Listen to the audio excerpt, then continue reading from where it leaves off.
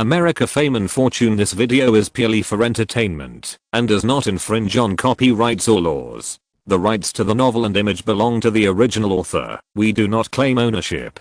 Don't like waiting and want to listen to this fanfic in full now? Subscribe to our Patreon, where you'll find the best fanfics. Chapter 101. He is a good brother indeed. When the crew started filming, Martin's assistant was replaced by an actor. Adrian was dismissed by the crew and replaced by an Australian actor named Ryder.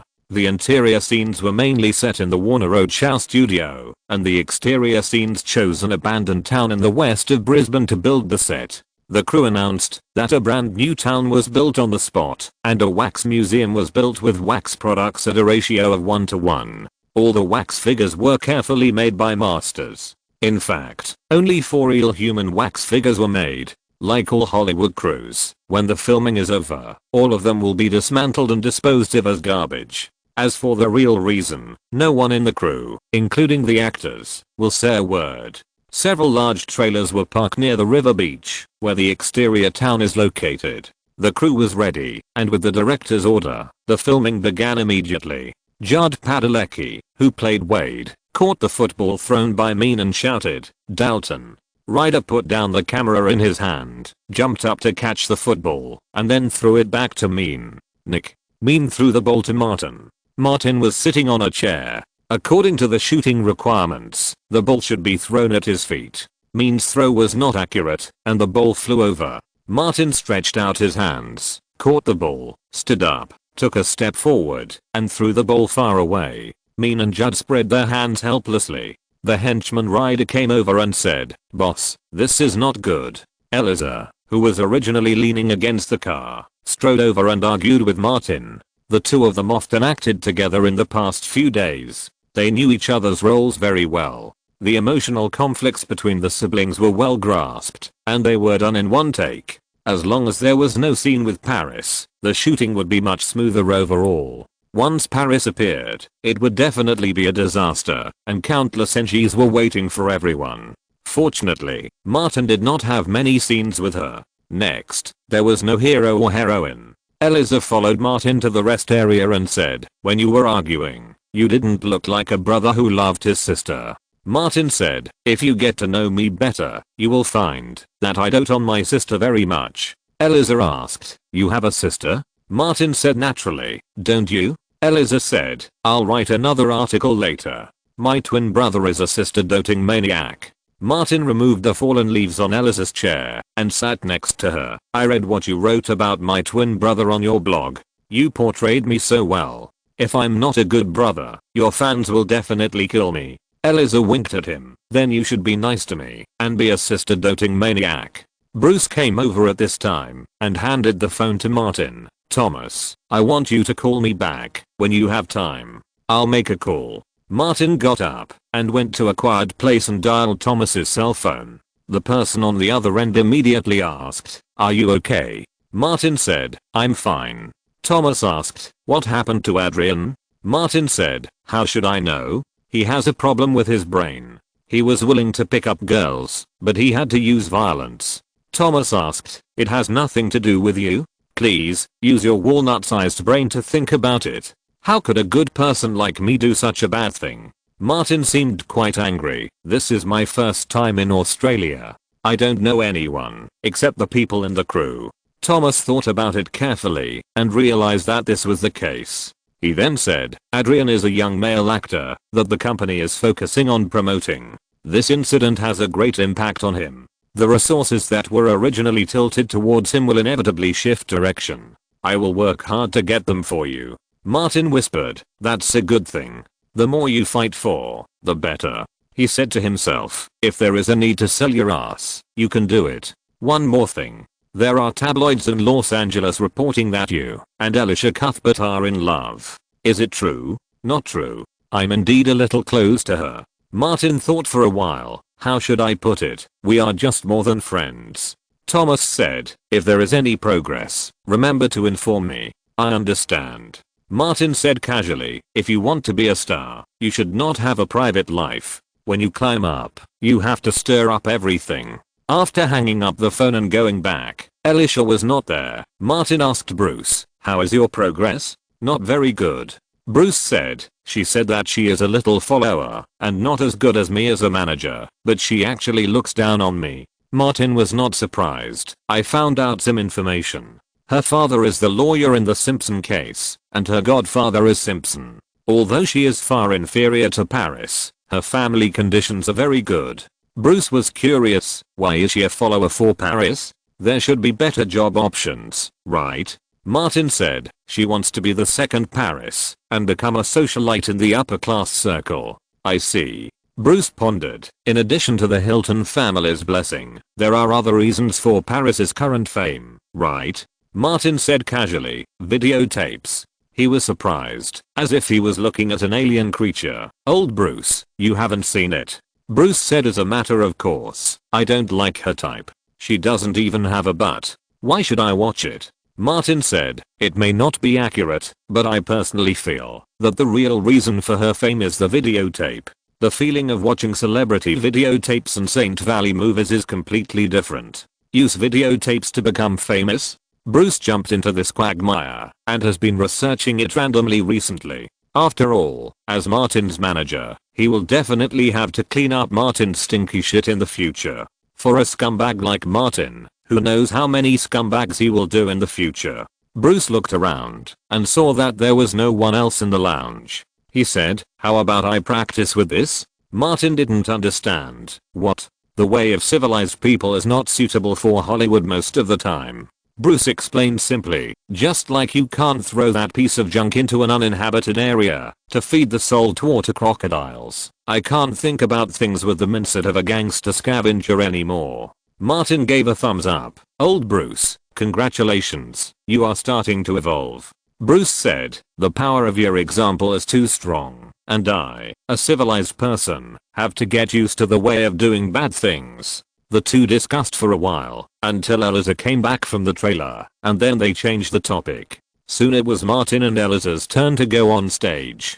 The two put on makeup, came to the camera lens, and continued to perform against each other. Because of the Adrian incident, Susan Levine strengthened the management of the crew. No one wanted to annoy the producer at this time. The crew was quite calm for several days of filming. Susan's face was darker than Mean's. Even Martin, who was used to getting close to people, temporarily stayed away. In a blink of an eye, it was Friday. Everyone else was filming. Action director Judds called the two pairs of twins to a flat ground to rehearse some action scenes. Judds asked Martin, can you use a crossbow? Martin took the prop from the prop master and said, I have used it. As he spoke, he easily wounded the crossbow, put on the rubber soft-headed arrow of the crew, aimed at a tree, and shot an arrow. The crossbow arm was very soft, and the arrow was light and fluttering, and it was not accurate at all when it was shot. Martin also said to the prop master next to him, I'm also thinking about hunting a big kangaroo.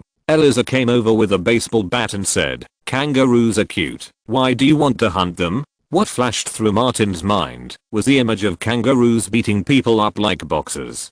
Brian Holt, who played the Villain twins, had been to Australia many times and specifically reminded, it is best to stay away from big kangaroos. They have a bad temper and are very good at fighting. Action director Judds is a big guy and said, don't worry, guys, if a kangaroo really comes, I will beat it into a pig's head. Under his direction, the two pairs of twins rehearsed the action scenes. This is not an action film, and there are no difficult movements. For actors who have undergone professional body training, it is not particularly difficult to cope with it. The temporary station of the crew is a river beach. The river water is very shallow, and the pebbles on the riverbed can be seen from a distance. After the training, the crew was still filming. Martin pointed to the upstream of the river beach and asked Eliza, shall we go and have a look? Yesterday, Leobu and I took a walk, and the scenery was nice. Eliza replied, okay. Martin returned to the rest area to get his bag,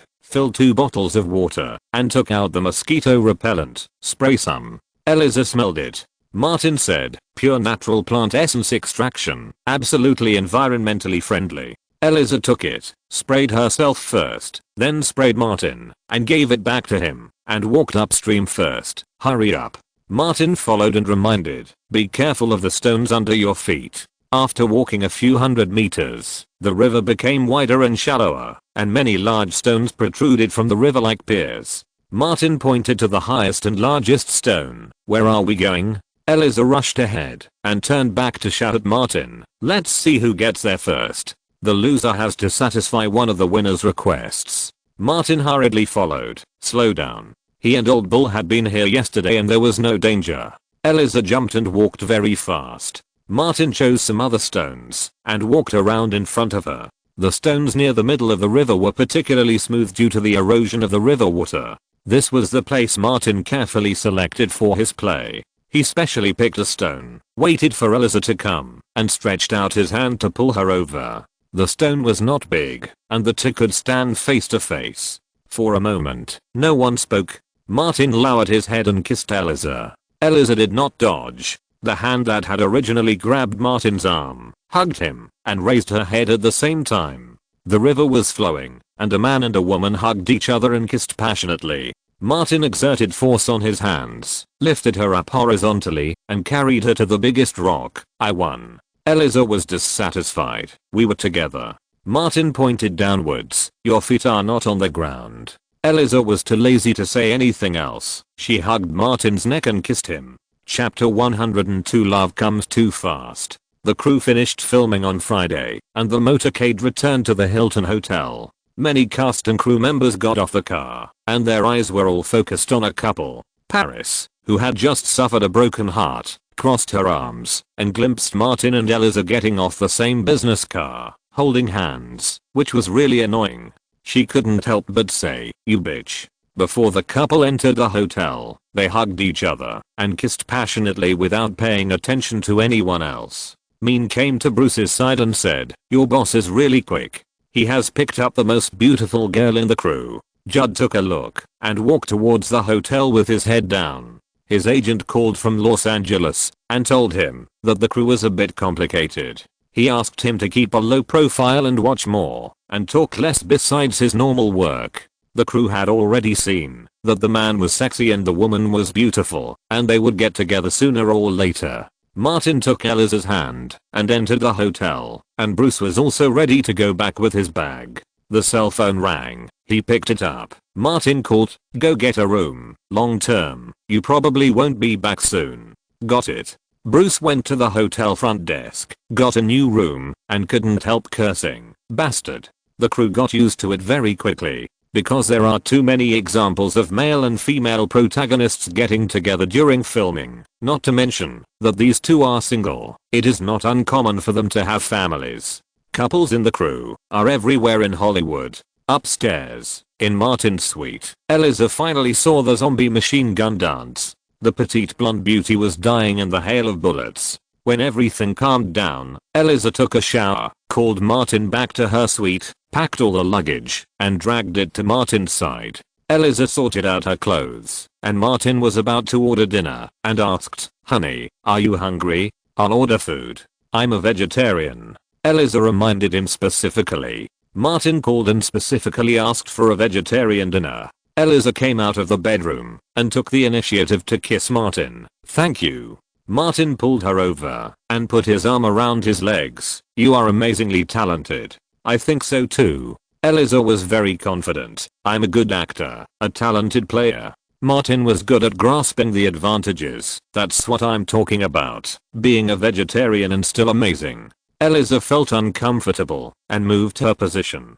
She asked curiously, "How did you practice your zombie machine gun dance?" Martin said, "It's also a kind of talent. Maybe God likes me more." Eliza found it more and more uncomfortable, so she quickly jumped off Martin's legs. Her waist and legs were sore. If she didn't take a rest, how could the target withstand the machine gun? She held Martin down. "Don't mess around. You promised to pamper your sister." Martin said very seriously, "Don't I love my sister enough?" Eliza thought it was too much, so she quickly took out her mobile phone to distract Martin. "Let's take a photo together. I'll post it on the blog." Martin tidied himself up a little, especially put away his frivolous spirit, so as not to look like an old pervert. He had 1,000 faces, and in an instant he became a sunny and handsome man again. Eliza came close to him, their heads touching. Nowadays, mobile phones don't have front cameras, so it's difficult to take pictures. Martin suggested, use a laptop.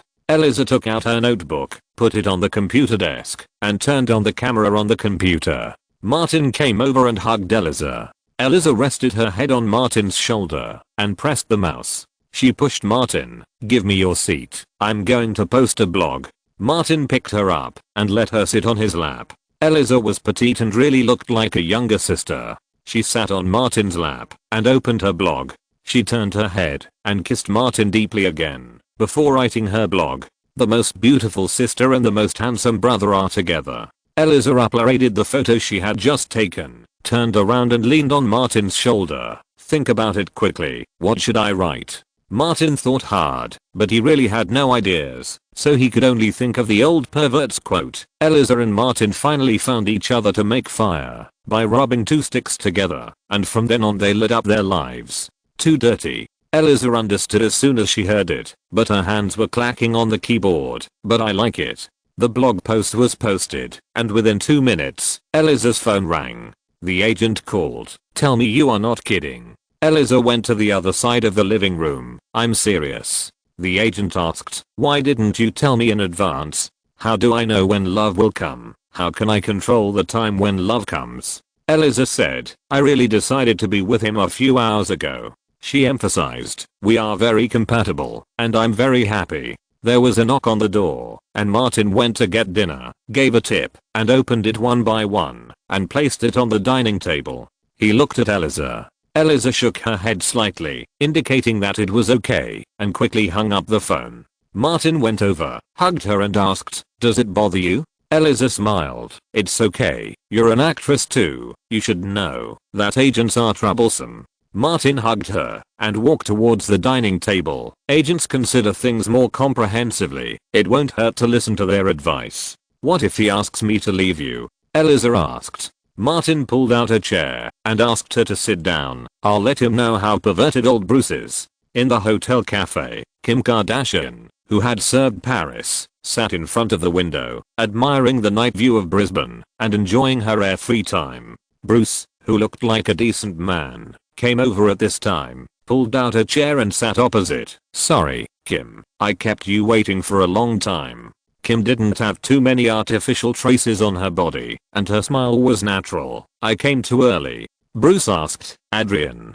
Kim smiled even brighter. Let's not mention him in the future, okay? Others may not know, but the person opposite can definitely guess. Bruce nodded slightly and said, is Paris in a better mood? I heard that she is not easy to get along with, unlike Martin, who is a fool. Although he does things casually, he is very kind.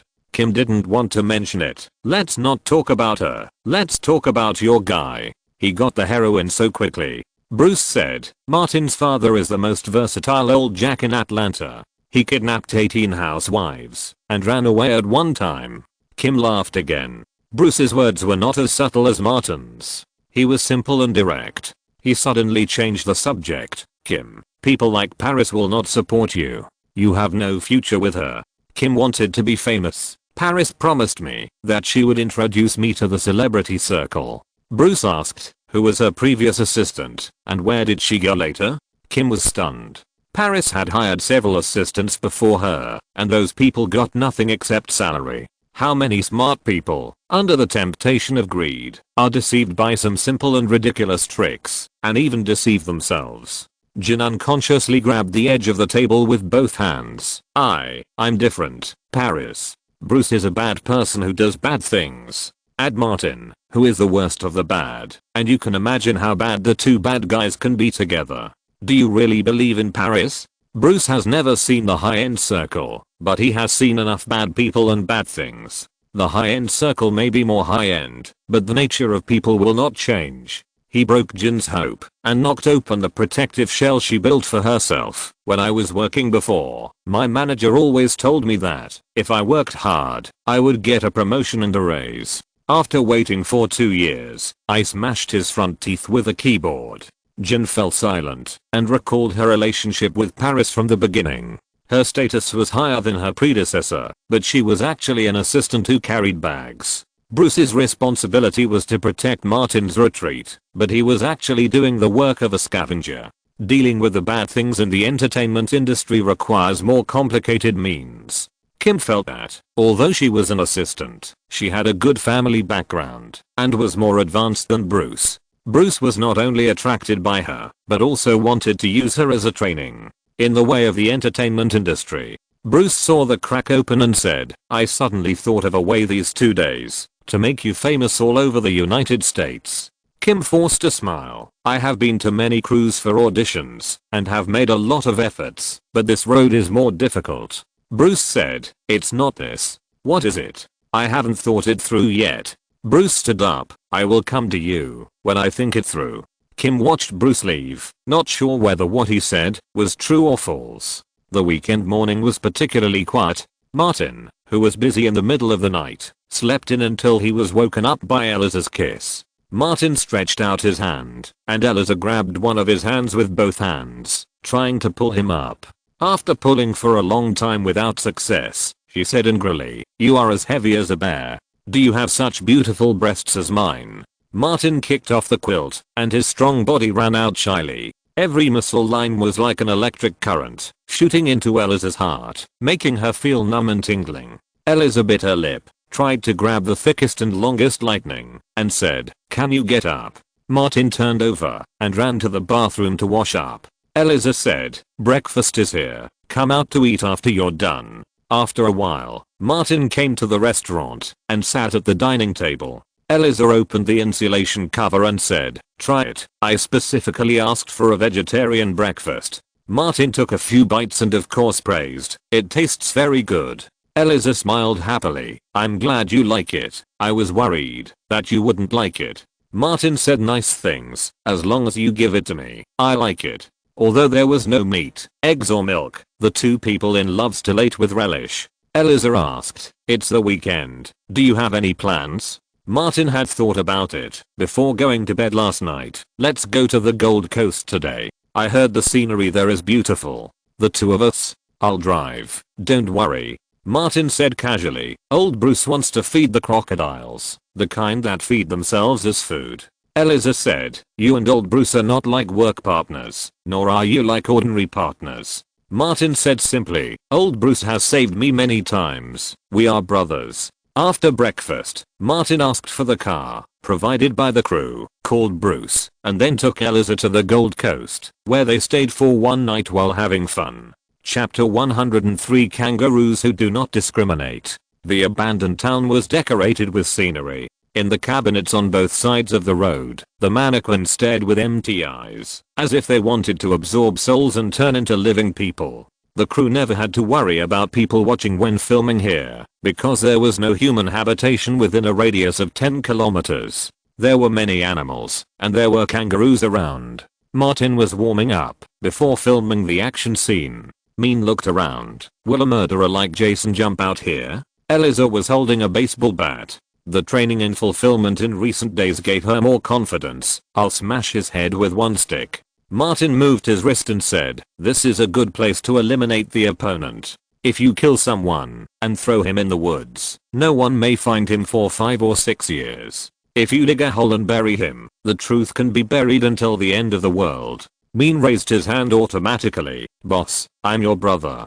Director Zomi Sarah, who hardly interacted with anyone except for work, shouted through a loudspeaker, "Martin, Brian, get ready." Martin stopped talking nonsense and immediately walked into the set. Brian, who was acting opposite him, said, "Dude, hold back for a while. I'm almost 50. Martin nodded. "Don't worry, I'm a professional. Having worked as a stuntman for many years, this little bit of action was just a piece of cake for him." The shooting of action scenes is mostly broken down into countless fragmented shots, which are then blended together through post-editing.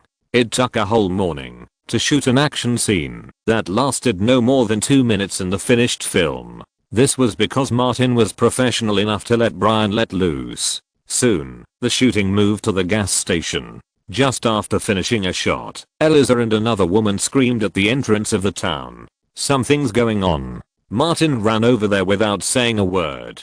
"Go and have a look." Director Zomi Hiller shouted and followed. Others came out one after another. Martin ran very fast. There was only one street in the town. When he ran past the intersection, he saw from a distance that a particularly large red kangaroo was chasing Paris Hilton. The giant kangaroo might be an estrus, and Paris was wearing a red outfit. Martin didn't care whether Paris lived or died and yelled at Eliza, "Eliza, go away. Stay away.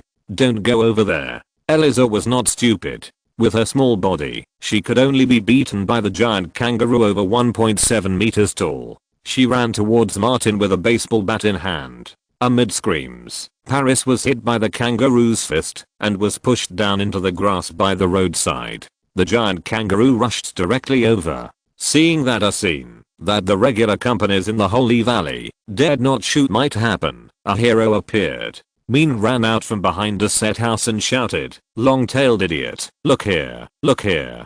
He threw the football in his hand and hit the giant kangaroo's head with a bang. The giant kangaroo was hurt by the blow and jumped towards Mean. Mean turned around and fled to where the crew was crowded. When he saw the kangaroo looking back at Paris, he used the ultimate taunt. "Come on, bastard. Are you racist? You only dare to touch white people, not black people. You trash. I dare to call me a nigger. Do you dare?" The kangaroo jumped 3 feet and rushed towards Mean. Mean ran away and continued to taunt while running. "Come on.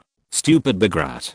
Come to me to prove that you don't discriminate against black people." Martin then met up with Eliza and immediately pulled her behind him, shouting at Mean, "Idiot, stop talking nonsense, run." Mean looked back and saw the kangaroo jumping behind him, hooking his neck with his front legs and kicking out with his strong lower limbs. Fortunately, Mean ran forward and kicked his buttocks. If it was the front, Mean would have a hard time getting a role in the future. Mean rushed out and fell flat on his face, screaming. The kangaroo jumped up, trying to prove that it didn't discriminate against black people. "Boss Martin, save me." Mean could only ask for help from the nearest Martin. This sentence reminded Martin of the silly heart from the Handsome Boy Band. He snatched the bat from Eliza's hand and ran forward. Eliza's eyes were full of stars, and she reminded him, "Be careful. This is a kangaroo, not an armed bandit." Martin did not foolishly go past it from the front. While the kangaroo was trying to whitewash the heinous crime of racial discrimination, he made a circle and went around from the back. Mean was resisting, so he would not be killed by the kangaroo immediately. Director Zomi Serra was just 30 years old and very strong. He ran past Eliza with a stage sign in his hand. It goes without saying how important the first movie in a director's life is. The big kangaroo was not exposing Mean, but exposing Zomi Serra's future. Martin attacked from the back, and Zomi rushed from the front. Zomi, who hardly communicated with actors outside of work, nodded to Martin. The two of them sped up at the same time.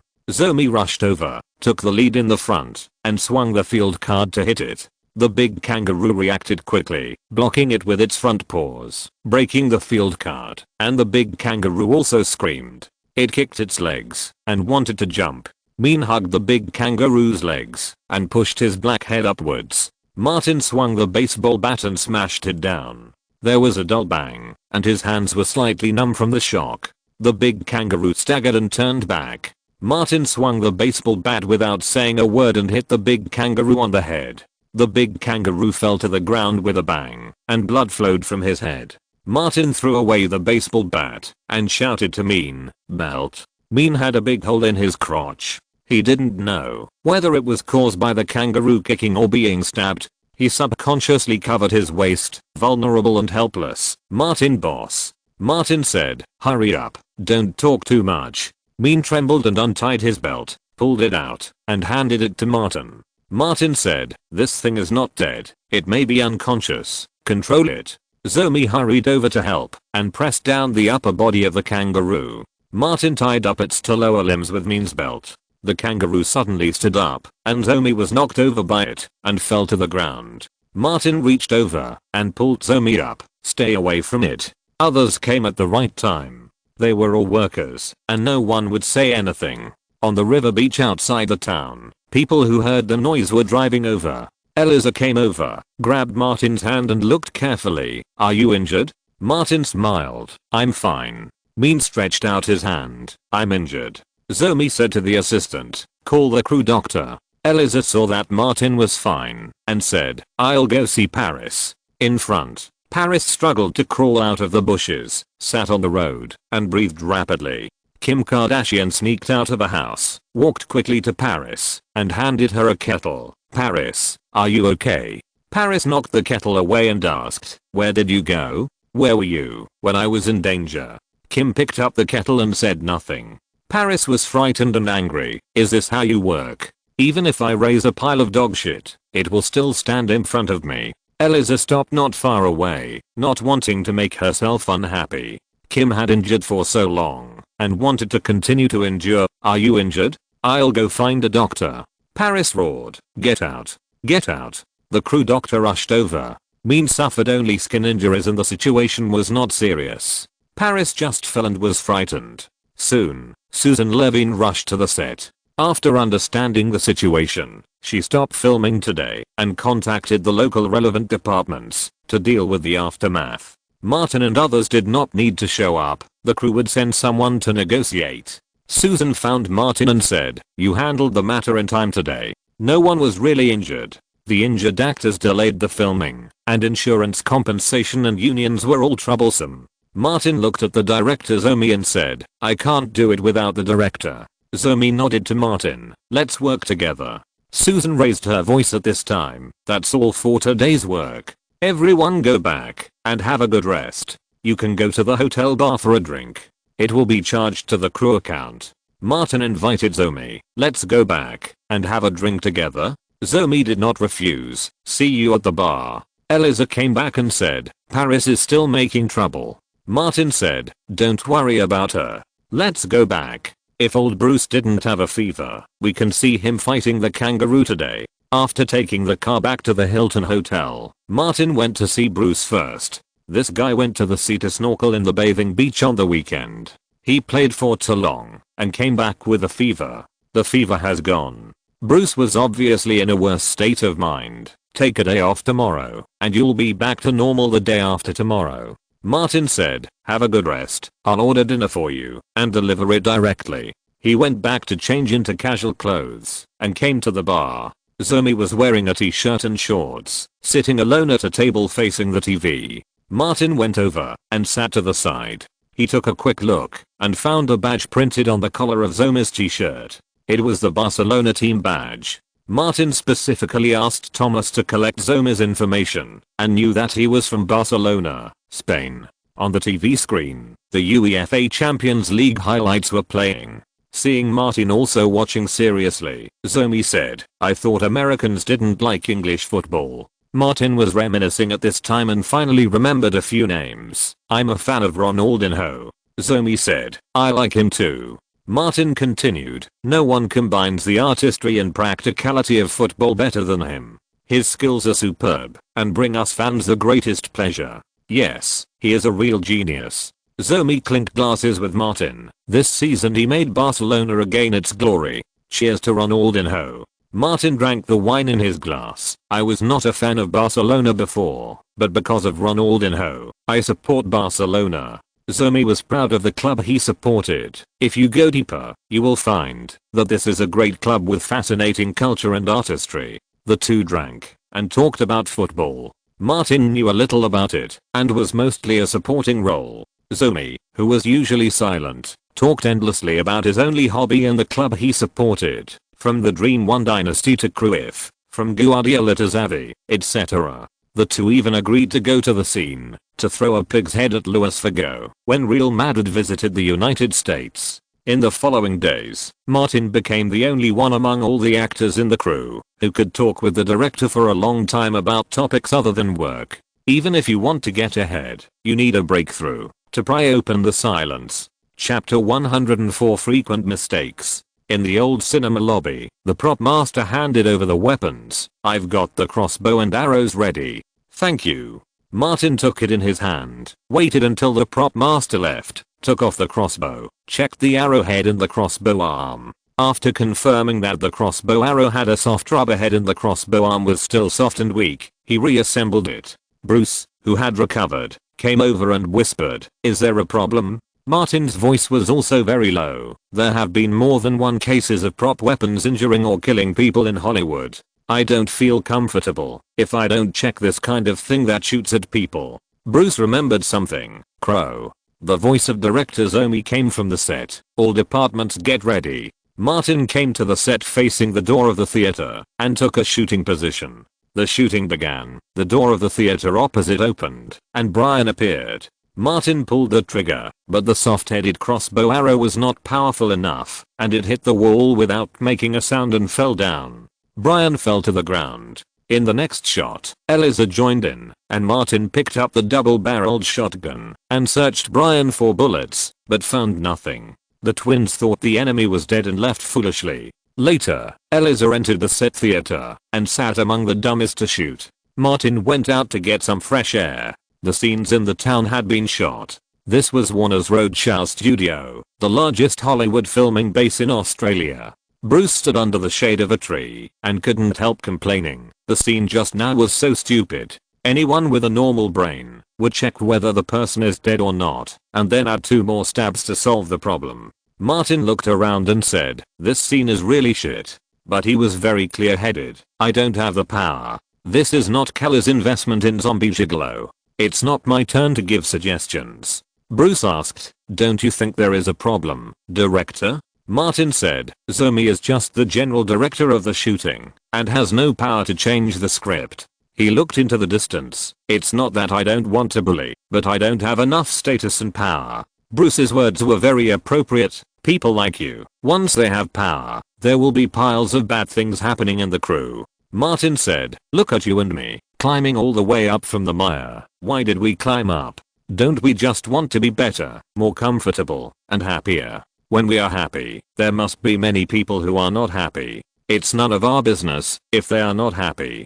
Do we have to suffer in order to make them happy?" He mentioned Old Bull's masterpiece. "You felt great when you used mortars to fight the British. Have you thought about the British? They are all perverts. They like this." Bruce did not forget to correct, "It's mortar shells." He was also looking into the distance. The black man in white and the white woman in red were quite conspicuous. "That idiot mean, is he hooking up with Paris?" Martin said, "The 2 of them are almost from the same root as kangaroos. They probably have a common language." Bruce changed the subject. "The hunting license you asked me to inquire about is very troublesome to get. It takes time and an exam. If you don't kill the rampant wild animals, how can you have the nerve to say you have been to Australia?" Martin asked, "Is there no other way?" "There are hunting travel companies that cater specifically to foreign tourists. They have private hunting grounds." Bruce had inquired carefully. "Without an Australian temporary gun license, you cannot use a gun. You can only use a bow and arrow." Martin was not just hunting, but also for socializing. "I talked to Zomi the other day. He is very interested in hunting." Bruce reminded, "Your boyfriend is a vegetarian." Martin thought for a moment and said, "This is a man's activity.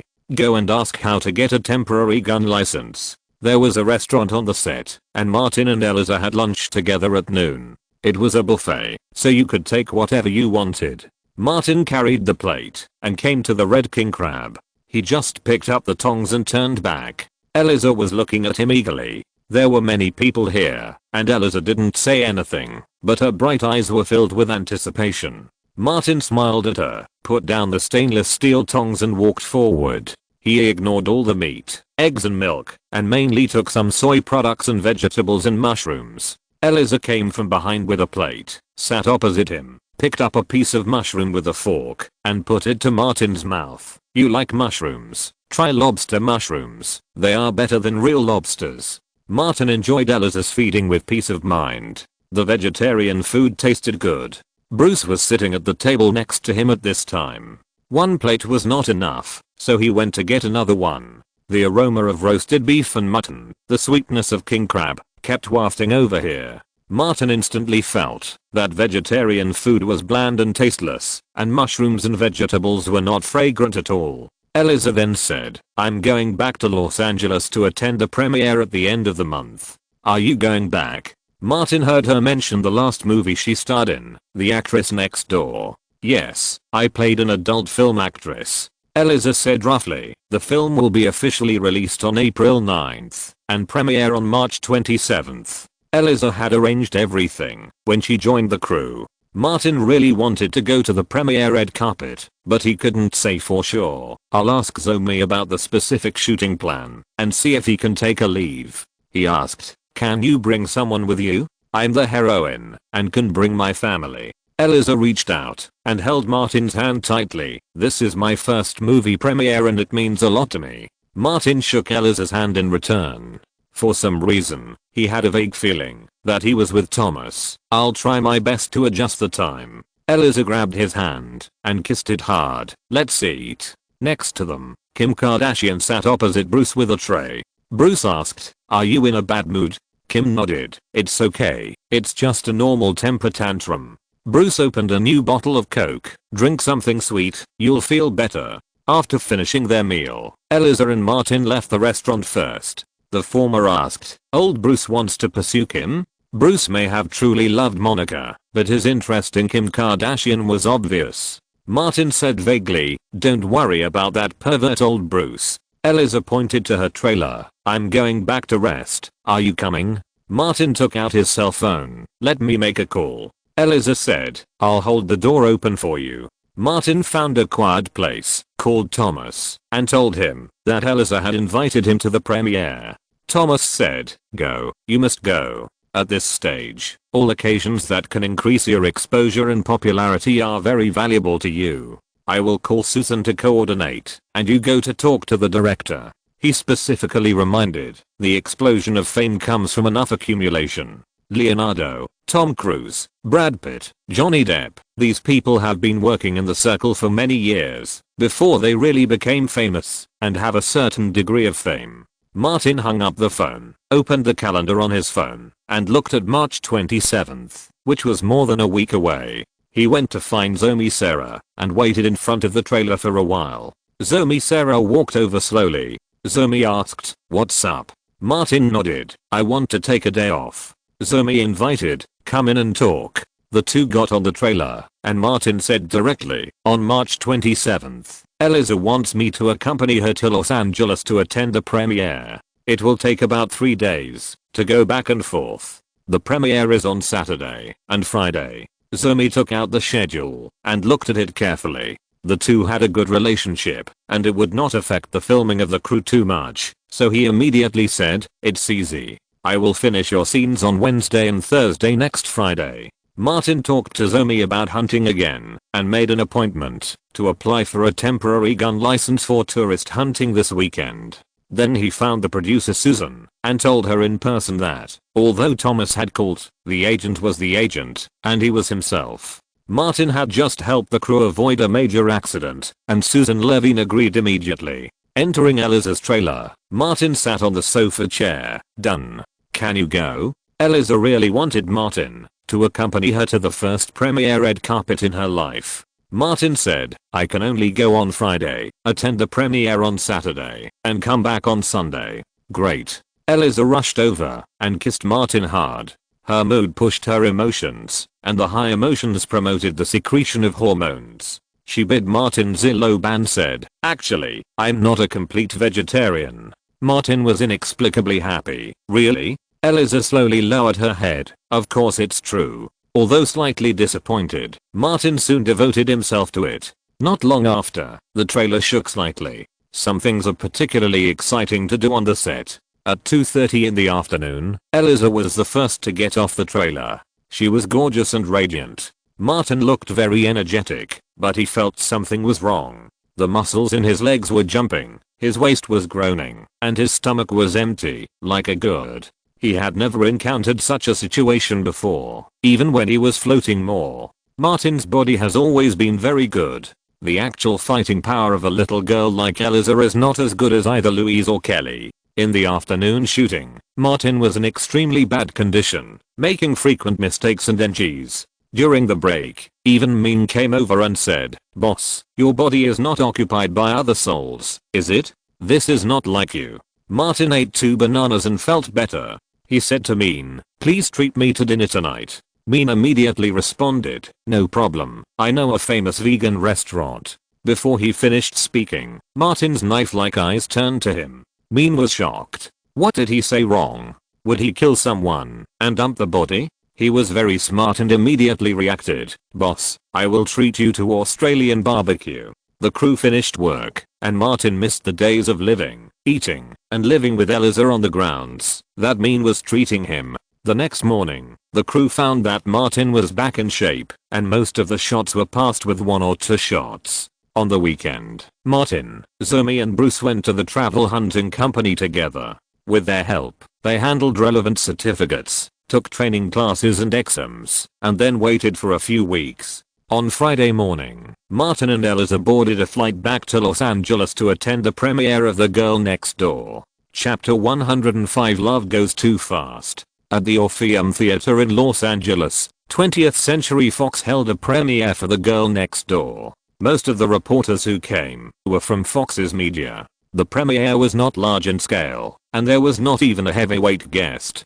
Among all the cast and crew members of the crew, the only star was Eliza, who had won the Gemini Award for Best Actress twice. The Gemini Award is a TV movie award. Naturally, the focus of the media reporters' cameras fell on Eliza, who was wearing a red dress, and Martin, who walked hand in hand with Eliza on the red carpet. The man was tall and handsome, and the woman was charming and sexy. At least they looked very pleasing to the eye. The film has done a lot of publicity. Sex comedy has always had an audience in the United States. Many young fans came to both sides of the red carpet. Eliza smiled and waved. The flashing lights kept on. Martin and her fingers were intertwined. Eliza walked with Martin, and felt that Martin walked very slowly. She whispered, "Honey, are you feeling unwell?" Martin certainly would not tell the truth. "Maybe I'm hungry." Considering the photogenic effect, the two had not eaten much since morning. Arriving at the media area, Martin put his arm around Eliza's shoulders.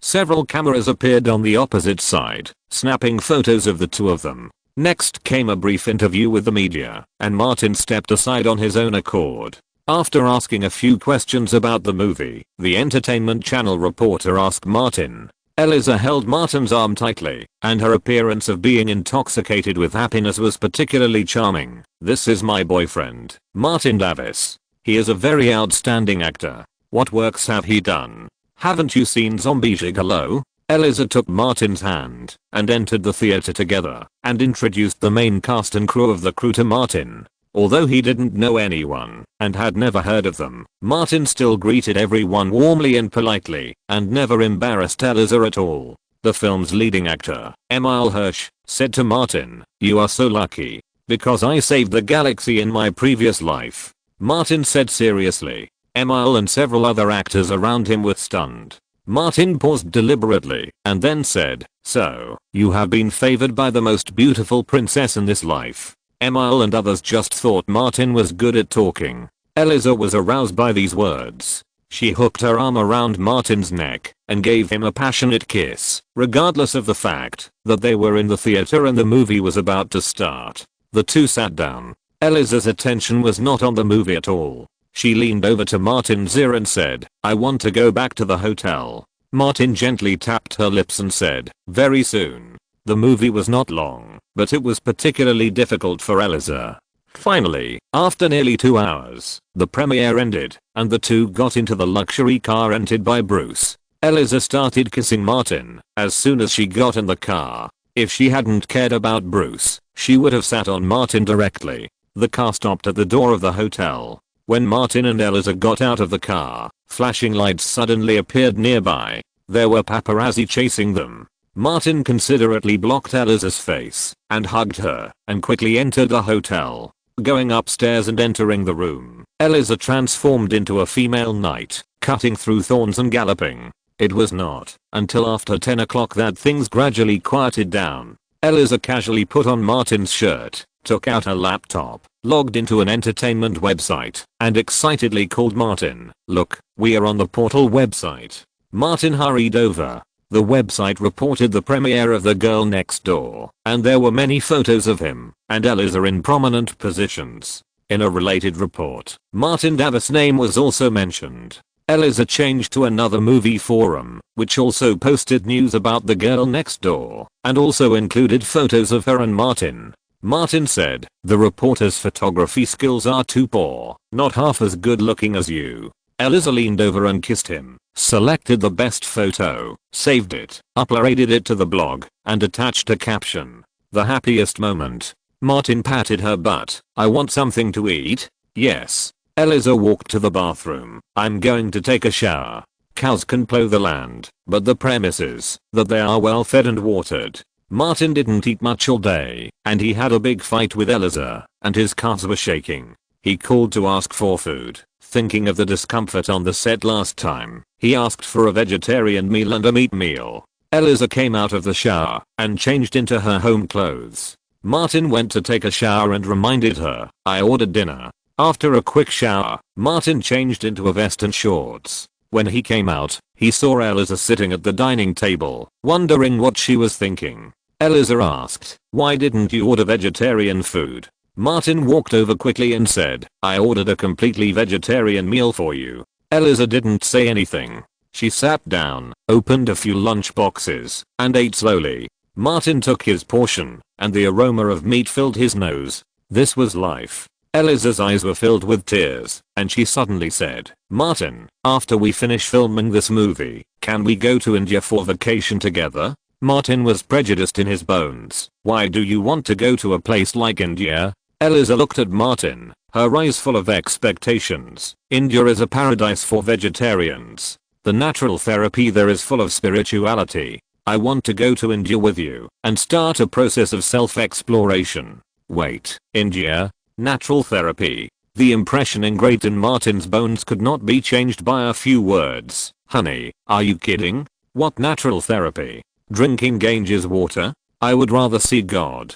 As a pure plant-based vegetarian, Eliza has her own firm theory. It's not about asking you to drink Ganges water, but to feel the cleansing of vegetarian food on the human body, mind and spirit. Martin didn't want to argue about this matter, because no one could convince anyone. So he simply said, "Sorry, honey, Zoe, Bruce and I have an appointment to go hunting after the filming." "Oh my god. Hunting?" Eliza exclaimed. "Are you going to hunt animals?" Martin spread his hands. "Many animals are rampant in Australia. Every year they have to hire people to clean up, apply for licenses, and hunt legally." Eliza did not argue, but just asked, "Can't you go to India with me?" Martin said patiently, "You insist on being a vegetarian. I will not interfere, nor will I object, because it is your freedom, but I can't bear it. My body will collapse." "Impossible." Tears rolled down Eliza's eyes. "As long as you get through this most difficult period, you can adapt." Martin didn't want to continue this topic. "Let's put aside the dispute, okay?" Eliza insisted. "Between me and meat, you choose to eat meat, right?" Martin shook his head. "I didn't, because the two are not contradictory, not at all." Eliza wiped away her tears with the back of her hand. "You made a choice." She stood up slowly. "Sorry, Martin, I'm really sorry, I'm leaving." Martin understood what she meant. What else could he say? He sighed. "It's too late. I'm leaving. You have a good rest." Eliza said nothing more. Martin packed his luggage casually, without changing his clothes, and dragged his suitcase out in slippers, a t-shirt and shorts. Eliza put away Martin's lunchbox and threw it all into the trash can, then went to the laptop and deleted all the content related to Martin one by one. Everything from photos to blog posts was cleared. She hugged her knees with her arms, buried her head in her legs, and started crying. Eliza firmly chose to be a vegetarian. Martin went downstairs and called Bruce. "Old Bruce, where are you? If you didn't go through the back door, come to the hotel to pick me up. Soon." Bruce drove Martin's Volkswagen over. Martin put away his luggage, got in the car, and said, "Let's find a place to eat something and have a drink." Bruce looked at him and asked, "Kicked out? It's over so soon." Martin gestured, not knowing what to say. "It's normal for men to break up." Bruce comforted. "Monica dumped someone as outstanding as me." Martin said, "That's because you're a pervert." Bruce asked, "Aren't you a pervert? You're more perverted than me." Martin didn't elaborate. "It's because I'm too normal." Bruce said, "Yes, too normal. Love between men and women comes too quickly and also ends quickly. Martin suddenly thought of the red carpet. Show your affection, and you'll die quickly. Bruce deliberately said, there's an Indian restaurant that serves great vegetarian food. Let's try it. Martin got angry and opened the glove box to get his gun. I'm going to blow your stinky shit's head off today. I want to see if the brains of civilized people are made of dog shit. The car suddenly stopped, and the Brazilian barbecue restaurant on the side of the road was brightly lit. You're smart. Martin closed the storage box, opened the door, and got out of the car. I want to eat meat. I really want to eat meat. Bruce locked the car and called Martin into the store. I'll treat you tonight and let you eat until you're full. Martin vented his emotions. I'm going to eat all the meat in this store. The two entered the store and ordered beer and barbecue. After eating meat and drinking, Martin finally felt better. Old Bruce, this is life. Bruce reminded, if you eat like this, you will soon get sick of it and want to vomit. Martin clinked glasses with him, just this once. After eating and drinking, Martin thought of something, took out Thomas's phone and called him. Damn it, you called me so late. Thomas was furious. I just fell asleep. Hearing his agent getting angry, Martin's mood inexplicably improved, and he said, you told me to notify my agent as soon as there is any problem in my relationship. Thomas reacted quickly. You broke up with Eliza? Martin, you just walked on Eliza's premiere red carpet and turned around and kicked her out. Can you have some morals? Even my agent thinks you are a scumbag. Martin didn't want to say more. You can understand it however you want. I officially inform you that Martin Davis is single again. Bruce suddenly said, you haven't learned 1/10 of old Jack's skills. Thomas heard it and asked on the phone, who is old Jack? Martin casually evaded, the most versatile person after me. He invited, you're awake? That's great. Come out for a drink. We'll see you at Avalon. The three bored single men drank until 2 in the morning before they dispersed. Chapter 106. Learning, Teaching, and Summarizing. Leader +9. When he boarded the plane, Martin casually bought a copy of The Hollywood Reporter and the gossip tabloid American Rumor. The former mentioned the premiere of The Girl Next Door last night, with only a group photo of the main cast. The latter published a report about Eliza on page 4. Rising star Eliza Cuthbert suspected of love change. It published a photo of Martin and Eliza walking the red carpet together, as well as the changes in Eliza's blog before and after. All the content about my twin brother was deleted.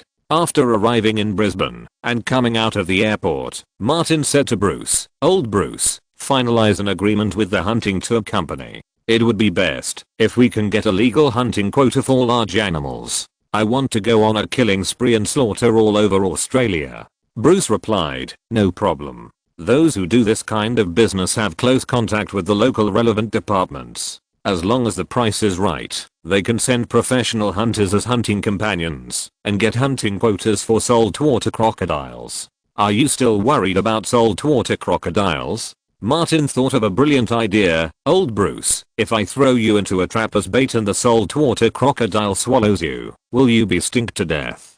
Bruce reminded in a civilized manner, the temporary hunting gun license I applied for will be issued soon. You will cry when that happens. Martin asked, is mine coming down too? Bruce said, it will come down together. This temporary license can only be used in the private hunting grounds of the hunting company. It will be invalid outside the hunting grounds. Martin sighed. It's much more troublesome than America. I haven't heard the sound of gunfire in America for a while. I miss that happy atmosphere. After returning to the hotel, Martin called Susan and Zoe separately to tell them that he was back and could work normally tomorrow. Mean suddenly came over. Boss Martin, I heard from old Bob that after the filming of this movie, you are planning to go on a hunting vacation? This kind of thing is legal in Australia, and Martin has no need to hide it. Yes, there is such a plan. Mean licked his face and said, can you take me with you? He made a few boxing moves. I want revenge on the kangaroos. I want to get back. Martin said, you can go, but you have to pay for it yourself. Mean calculated his wallet. No problem, I have money now. He said mysteriously, Paris came to me several times and gave me a lot of tips. Martin was a little surprised. I thought you. She used my body. How could she not pay? Mean said as a matter of course. How can this be free? Martin admired. "Xiaomi, you are really a talent. Wait until we go hunting, and then you can go and taunt the prey." Min agreed immediately. "Don't worry, I have amazing talent in this area." The next day, Martin rejoined the filming, and the rest were all indoor scenes. After Ryder and Jared Padalecki finished their scenes, they left the crew first. It is a tradition in Hollywood that when the main actors leave, they will be given a souvenir. The crew gave them small wax figures. It fits the theme of the film very well. In case of a power outage, you can pull out your hair and light it to serve as a candle. A few days later, Eliza returned to the crew after a short publicity trip and moved back to her room from Martin. Both of them were able to deal with it calmly, and it did not affect their work. Martin had already adjusted his mentality. Many people in this world are destined to be just passers-by. The three views are different. Bruce made a lot of sense. Only shit and shit can last forever. The filming entered the final stage. The crew moved to the wax museum built with green screens. Twins faced off against twins, and only one could escape alive. Martin was a supporting role, and only the heroine could deliver the fatal blow.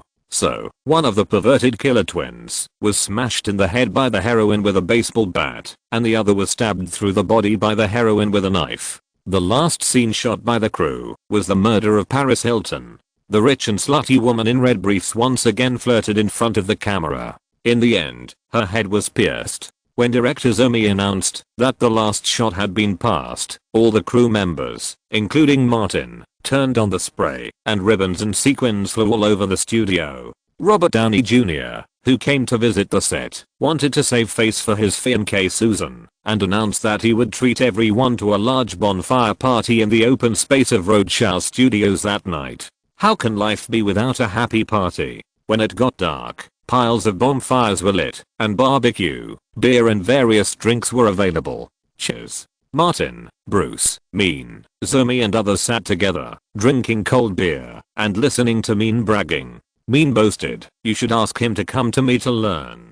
Martin threw another can of beer to each of them and said, "Min is my classmate. I know him best. He was once charged by the prosecutor in Los Angeles." Min straightened his neck. "I will never plead guilty." Martin said, "The prosecutor only said one sentence," and Min quickly pleaded guilty and stopped the prosecutor from continuing because the prosecutor said he only had 15 seconds. Min took the can and clinked glasses with Martin. "Boss, you can insult my IQ, but you must not insult your brother." Bruce suddenly said, "I suggest you watch a movie called Zombie Dancing Man. You will feel deeply inferior." Min didn't believe it. "How is it possible?" Zomi reminded at this time, "Susan and Donnie are here." Robert Downey Jr. came over with his fiancée and said, "Guys, do you mind having a drink together?" Martin said, "We wanted to go to you for a drink, but we were afraid to disturb your and Susan's sweetness." Donnie smiled. "You are Martin. Susan said that you speak the best." Martin raised his glass to Susan. "Thank you." Donnie and Susan were the hosts tonight, and everyone toasted and drank together. The two left quickly, and when they went to another small group, Susan looked back and saw Martin whispering with Zomi. This idiot recommended by Louise was handsome, had good acting skills, knew how to get along with people, and was good at building relationships. He could even get close to someone as introverted as Zomi Sarah. Donnie noticed something and asked, "Is there something going on?" Susan took his arm and said, "That Martin, I think he will be famous in a few years." But Donnie said, "Being famous too young may not be a good thing." Susan didn't say much, because her fiancé became famous at a young age, and then, at the campfire, Bruce went out to answer a phone call. After coming back, he said, "Guys, go to the hunting club at 3 o'clock tomorrow afternoon, meet up with 2 professional hunters, and then drive to the club's private hunting ground.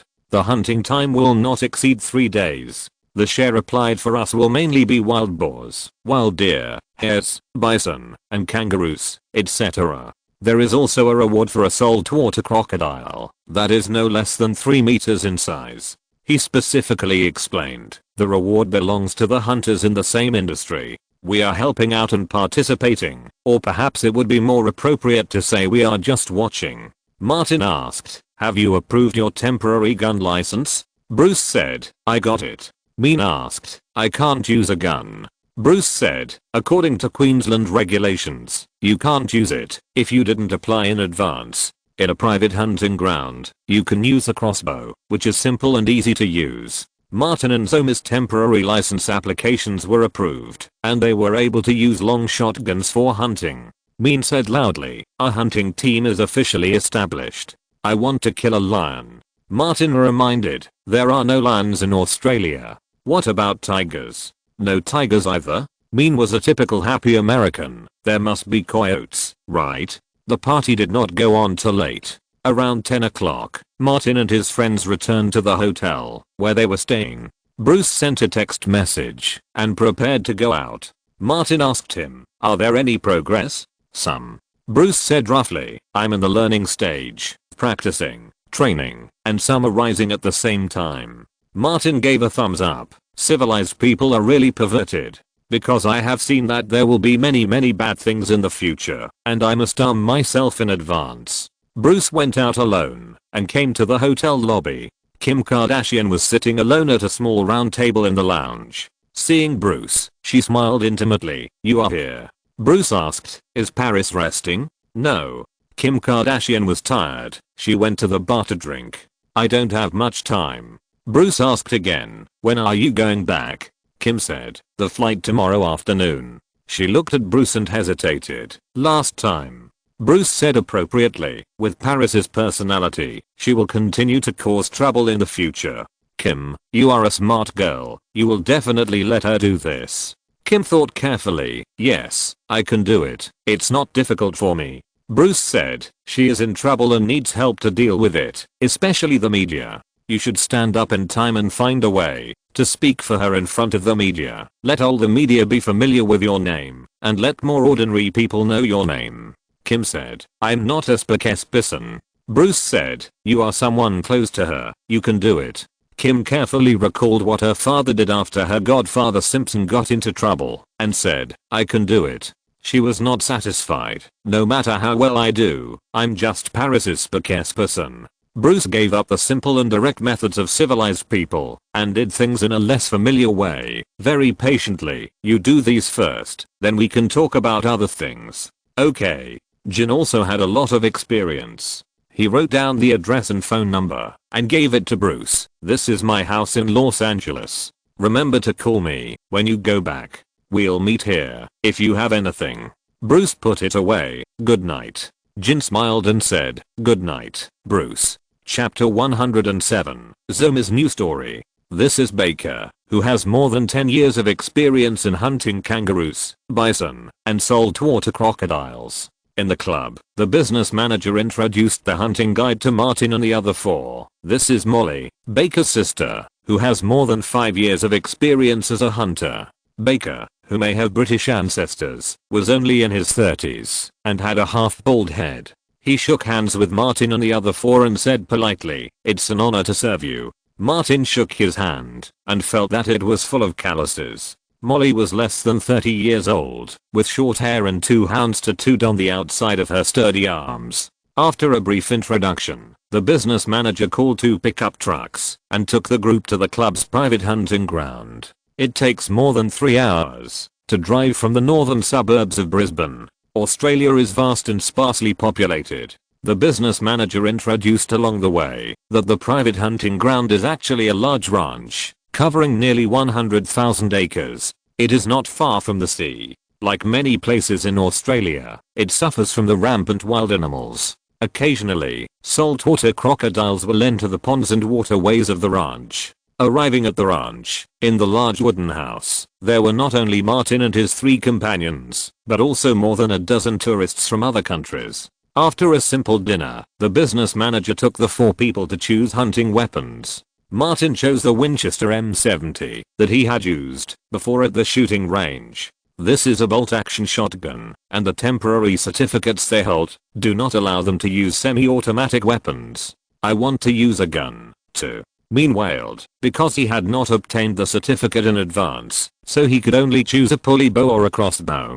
Bruce got a Remington 700, and Zomi chose a lighter Weatherby shotgun. The 4 of them were each equipped with a short hunting knife. Back in their single-family wooden house, Molly briefly explained the precautions based on the video footage. Wild boars, hares, deer, wild dogs, buffaloes and red kangaroos, except for pregnant mothers, can be hunted at will. Molly specially called up pictures of several protected animals. Don't touch them, it will be very troublesome. She simply said, if you are not sure, don't use a gun. Everyone prepared the items for tomorrow and set off early the next morning into large pickup trucks with guardrails. The ranch has many hills, ponds and small rivers, and the vegetation is mainly grass, shrubs and shrubs.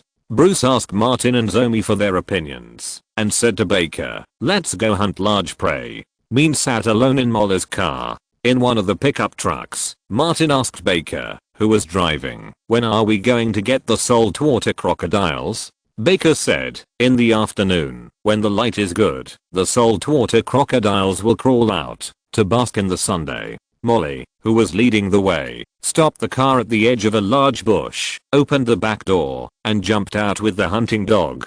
Mean ran towards this side with his crossbow in his arms. When he came to the side of the car, he said, I'd rather sit in the back of this car than over there. Those dogs are too scary. Martin looked at his wet face and said, they like you very much. Baker squatted beside the bushes to check the animal feces. He picked up a lump and squeezed it, saying, there are wild boars nearby. Molly, drive them out. He said to Martin and others, you guys get in the back of the car and prepare your guns. Don't get off casually. Wild boars are very dangerous. Molly let go of the hounds, and the 3 dogs rushed into the bushes. Martin climbed into the back of the pickup truck, leaned on the welded guardrail, checked the gun, and loaded it. Bruce was an old hand with a gun, and he was not in a hurry to carry the gun. Zoe asked, is wild boar meat delicious? Martin had bought it in his previous life, but it was artificially raised. It is said to have a fishy smell. He called out to Mean, come up, do you want the wild boar to blow your ass? Mean was about to get on the car, but suddenly turned around, and a big red-haired kangaroo jumped out from a few dozen meters away. When enemies meet, they are particularly jealous. Red-skinned. Come here, your black-skinned grandfather is here. Mean loaded the crossbow with arrows, and wanted to shoot. Suddenly, a dog barked, and a small black tank emerged from the bushes and rolled out. Mean shot an arrow casually, and climbed onto the car in a hurry. Martin reached out to pull him. What are you afraid of? Mean looked at the big wild boar over there. It's darker than me, and my trick can't be used. Martin said, it's okay, you can charge it when it blows you up. Zoe. Bruce knew that Martin came here to relax and to socialize, so the first shot was naturally given to the director. Here's the opportunity. The hounds were well trained and slowed down after driving out the wild boar. The wild boar was about 1.78 meters long and ran like a small tank. Zoe raised his gun, aimed through the scope, and fired the first shot. He had played hunting before, and his marksmanship was pretty good. He aimed at the neck and hit the wild boar's abdomen. Hit it. Martin saw the blood spurting out. Zoe quickly pulled the bolt and fired the second shot. The bullet penetrated the wild boar's neck. The wild boar fell down and tried to get up again. Zoe hit its head with the third shot. Martin praised, good marksmanship. Every shot hits the target. Zoe was very happy and said, good luck. The hit rate was not so high before. The gunshot alarmed the nearby animals. A group of wild deer were running wildly in the distance. Baker ran over and shouted while getting in the car, hold on, let's catch up. The 4 people grabbed the guardrail and the pickup truck rushed forward with a roar. Martin looked to the side and front and found a group of wild deer. He shouted loudly, guys, how about we have a game? Okay. Mean was an activist. Martin pointed to the wild deer and said, those who fail to catch prey will be punished. Zoe asked, what punishment? Bruce came up with a good idea, find a small kangaroo and play boxing with it. Mean was the first to agree. Okay. Martin patted him on the shoulder. You still have time to regret it now. Mean almost patted his chest. I will never regret it. Baker was experienced. He drove around to the front of the wild deer, parked the car, asked the 4 people to get out, observed for a while, and took them to ambush in the downwind of the herd. The 5 people were scattered in the bushes about 10 meters away. Mean suddenly found something wrong. He looked at Martin, who was the closest, holding a hunting rifle with a scope in his hand. Then he looked at his own crossbow with a scope. How can this be compared? The herd of wild deer gradually approached. Martin aimed at a strong male deer, about 50 meters away, and pulled the trigger. With a bang, the wild deer was shot in the chest and abdomen, ran forward a few steps, and fell to the ground. At the moment when Martin fired, Zomi and Bruce also fired, and 2 more adult wild deer fell. At the same time, a carbon crossbow arrow hit the bush with a bang. The rest of the wild deer fled frantically, not giving Mean a chance to shoot a second arrow. Martin and his team only fired, not caring about anything else. The prey was handled by 2 professional hunters, Baker and Molly. Martin asked, who didn't hit the prey just now? Mean had said too much before, so he could only bite the bullet and said, let's go find kangaroos. When Baker and Molly finished dealing with the prey and were on their way back to lunch, they encountered a suitable big kangaroo. Standing up, it was at most 1.4 meters tall, not very strong. It would not work if it was too big and too strong. Mean was no match for it. What if he was kicked to pieces? Mean jumped out of the car and walked over there, mocking as he walked. Redskin Bigtail, your brother fucked me, and I didn't pay. Now I'm here to collect the debt from you. Come here. Why don't you grow black hair? Kangaroos are all racists. The ultimate taunting made the kangaroos unbearable. Bruce couldn't help but say, why do you, a piece of stinky shit, only know idiots? Martin didn't say anything, just stared at Bruce. Bruce slapped his forehead and said, I'm such an idiot. Kangaroos are all irritable during the mating season, and they rushed up to fight with Mean. Baker was worried about accidents, so he followed behind with Molly. No one can get on Uncle Mean without paying, not even animals. Mean, with his height and strong body, beat the thin kangaroo and made it flee in embarrassment. 10 minutes later, Mean, refreshed, returned to the car, holding a handful of kangaroo hair in his hand. This is a debt owed by its brother. Back to the ranch. After lunch, the group went to hunt saltwater crocodiles in the afternoon. Facing saltwater crocodiles, even Bruce didn't dare to act recklessly, and Martin and the other 4 stayed safely in the car. Baker and Molly quickly found the traces of the saltwater crocodile. The 6 of them walked to a pond and climbed to a high ground. They could see clearly from above that a large crocodile more than 4 meters long was lying on the edge of the pond basking in the sun a few dozen meters away. Facing a human holding a hunting rifle, even if they were twice as big, it would be nothing. Baker took good care of his customers and said, you aim at the target. When I say shoot, shoot together. Each person shoots 3 times in a row. Martin, Bruce and Zomi loaded their guns, and Mean carried the crossbow. Ready. Baker saw that it was almost time and shouted, shoot. Martin pulled the trigger and saw the skin of the saltwater crocodile's neck explode through the scope. He pulled the bolt and fired again. After 3 bullets were fired, he stopped. The poor crocodile was hit by multiple bullets and died without even seeing the attacker. The prey was pulled back, and the saltwater crocodile's teeth were removed. The hunting club showed legal procedures and could help process them into souvenirs such as pendants and keychains. The large crocodile, more than 4 meters long, with a mouth full of sharp teeth, was enough for 4 people to share. Most of it went to Martin and Zomi. Bruce and Mean were lonely people. In the evening, the club held a wild game barbecue party for all the guests in the manor. Martin ate some roasted venison, found Zomi who was sitting alone in a quiet place, and asked, too noisy? Zomi pointed his finger and said, once I'm idle, my brain can't stop. Martin said, considering post-production, I'm just a tool in post-production. Zomi saw it clearly and said, I'm thinking of a new story. Martin half-jokingly said, what if a beast or a pervert suddenly appeared in the hunting ground and wiped out our group of hunters? Zomi threw a bottle of beer next to him to Martin. The 2 clinked the bottles and took a sip each before saying, before joining this crew, my friend David Johnson and I, who also studied film and worked as a junior assistant to director Derabant, were better at screenwriting, but he was not as lucky as me. It's hard to be a screenwriter. He got back to the point. David and I went to Canada for a trip and heard from the locals a real event. A woman with dwarfism disguised herself as a girl and killed her adoptive parents. Chapter 108 Orphan. Facing Martin, Zomi talked freely, as if he was facing his screenwriter friend David Johnson. Maybe she had pituitary disorder or something, which made her look like a 10-year-old child in her 20s.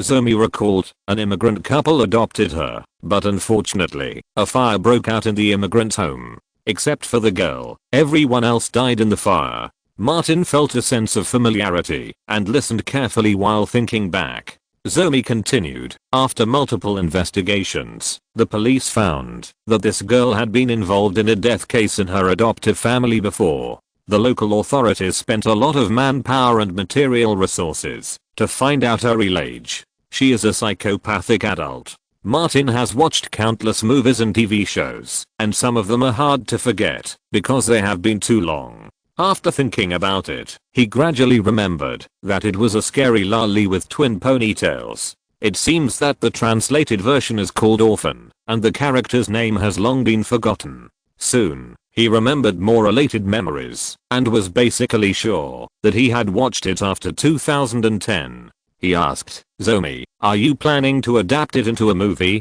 I have this idea, a psychological horror film. Zomi smiled and said, David and I discussed this topic last year. At that time, I was just a director who shot commercials and MVs, and David was just an inconspicuous one among Daraban's many assistants. He studied screenwriting, but had never written a script independently. Even if we come up with a script, the result is not optimistic. Martin has been in Los Angeles for a few months and nodded. The status of screenwriters is too low. Zomi took a sip of beer and said, so, I accepted the invitation of Joe Silver and Susan Levine, and served as the director of this film. With this qualification, if David and I come up with a new script, the producers will pay more attention to it. Martin agreed. When House of Wax is released, you will be a well-known director. When you recommend a script, not to mention Susan, even the senior executives of Warner Brothers will take a close look at it. Zomi smiled and said, I hope so. There are so many scripts in Hollywood that have been shelved for more than 10 years. Martin also laughed. I heard Susan mention that there are still scripts in the warehouse of Warner Brothers that were bought out in the early 1990s. Maybe the author has sold the script and has forgotten about it. Zomi knew more. It is difficult to sell a script by a new writer who is not a member of the Writers Guild for $10,000. Martin held out the bottle of wine. Zomi, if this project of yours goes through and there is a suitable role, we will continue to cooperate. Zomi clinked the bottle with him again. That's what I wanted to say, Martin. Except for those 2 days during the filming, you were in excellent condition. If the crew were all actors like you, the director would have a lot easier to do. Martin said, the main thing is that you are professional enough and can tell the story clearly so that I know what to do. It's still uncertain what this project will be like in the future. Zomi, like Martin, is a newcomer in Hollywood and is not very confident. It will have to be completed at the earliest until House of Wax is completed before I can recommend it to Susan or Warner Brothers. Martin asked, is the script finished? Zomi shook his head. David and I only discussed the story framework and direction. He is sorting out the materials and outline. Martin said, if possible, let me read the script once it's finished. To be honest, Zomi, I know a few investors. Zomi had been a MV and commercial director and had enough knowledge of the circle's ecology. He also guessed that there was someone behind or under Martin and said, no problem, I'll contact you as soon as the script is finished. The two clinked bottles again and drank the wine very happily. After a while, Min ran over and said, what are you doing here? There are so many hot girls dancing over there. I didn't even notice them during the day. Molly has a great figure. Martin pointed to the crowd and said, Jude, hurry over there. You won't be able to pick up girls if you're late. Min said, boss, don't joke. If they want to be served by Uncle Min, they have to pay. In the next 2 days, the four tried some fun activities besides hunting. Martin put on protection, focusing on the crotch protection, and had a kangaroo boxing match. The big kangaroo didn't follow the ethics of martial arts, and always liked to use his lower limbs to kick people's vitals. Compared to Min, Martin was stronger and more agile. With his experience as a stuntman in his previous life and his long-term fitness and exercise after coming here, he finally beat the 1.7 meter tall kangaroo and made it flee in a panic. If this thing wants to run, people can't catch it with their legs alone. 3 days later, Martin and 4 others returned to Los Angeles on the same plane, carrying souvenirs such as crocodile teeth and buffalo horns processed by the hunting club.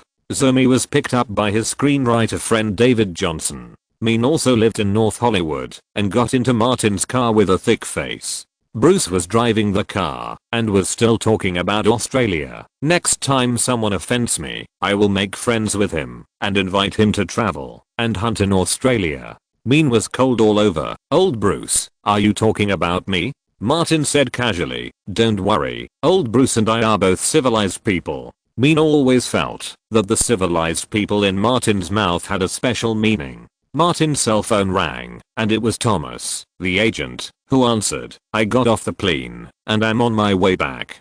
Thomas said, rest for 2 days. After you come back, I will contact you the day after tomorrow. Martin said, I brought you a gift. I will give it to you later. Inside the company partition, Thomas felt warm in his heart. It was rare that the jerk client thought of bringing a gift to the agent when he went out to film. In the car, Mean asked, boss, do you have a new job? If there is a suitable opportunity, don't forget your loyal Mean. Martin said frankly, I don't know where the next job will be. Mean sighed, I don't want to be sweet to old women anymore. I feel that if I continue to do this, my tongue and lips will all rot. It's better than blowing for old men. Martin's words were a fatal blow. Mean was depressed, so I'm still lucky, at least I haven't been exposed. He faced reality. Before the income of actors can support expenses, I will continue to be a high-end call girl. Bruce said, it's a promising job.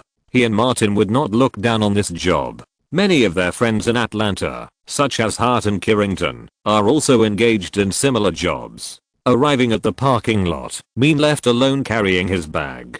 Martin and Bruce returned to the apartment building with their luggage, and when they arrived at the apartment building, they saw a piece of meat sitting under a parasol drinking an iced Coke. Antonio waved at Martin. I haven't seen you for a long time. Martin said vaguely, I was on a business trip.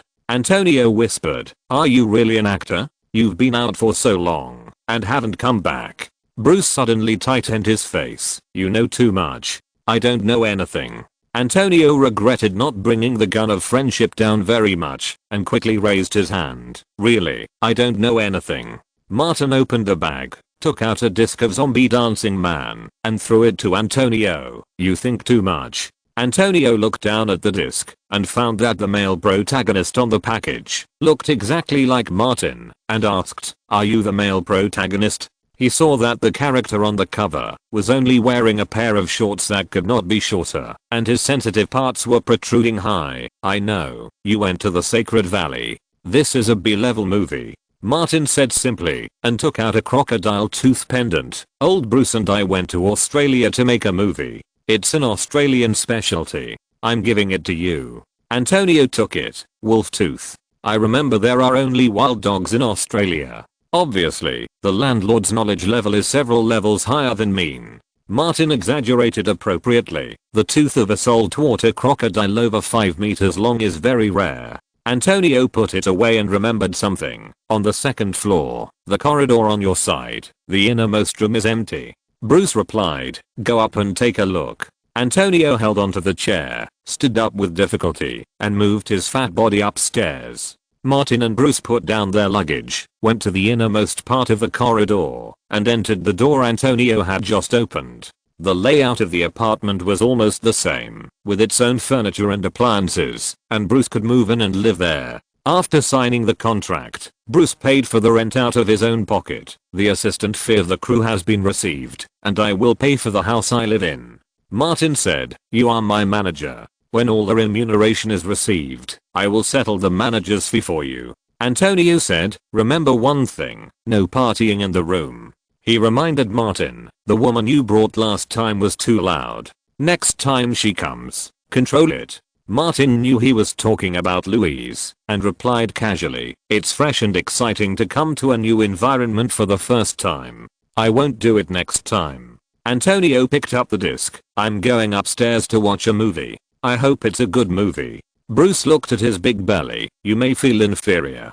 Antonio walked away and went to the third floor to play the disc.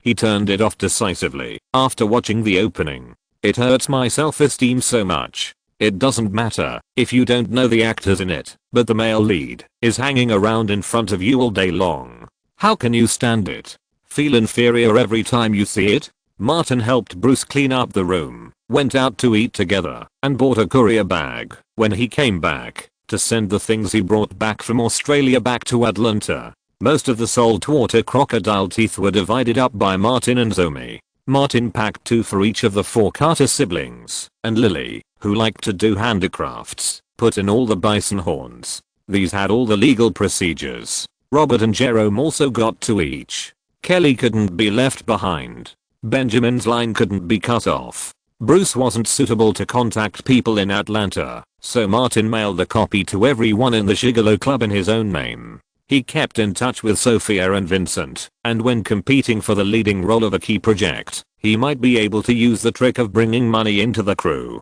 During the filming of House of Wax, Paris Hilton's acting was terrible, but no one in the crew, from the director to the producer, said much. Why? Because Paris Hilton was the representative of the third largest investor. After sending out the express delivery, Martin took a whole day off, adjusted to the time difference, and made an appointment with his agent Thomas for dinner. If you're listening to this novel on a channel other than Fanfic World, it means they downloaded and uploaded it without effort. We cordially invite you to visit our channel, Mundo Fanfic Novelos. There you'll find the original version of this story and you can explore many other novels of various genres. We're waiting for you to immerse yourself in a world of incredible novels. Chapter 109 Saturn Award, Leader +10. Century City is where Hollywood agencies gather. It is not uncommon to meet dozens of celebrity and agency pairs when you go out for a meal.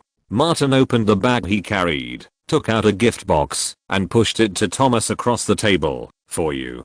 Thomas opened the box and asked, wolf teeth? No, there are no wolves in Australia. Crocodile teeth? Martin said whatever was convenient. I hunted the crocodile myself, and made it myself. Although it is not expensive, it is very rare. Thank you, it is very meaningful. Thomas put it away, but said from a professional perspective, don't you plan to go the way of environmental protection and animal protection? Martin said bluntly, I'm a person who likes to enjoy. If I'm really rich and famous in the future, of course I will do whatever is comfortable. Environmental protection is too easy to fail, and animal protection is easy to be criticized by people for eating meat. He looked at the pile of meat in front of Thomas. If someone asked you to change to a vegetarian diet, what would you do? Thomas said, I would slap him in the face. Martin enjoyed the steak and asked, during this time, you must have been working hard for our business? Thomas continued, you broke up with Eliza too quickly. I had a plan to take advantage of the hype caused by The Girl Next Door. The movie received a good response among teenagers, especially Eliza was very popular. I planned to discuss with Susan to hype the topic of the hero and heroine falling in love when promoting House of Wax. He disagreed with this. You have no patience, and broke up too quickly. You kicked her out after just one red carpet premiere. You didn't maximize the value of this relationship. I don't mind hyping up private life, as long as it's profitable. I can be Truman in the real world. Martin pointed to the meat on the table again. Can you change to a vegetarian diet? Thomas glanced at Martin and roughly understood it. He stopped talking about it and said, I contacted Lionsgate. The disc of Zombie Gigolo sold well. When I met with Blake, the publicity director of Lionsgate last week, I agreed to apply for the Saturn Award for Best Young Actor for you. Martin thought about it carefully and asked, which film award was established by the Science Fiction and Horror Film Academy? Yes, that's it. Thomas elaborated, there are 6 nominations for the acting award. From what I understand, those who have applied for this award include Young Agent Cody, The Missing, Freaky Friday, and Mouse Tamer. As for the names of the actors, they are too unfamiliar to me. I only remember one, Lindsay Lohan. Among these names, Martin had heard of Lindsay Lohan and asked, can I get a nomination? Thomas said, it's very difficult to win an award, and you have to think of a way to get a nomination. The Saturn Awards still has some style, unlike the newly established Teen Choice Awards, where you can guarantee a nomination by just going to the event. I'll cooperate with you on what you need to do specifically. Martin was relatively unfamiliar with the Saturn Awards. In his previous life, his attention was focused on the Oscars, and he didn't even pay much attention to the Golden Globe Awards. Thomas said, as long as we can deal with the big guys in the science fiction and horror film academy, it will be easy to get the nomination. I'll call you when I need your cooperation. Martin asked again, what about the new job? Don't worry yet. Thomas said, HBO has postponed the release of Entourage. I'm trying to get the resources that the company originally preferred to Adrian. WMA is a big company and the internal competition is fierce. He explained in advance, it will be difficult for you to get the main role in those projects that are not invested by Ms. Louise Mayer. Martin nodded, I understand. House of Wax has not been released yet. Although this horror film has been filmed, post-production has not yet begun. Including the preparations for publicity and distribution, it will not be released until the end of the year at the earliest. In the style of Warner Brothers, it may even be scheduled until next spring. For medium-sized film projects, 1 year of preparation, shooting and production is considered fast. For those with an investment of hundreds of millions, it may take more than 2 years from preparation to release. Thomas still talked about the Saturn Award. If you can win the Saturn Award for Best Young Actor, you will definitely have an advantage in the competition for new actors in the company. Martin was very vulgar, but he also knew the key. Money? Gifts? Women? Thomas shook his head. How much money do you have? How much money can you borrow? Those big guys don't lack this. After lunch, Martin said goodbye and left. Thomas sat for a while to further sort out his thoughts. Martin was Thomas's most important client. It was not his turn to be responsible for WMA's celebrity clients. If he wanted to climb up and cross the threshold of having an independent office, he had to have at least one celebrity client. As for the level of partner, he didn't need to consider it for the time being. Thomas returned to the company and just sat in the partition when he found Adrian passing by and went to the glass partition office. Adrian knocked on the door and entered John's office. John frowned slightly. Why are you here? Didn't I tell you to take a rest first? Adrian pulled out a chair and sat down with his legs crossed as usual. I want to ask you something. What seemed like a normal action in the past, John now felt that Adrian didn't respect him. He coughed lightly and pointed at Adrian's feet. This is the office. Adrian tilted his head to look at John, retracted his legs, and asked, I have no money. I only got a small amount from selling the car and house. John was no longer optimistic about Adrian's future, and even felt that he had no future. The contract and tickets are all given to you. Adrian's lawyer and accountant all came from the introduction of his agent. You are in urgent need of funds to reach a settlement with a woman, and you are in urgent need of money to get out of the vortex.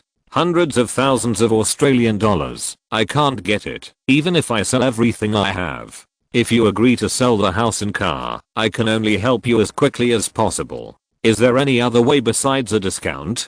Adrian said, the price you sold is too low. John looked helpless. Am I going to watch you go to jail? We are not only agents and clients, but also friends. I can't let you go to jail. You are only 27 years old, and you still have a lot of good years ahead of you. Adrian asked someone to carefully look over the contract and tickets and so on. There was indeed no problem. He asked, when will Entourage be broadcast?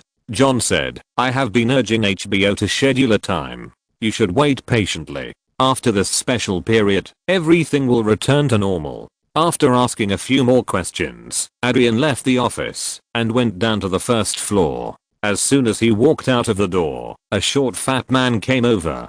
Tony, wearing a baseball cap backwards, handed Adrian the car keys. My agent just called me. I can't accompany you. Adrian raised his head and his eyes slowly fell on Tony's face. Tony shook the car keys. Adrian took the car keys and walked to the parking lot. Tony said softly, sorry, Ed, I have to eat too. Adrian did not look back or answer and left alone. Burbank, Warner Studios. Kelly, who came from Atlanta, had just visited Warner's post-production studio with Louise. Louise, who was wearing a dark business suit, saw that there was no one around and gently patted Kelly's butt. Slut, I'm going to meet the financial officer of the crew. You can walk around the Warner studio by yourself. I'll call you after get off work. Female pervert. Kelly gritted her teeth and said, when Martin, that bastard, gets here, I'll settle the accounts with you. Louise blinked her eyes. How to settle? Where to settle? You settle in the middle? Kelly was almost fainted with anger. She didn't want to talk to her. She stepped on her high heels and clattered out of the post-production studio. Holding on to the palm tree, the wind blew fresh air, and she finally exhaled the air that was pent up in her chest. An electric car drove over and stopped at the sidewalk. Kelly heard a familiar voice, the most beautiful masterpiece of the creator, the most beautiful woman in Georgia, the incarnation of Aphrodite on earth. Your special car and driver have arrived. Kelly turned around and saw the masculine and handsome man and immediately extended a hand. Martin stood by the electric car and helped Kelly into the car. Kelly said, let's go. Martin started the car and wandered around the Warner Studios aimlessly, asking, why did you come to Los Angeles? Kelly snorted coldly, the salesperson I sent neither worked nor contributed, so I had to come here in person to attract business. Martin ignored these words and pointed to the backpack at his feet. I brought you a gift from Australia and mailed one to you. I didn't expect you to come, so I gave you another one. Kelly took the bag and opened it. There were 2 boxes of different colors inside. Which one is for me? Martin said, beige. Kelly took it and opened it. Inside was a polished, white and smooth animal fang. Her eyes fell on another dark gray box. Is it for Louise, that bitch? Martin replied, the same. Let me see. Seeing Martin's agreement, Kelly opened the box, but found something different. In addition to the fangs, there was also a note with a cocktail recipe called honey on it. Kelly took out the note and shook it. Is it for the bitch? Martin said casually, the latest masterpiece of the bartender Louise Mayer. Kelly said, this shameless bitch. She suddenly thought of a brilliant idea, to take revenge on Louise. I'll take the recipe. Let Louise ask me for it.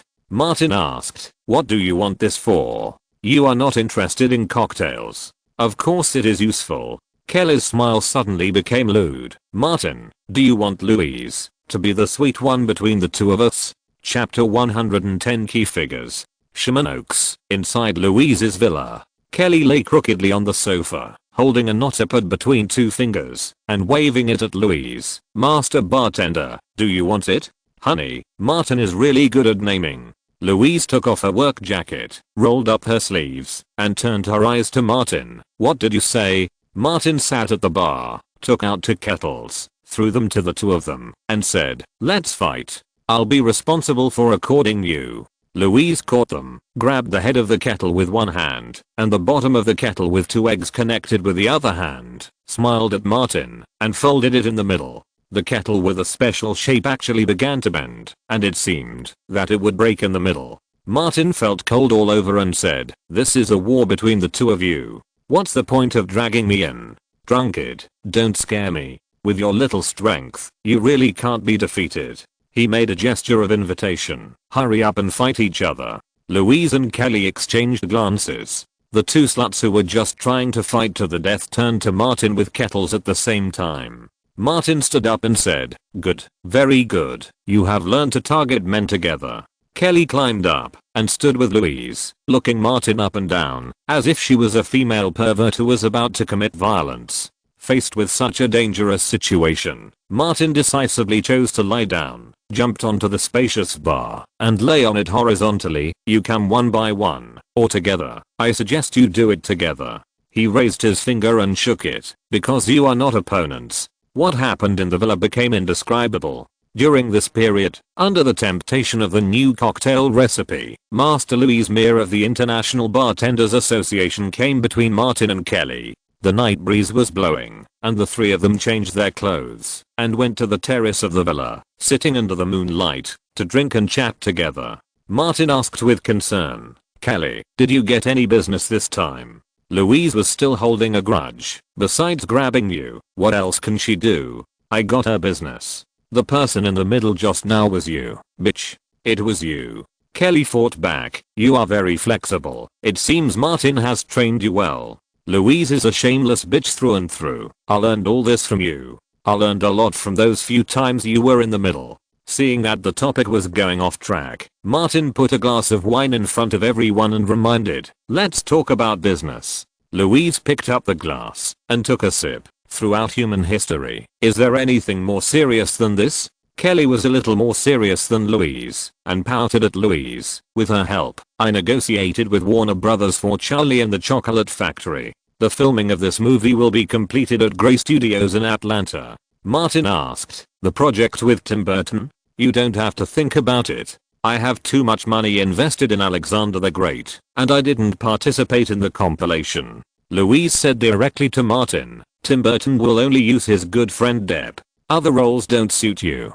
There's no need to take small roles. I haven't had any compilation projects in recent months. You should figure it out during this time." Martin heard Alexander again and asked, "Drunkard, how much did you invest in that movie?" Louise said vaguely, "More than $20 million US. Kelly deliberately squeezed her. "I really hope this movie fails, and you, a female pervert, go bankrupt and have to go out and sell sex. Even if it fails, most of the losses will be the funds for the compilation." Louise was vaguely doubtful. "Of course I won't have an easy time either." She suddenly looked at Martin. "Are you willing to support a bankrupt old woman then?" Martin said seriously, "It's no problem to support you for 2 lifetimes. Whatever I have, you have." Louise smiled. "You're talking better and better, but I know it's fake. If you really go bankrupt, I'll go be a bartender and sell alcohol." Martin did not argue and changed the subject. "Kelly, you are the producer of Zombie Gigolo. I have good news for you. My agent has reached an agreement with Lionsgate and has applied for this year's Saturn Award for Best Young Actor. Maybe I will get a nomination." Kelly said, "All global copyrights of the film have been sold. I can't help you with this." Louise took over. "Just want a nomination? Don't want to win the award. It would be best if I could win the award." Martin listed the movies and the corresponding actor lists that were applied for at the same time and said, "Except for Lindsay Lohan from Freaky Friday, I have never even heard of the names of other actors, and their qualifications are not much better than mine." Louise picked up the wine glass and motioned for them to drink together. "This matter is very difficult to say, but it is also simple to say. The Science Fiction and Horror Film Academy are not as unified as the Academy of Motion Picture Arts and Sciences. The two are relatively scattered. Now the most influential boss in the Horror Film Academy is Wes Craven. As long as you can deal with Wes Craven, small awards like Best Young Actor will be easy to get." Martin knew who this was, the screenwriter, producer and director of the Nightmare on Elm Street and Scream series. Louise said, "It's more appropriate to call him the godfather of modern Hollywood horror movies. How can we get him?" Martin asked Louise and Kelly directly, "If I go and sell my ass, do you mind?" Louise warned fiercely, "I will cast you into a concrete pillar and throw you into the Pacific Ocean." She softened her tone. "He won't want you to sell him. Wes Craven has been famous for so many years. He has money, women, men, and transsexuals. What can impress him?" Martin asked, "What is his biggest hobby?" "He is famous in the industry for throwing rave parties." Louise said briefly, "He likes to play those large-scale, crazy, and exciting party games, but he has rarely played them in recent years. It should be because he has played too much and lacks novelty." Martin pondered carefully. "Do you know him?" "The kind of nod and say hello when you meet." Louise smiled and stretched out her hand. "As for the rest," Kelly said to Martin, "I warned you long ago that this bitch will drain you dry sooner or later and then kick you out." Martin would not let her succeed so easily. "Give me some time so I can think of a new formula." "Okay, I'll keep a record." Louise was also good at keeping people company. "I'll ask around and see how I can get in touch with them." Kelly saw the couple flirting and making deals in front of her, and she was immediately dissatisfied. "Martin, you haven't given me any advice for a long time." Martin thought for a moment and said, "Homosexuality is a big deal here in California. I think it may spread. Georgia will not be able to escape. When the time is right, Kelly, you can launch a new version that combines homosexual rights, bisexual." Louise drank the wine, and her whole body was filled with a wanton atmosphere. She pulled Kelly over and gave her a passionate kiss. Her hand climbed up again, and her watery eyes turned to Martin, raising her long eyebrows. "Is this the new version?" Martin couldn't stand it. So he stood up and drank the wine in his glass. I'll let you two see what the new version is. The next morning, Kelly was in high spirits and went to discuss cooperation with producer Brad Gray on Charlie and the Jockstaff Factory. Martin accompanied Louise to the LA Freedom Association. Louise is one of the many directors. The chairman, Carolyn, is a blonde woman in her 40s who has the ability to influence the political landscape of Los Angeles. Louise introduced, Chairman, this is Martin Davis, the inventor of the kettle. He and Kelly are the real promoters of the Georgia movement. You asked me to lure him to Los Angeles, and I did it with great difficulty. Carolyn shook hands with Martin gently. You did a great job in Atlanta. I know Kelly Gray, and she doesn't have such ability. You are the real driving force behind the scenes, right? Since Martin gave the credit to Kelly, he would not change it in any occasion. Most of the work was done by Kelly. I just made a few small suggestions, but Kelly turned my unreliable ideas into reality. Caroline invited Martin to sit down. Do you plan to stay in Los Angeles for a long time? Martin said, I'm an actor, and this is the best place for me to develop. Atlanta is a small place after all. Caroline said with regret, if the kettle is released in Los Angeles, the momentum will be several times that of the present. Louise interrupted, my life and my own decisions also come from Martin. Caroline took a deep look at Martin and formally invited, are you interested in joining us? This is what I have been looking forward to. Martin said seriously, just like I did in Atlanta, I'm willing to contribute to this great cause. Caroline said, don't underestimate yourself. You have a certain fame and reputation in free associations across the United States, and all those who are fighting for this cause recognize you as an important comrade in arms. Martin said, my honor. Caroline said to Louise, you will take Martin to handle the formalities and become a formal social investigator. She threw out a carrot. Martin, as long as you make a contribution, I will recommend you to be the 8th male committee member in history at the next committee meeting. Martin said politely, and then followed Louise to go through the formal joining procedures. The salary and benefits in Los Angeles are generally higher than in Atlanta. Martin, a social investigator, only needs to submit an investigation report every month, but his weekly salary is $600. This money is enough for ordinary people to live a normal life. When leaving the headquarters, Martin thought of the topic discussed last night and said, drunkard, if you really go bankrupt, the salary of the director can guarantee basic living. But Louise laughed. Do you think I can still serve as a director if I go bankrupt? Martin's mind immediately turned. It's okay, I will support you then. Louise said, if the movie really fails, I will tear Kelly's broken mouth first. Hearing the broken mouth, Martin thought of another person with an even broken mouth. Chapter 111 Finding a Way. Subscription request. Merita, Clayton Community. 15-year-old Lily got off the school bus and heard Nanny, the owner of the convenience store, shouting, there's a package for you, from Los Angeles. Los Angeles? Lily knew who sent it, so she ran over to find 2 boxes, picked them up and left. The big box was a bit heavy, so Nanny lent her the cart and asked, Martin Davis, that idiot? Lily put the box away. Yes, that idiot. Pushing the cart, she came to the door of her house. In the yard of James next door, Hall was digging a hole in the front yard with cardboard at his feet. Lily asked loudly, what else can you do besides digging a hole, idiot? Hall continued digging, wait for him to come back, and fall in, and break his leg. The children of the Carter family have always been simple and unpretentious in expressing their feelings. Lily said, dig deeper, wait for that idiot to come back, so that the earth won't break his leg. The box was moved into the house, and Lily went to return the cart. After returning, she unpacked it, and found only 2 things, exquisitely made animal fang accessories and relatively primitive bison horns. There was a piece of paper mixed in with it. Lily knew it was written by Martin by the crooked letters on it. Each of the 4 siblings got a share of animal fangs, but the horns were the raw materials for handicrafts. They were only given to Lily Carter. Lily threw her long legs and ran out like a fly. She came to the yard and shouted at the neighbors, idiot, stop digging the earth. Fill in all the holes you dug. Hall turned back, are you stupid? Just now, Lily used a killer weapon. If you don't fill the holes, I will tell Alina. Guess what she will do? Hall turned back in frustration and waved the shovel to fill the holes. He had dug too many holes in the yard and wanted to give them to that bastard.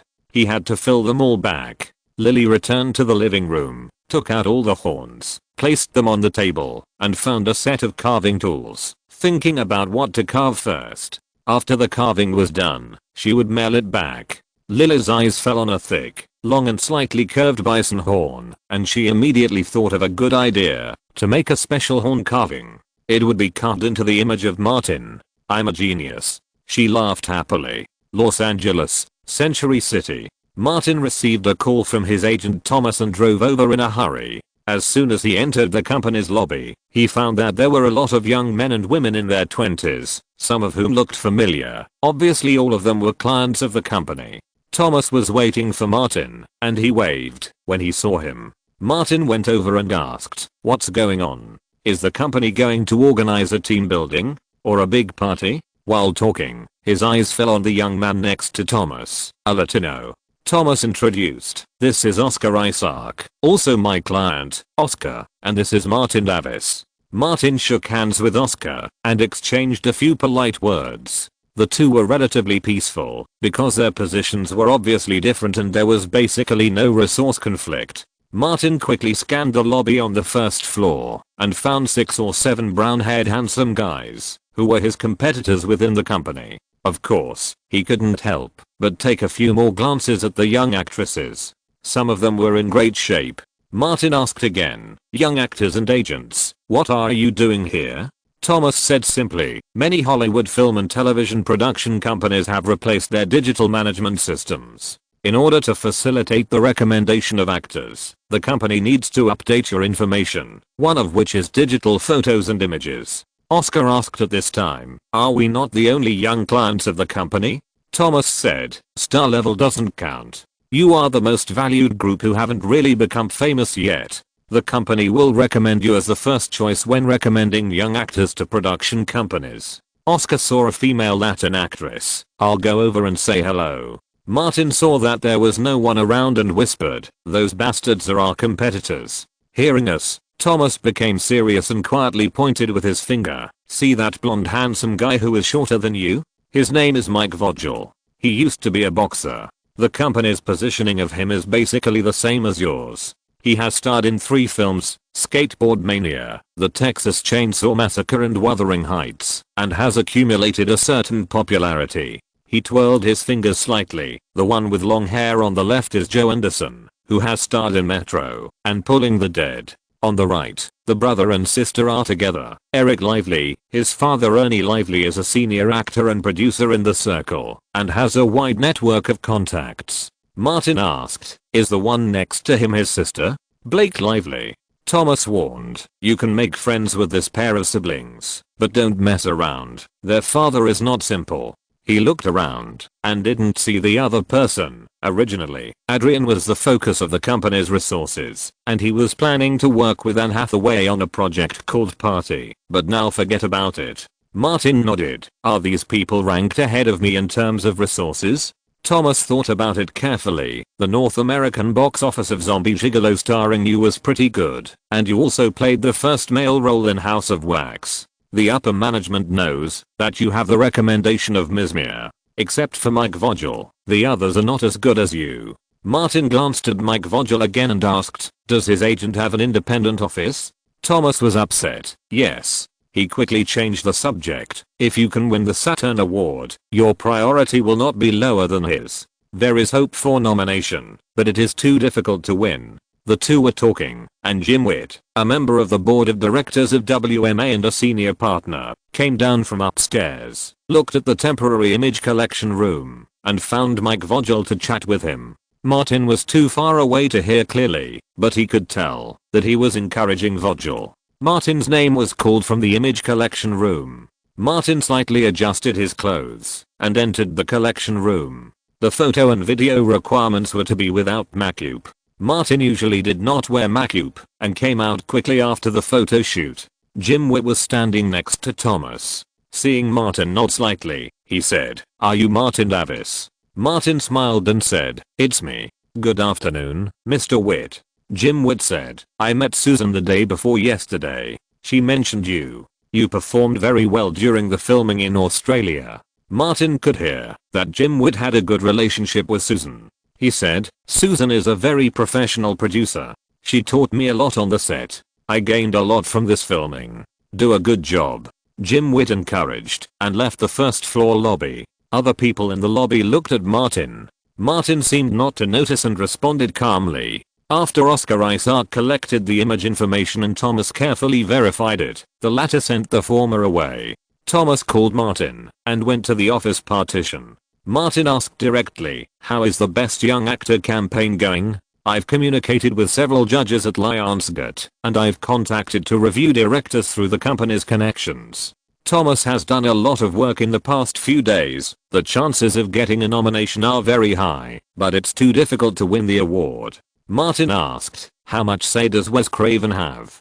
Thomas was surprised. You can get in touch with Craven. In terms of horror films, his advice is decisive. Martin shook his head. What I want to ask is, do you have any channels with the company? I don't, but the company definitely does. What Thomas said was very realistic, but the company won't use such important favors and resources on the Saturn Award for Best Young Actor, let alone non-actors of your level. The input and output are not proportional. Martin thought about it and revealed a little, I'll try other channels. Thomas immediately thought of Louise under Martin, call me when you need me. After getting in the car, Bruce asked, where are you going? Martin took out a pen and notebook from the storage box and said as he wrote, take me to Sherman Bruce started the car and said, 1 against 2, you'll be useless after a long time. Martin said in a heroic manner, what a joke, 2 more won't be a problem. Halfway through the journey, he called Louise, how is it going? Louise said, Kelly and I are back, come quickly. On the way, the car stopped at the gate of the manor. Martin took the key and entered alone. Louise and Kelly were sitting at the bar drinking. The former mixed a cocktail, expansion screws. Martin went to the bathroom to clean his hands and came back to replace Louise. He took gin, violet liqueur, ice, lemon and Gatorade and mixed a brand new cocktail. Welcome to taste it, under the diving platform. Louise took a sip and said, refreshing and intoxicating, not bad. Martin handed another glass to Kelly, try it. Louise whispered. Kate came to Los Angeles and started preparing for the awards at the end of the year. Martin knew she was talking about Kate Winslet. So early? Not early. Many people prepare a year in advance and even move their families to Los Angeles to live for a year or more. Louise slowly turned the wine glass. Kate has a friend who is a fashion designer, also British, named Georgina Chapman. Martin knew this name, Weinstein's wife. Louise didn't stop talking. Georgina is now Harvey Weinstein's open lover. Maybe they will get married after Weinstein's divorce. She will hold a large fashion party in Beverly in a few days. Craven has cooperated with Weinstein a lot. I'm sure he will appear at Georgina's party. She emphasized, Wes Craven and I are just acquaintances at best. I can only take you to the party. It depends on you. Martin thought for a while. Give it a try. There is always hope. If it doesn't work, I have tried my best. He had no moral integrity. He grabbed Louise in one hand and Kelly in the other. If there is no way out, rich woman, support me. Chapter 112 New Tricks and New Ways to Play. Leader plus 11. The fashion party was held in a luxurious manner in Beverly Hills. Bruce drove a Volkswagen sedan and followed Louise's Bentley so that he could support Martin at any time. When the car arrived at the gate of the manor, he saw Louise, dressed in a gorgeous dress, walking in with Martin's arm. Bruce tried hard to vomit dog food. I have been fed too much recently, and I want to vomit. The front yard for the party was decorated in a typical fashion. The hostess Jonah stood in front of the fountain to welcome the guests. Kate Winslet had been waiting for Louise. When she saw her coming over with Martin, she quickly walked over and hugged her friend. You look so beautiful tonight. Then she turned to Martin and said, handsome guy, you finally came to Los Angeles to develop. Let me take a closer look. You and Louise are simply a perfect match. Martin, like a gentleman, took Kate's hand and kissed the back of her hand. Beautiful English rose. Can we dance together later? No problem. Kate led the way. I'll introduce you. Louise nodded. It's better for you to introduce formally than for me to rush over.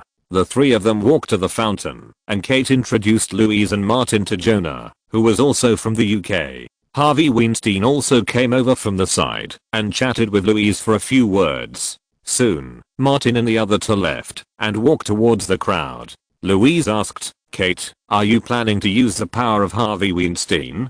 Kate shook her head. "It's useless this time. The movie is not his. How can he help? She wanted to win the Oscar for Best Actress. Let's wait for later. If it doesn't work this time, Jonah can help me a little." Louise suggested sincerely, "Find a psychopath or an ugly role."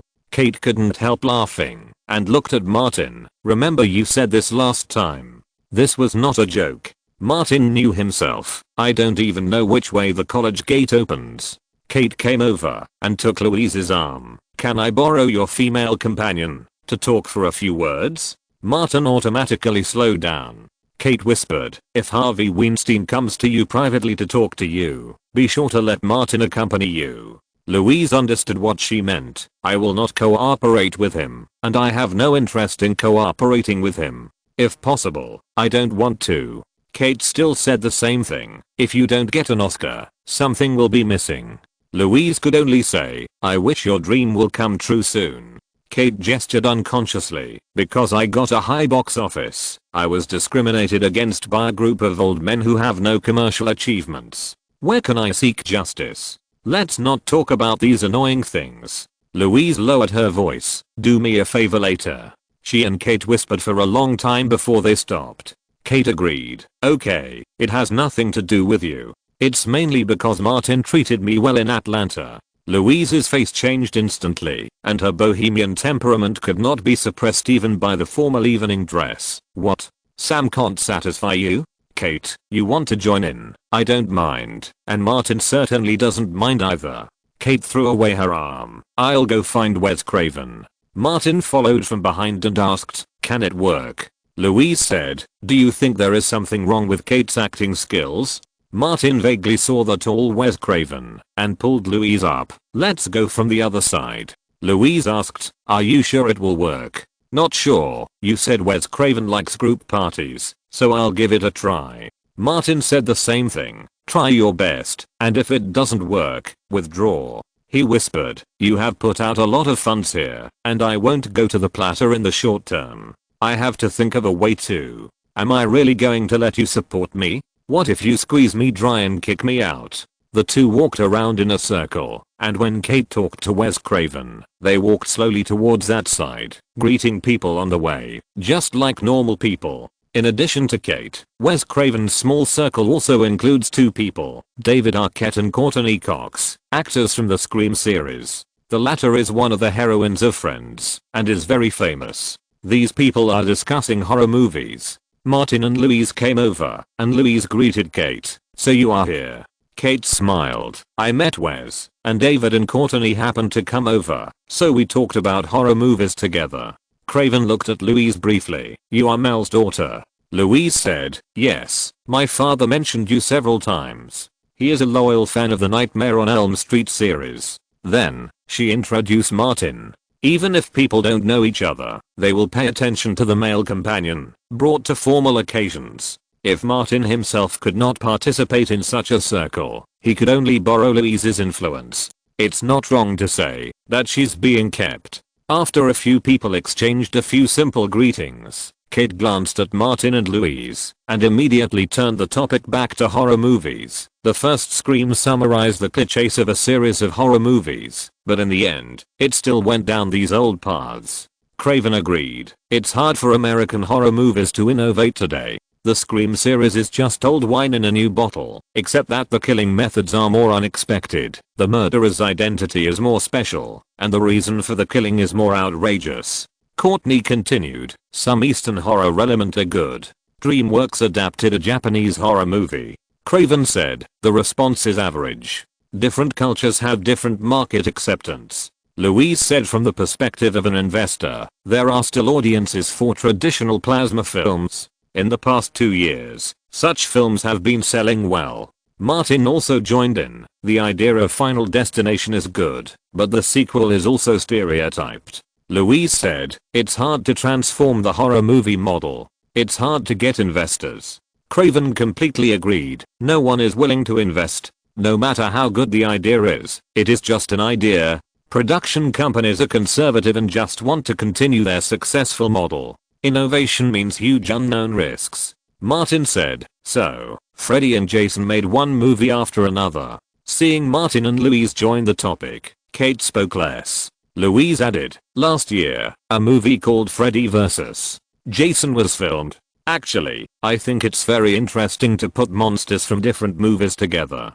Craven was the screenwriter and producer of that movie. It's a moderate innovation within conservatism. Martin continued his words. What about integrating more horror monsters into one movie? For example, giant pythons, unicorns, tooth fairies, killers, giant bats, ghosts, zombies, witches, werewolves, etc. Find a suitable story and creativity, cram them into a movie, and create a big kill. Will horror movie fans be thrilled?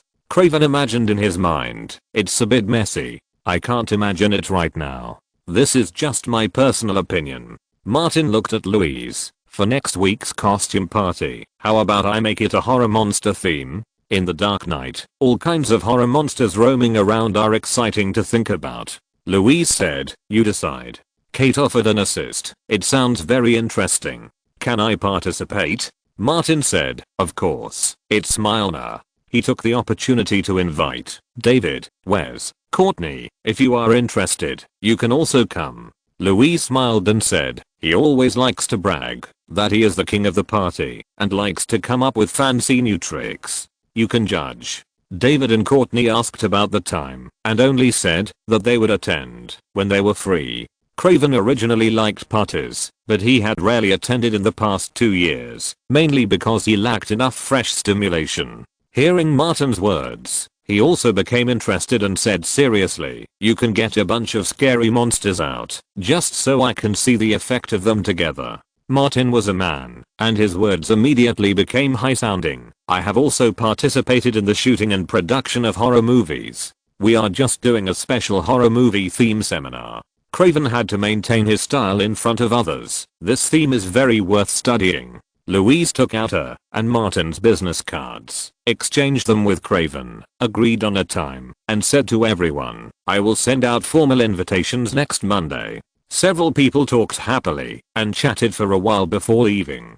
After a while, Louise said goodbye to Jonah, using the excuse that she had something to do at home. Martin and her came to the parking lot, but he did not get in the Bentley, but called Bruce. When the Volkswagen came over, Martin asked, I plan to rent the villa in Malibu where we filmed Entourage last time. I will pay for it myself, but I don't have any professional staff here.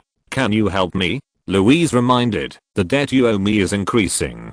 Martin simply said, pay it with your body. Louise opened the door of the Volkswagen, pushed Martin in, and said to the driver's seat, old Bruce, throw this rotten thing into the Malibu Sea, and I will pay you later.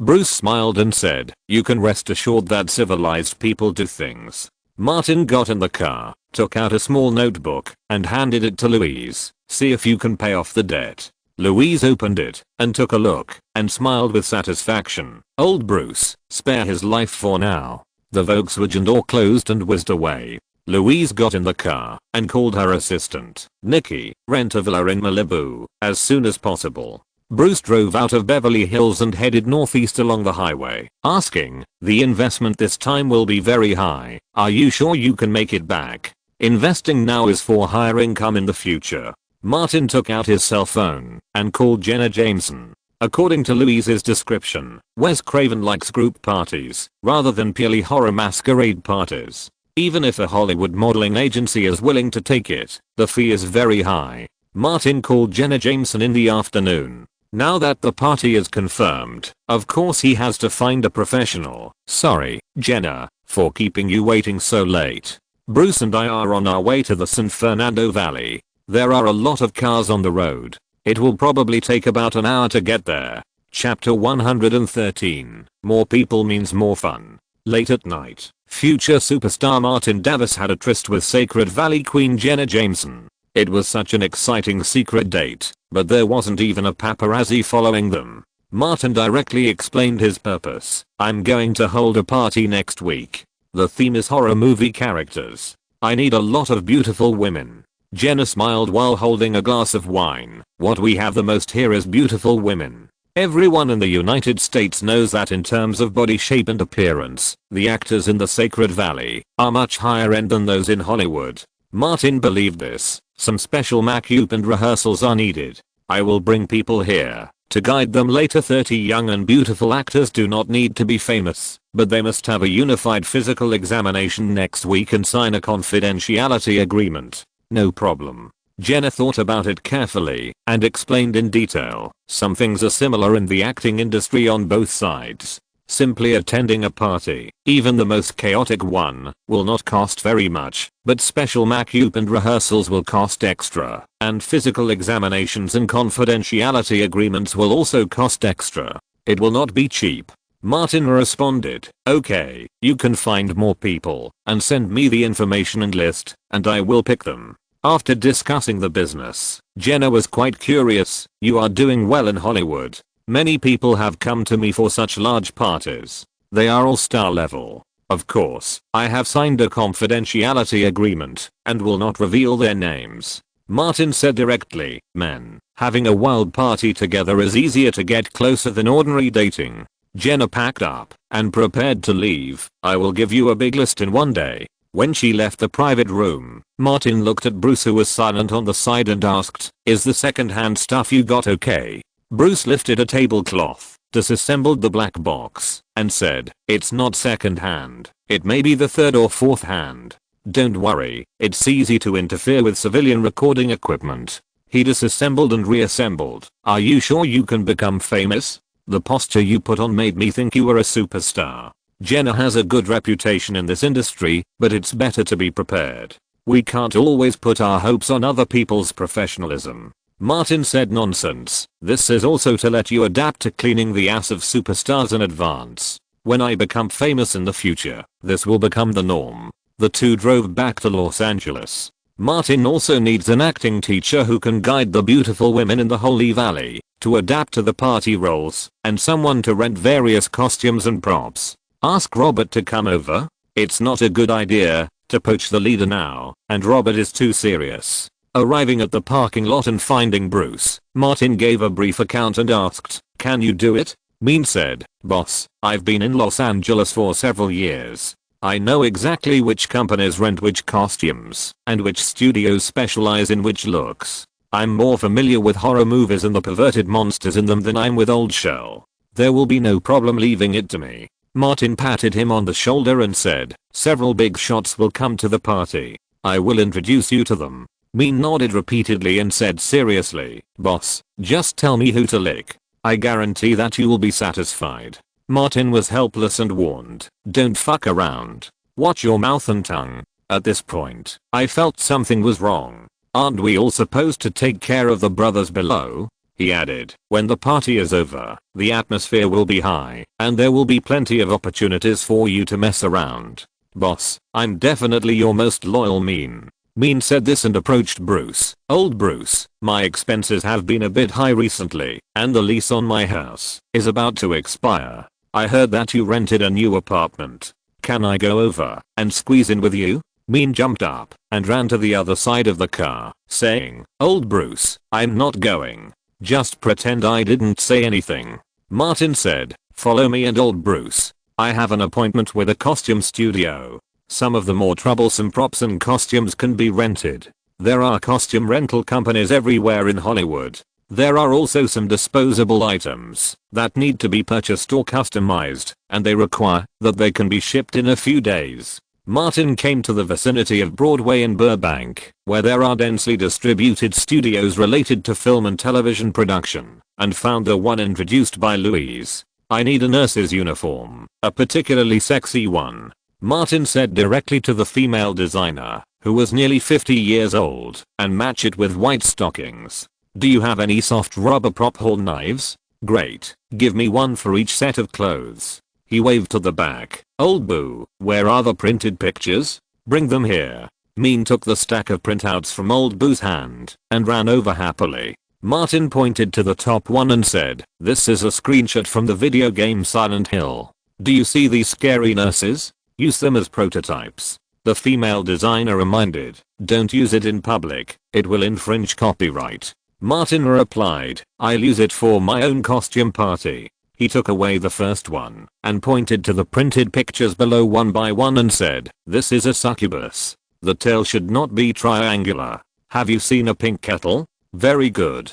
The tip of the tail is designed to be a smaller kettle." Because he had to stare at it later, Mean stood by and watched and exclaimed, "Boss, you are a genius." "I think so too." Martin was not modest at all and continued, "Look at this one again. The female werewolf. The key part must be exposed. She and the female vampire are a pair. They must match each other for convenience. There is nothing much to say about the female zombie. This female snake woman is based on Hayekin from Dusk Till Dawn. Or 3-point snake suit is made of soft material, making the python look like it is coming out from below." He talked incessantly, explaining the key points. "As for Sadako, you don't know her? Have you seen The Ring starring Naomi Watts? She's the woman in it. The key points are these two, the female versions of Freddy and Jason. Because they have to perform the battle between Freddy and Jason live, their weapons are changed a bit. For example, Freddy's claws are shaped like kettles, and Jason's machete can also be used."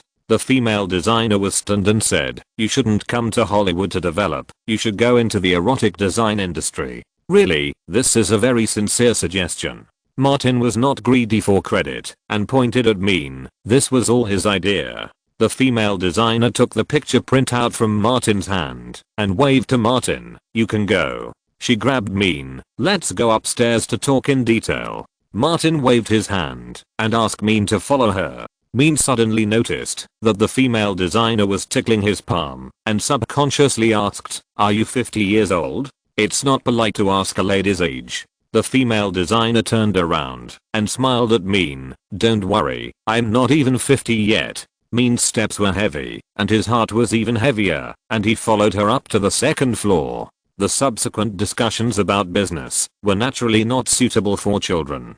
Thomas called and told Martin that he had received a fax for him. Martin did not have a fax machine and could not set up an office, so he could only ask Jenna Jameson to fax the information to Thomas. There were more than 70 people on the list and information, with black hair, blonde hair, red hair, etc., and no shortage of skin color. The industry in the Holy Valley is also pyramid shaped, and there is not much money to be made below. The list carefully selected by Jenna James has relatively new people. Martin saw a few names that left an impression on him, such as Caden Cross. There were 2 others who seemed to have been seen in the blockbuster movie Firefighting. Martin carefully selected 30 people according to the needs of each role, and then rented Jenna's venue for preliminary training. On Monday, Martin personally went to the door and sent invitations to Wes Craven and others.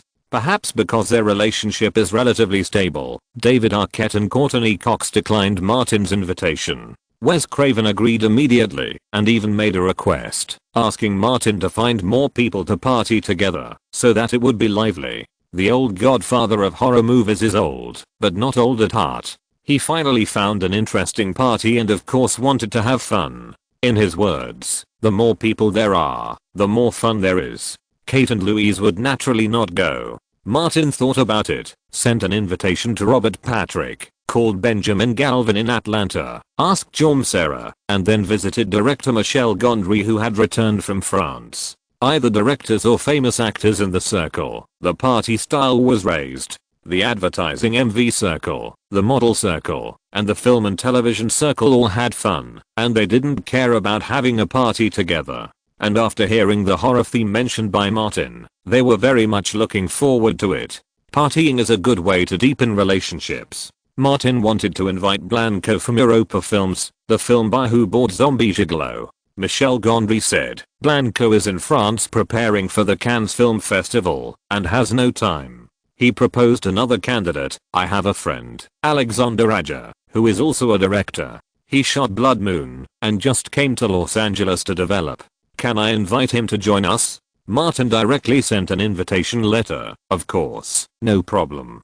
In the next few days, renting a villa venue, hiring a party company, training relevant personnel, and the most important physical examination. Martin made full preparations. Chapter 114, An Artistic Party. On Friday, just as the sun rose overhead, a bus drove from the Sacred Valley to the Malibu beach and stopped in front of a single-family villa. Jenna Jameson stood up from the front seat and shouted, "Girls, all the people here today are big names in Hollywood.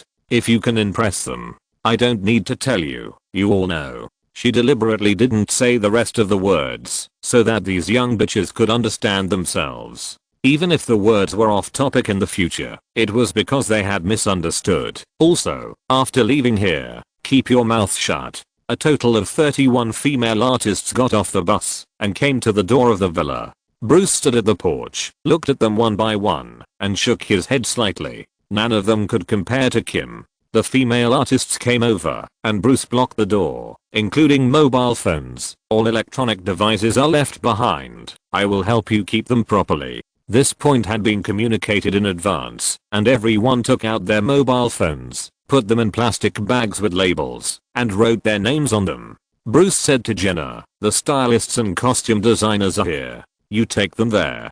Jenna invited everyone to go into the temporary dressing room of the villa, put on makeup, change into special clothes, and then go outside to familiarize herself with the venue, to match the rehearsed play. Cars came one after another. Mean got off a van and directed the party company to carry wine, drinks, and food, while another group of people went to set up the venue. Mean came to the porch, opened a can of iced Coke, drank most of it in one breath, wiped his mouth and said, "To hold such a high-end party, the money is really not called money. It's like spending paper. If it were me, I would have declared bankruptcy long ago."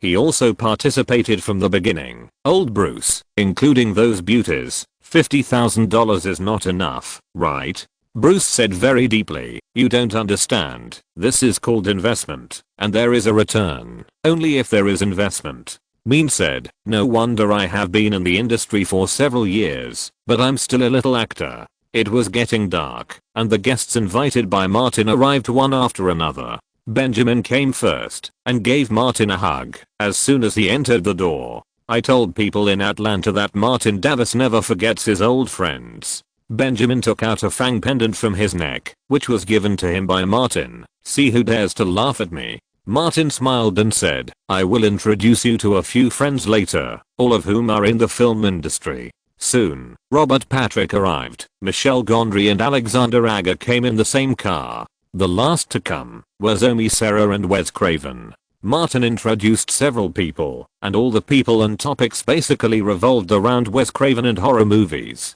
Everyone drank and waited for dark. When it was completely dark, Martin came to the door, clapped his hands, and said loudly, "Gentlemen, ghosts are haunted tonight, and they are best at swallowing people's brothers. Sincerely suggest that you protect your brothers." Everyone laughed. All those who could come to play were relaxed. Martin said, "We have a competition.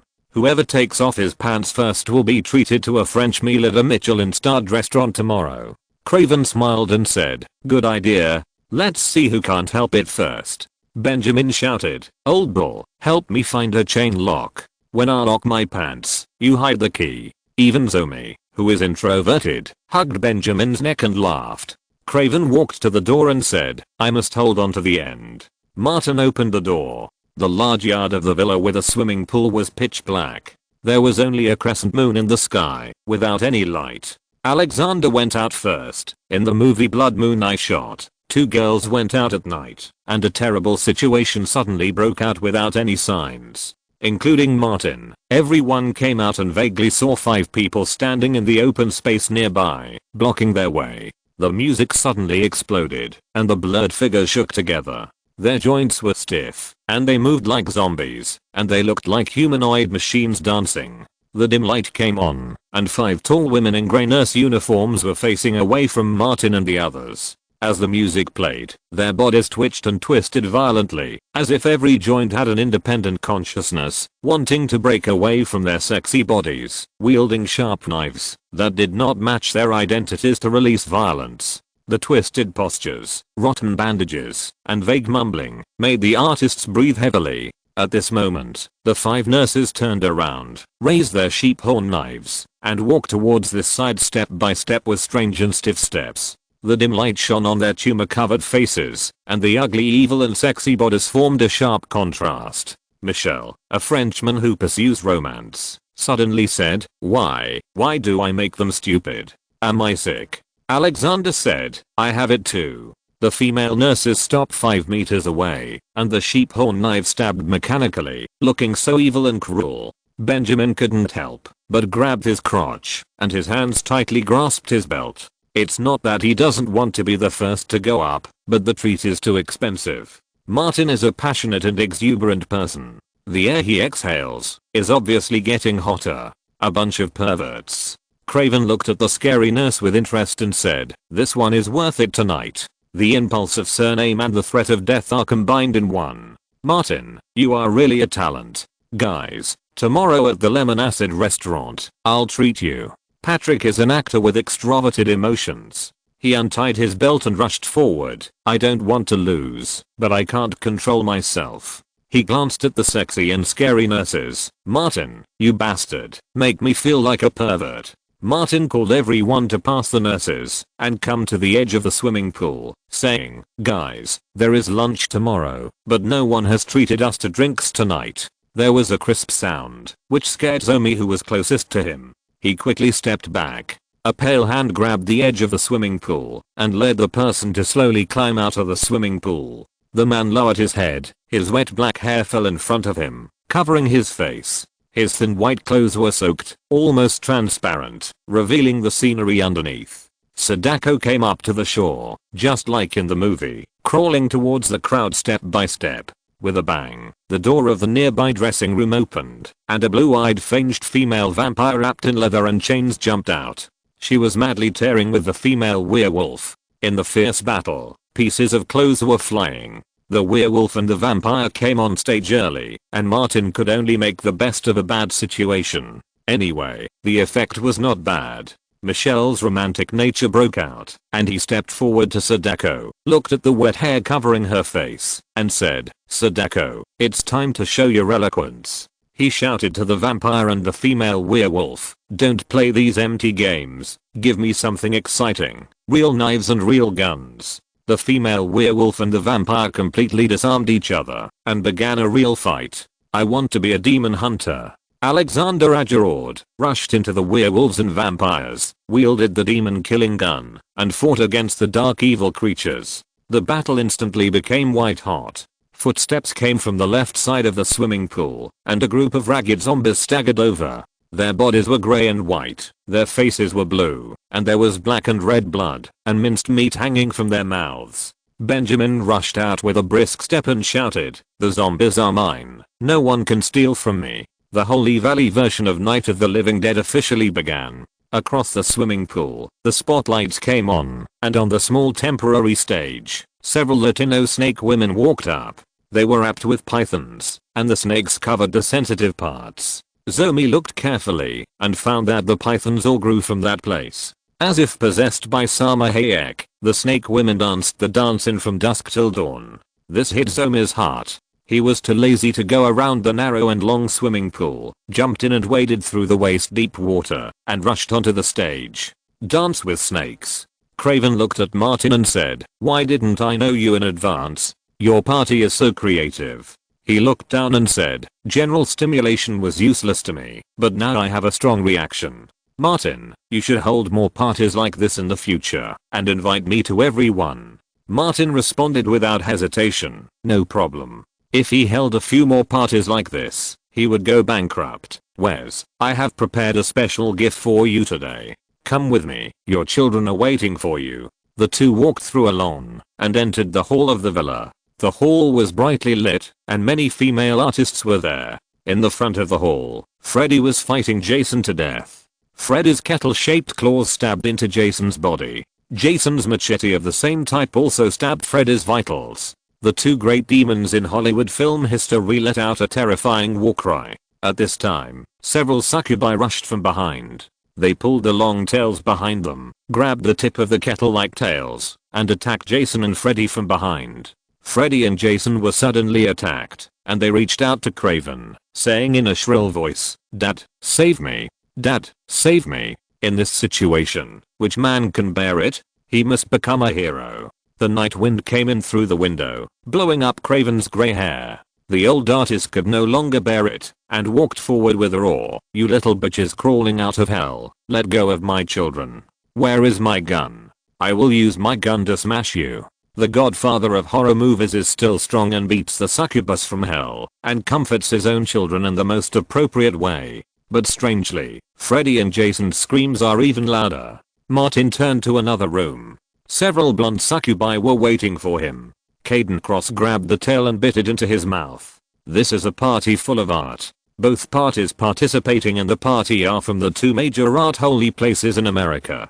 Chapter 115 Awards and Actor, Leader +12. As the day brightened, the female artists left on the bus, and the villa became truly quiet. Wes Craven, wearing a brand new robe, went up to the second floor terrace, and admired the blue sea view. Martin came from behind, stood by the guardrail, and greeted him. "Good morning, Wes." Craven was refreshed at this moment and asked, "You came up with all of this?" "Most of it." Martin turned around and hooked his finger outside, waiting for Mean to come in, and said, "And he helped me do a lot of preparation work." Craven asked, "What's your name?" Mean glanced at Martin and replied, "Mean Seth, a little actor." Craven nodded. "I'll remember you. I'll let Martin contact you if there's anything." Mean was surprised and quite excited. He wanted to say something, but he knew that his mouth was easy to cause trouble, so he just nodded vigorously and left the terrace. Craven asked, "Do you have a cigar?" Martin went back and got a cigar. Craven sat at the table, slowly roasting his cigar, and said, "I've seen Zombie Gigolo starring you." Martin was not surprised. Craven came to the party and would definitely have a basic understanding of the party host. He immediately smiled and said, "My honor. It's an interesting performance." Craven did not forget to brag about himself, "As powerful as I was when I was young." Martin praised, "Wes, you are still in good shape. You can imagine how powerful you were back then. As a man who doesn't care about this?" Craven laughed. "I'm old and can't do it. Last night, with Freddy and Jason, I had a hard time." He suddenly changed the subject and asked directly, "Martin, you organized such an interesting party. What do you want?" Martin said, "Zombie Gigolo has been nominated for the Saturn Award for Best Young Actor." Craven took a puff of his cigar. "I see. It's a small matter. Things that actors of Martin's level cannot even ask for are not worth mentioning in the eyes of Wes Craven." Martin didn't say any more about this and asked, "What do you want for breakfast?" Craven exhaled a mouthful of smoke. "It's almost noon. Such an interesting bet last night can't be wasted. I want to bankrupt Patrick." Martin said, "They are still sleeping soundly. Look at them. They are far worse than the two of us." Craven was very proud. "If you don't pay attention to maintenance, you won't be able to play in the future." Martin keenly caught that Craven was particularly concerned about and liked to brag about men's abilities, so he asked specifically, "Wes, do you have any maintenance secrets? Can you tell me a little?" Craven said, "You are still young and talented, so you can't use it." Martin said, "I want to be as powerful as you in the future."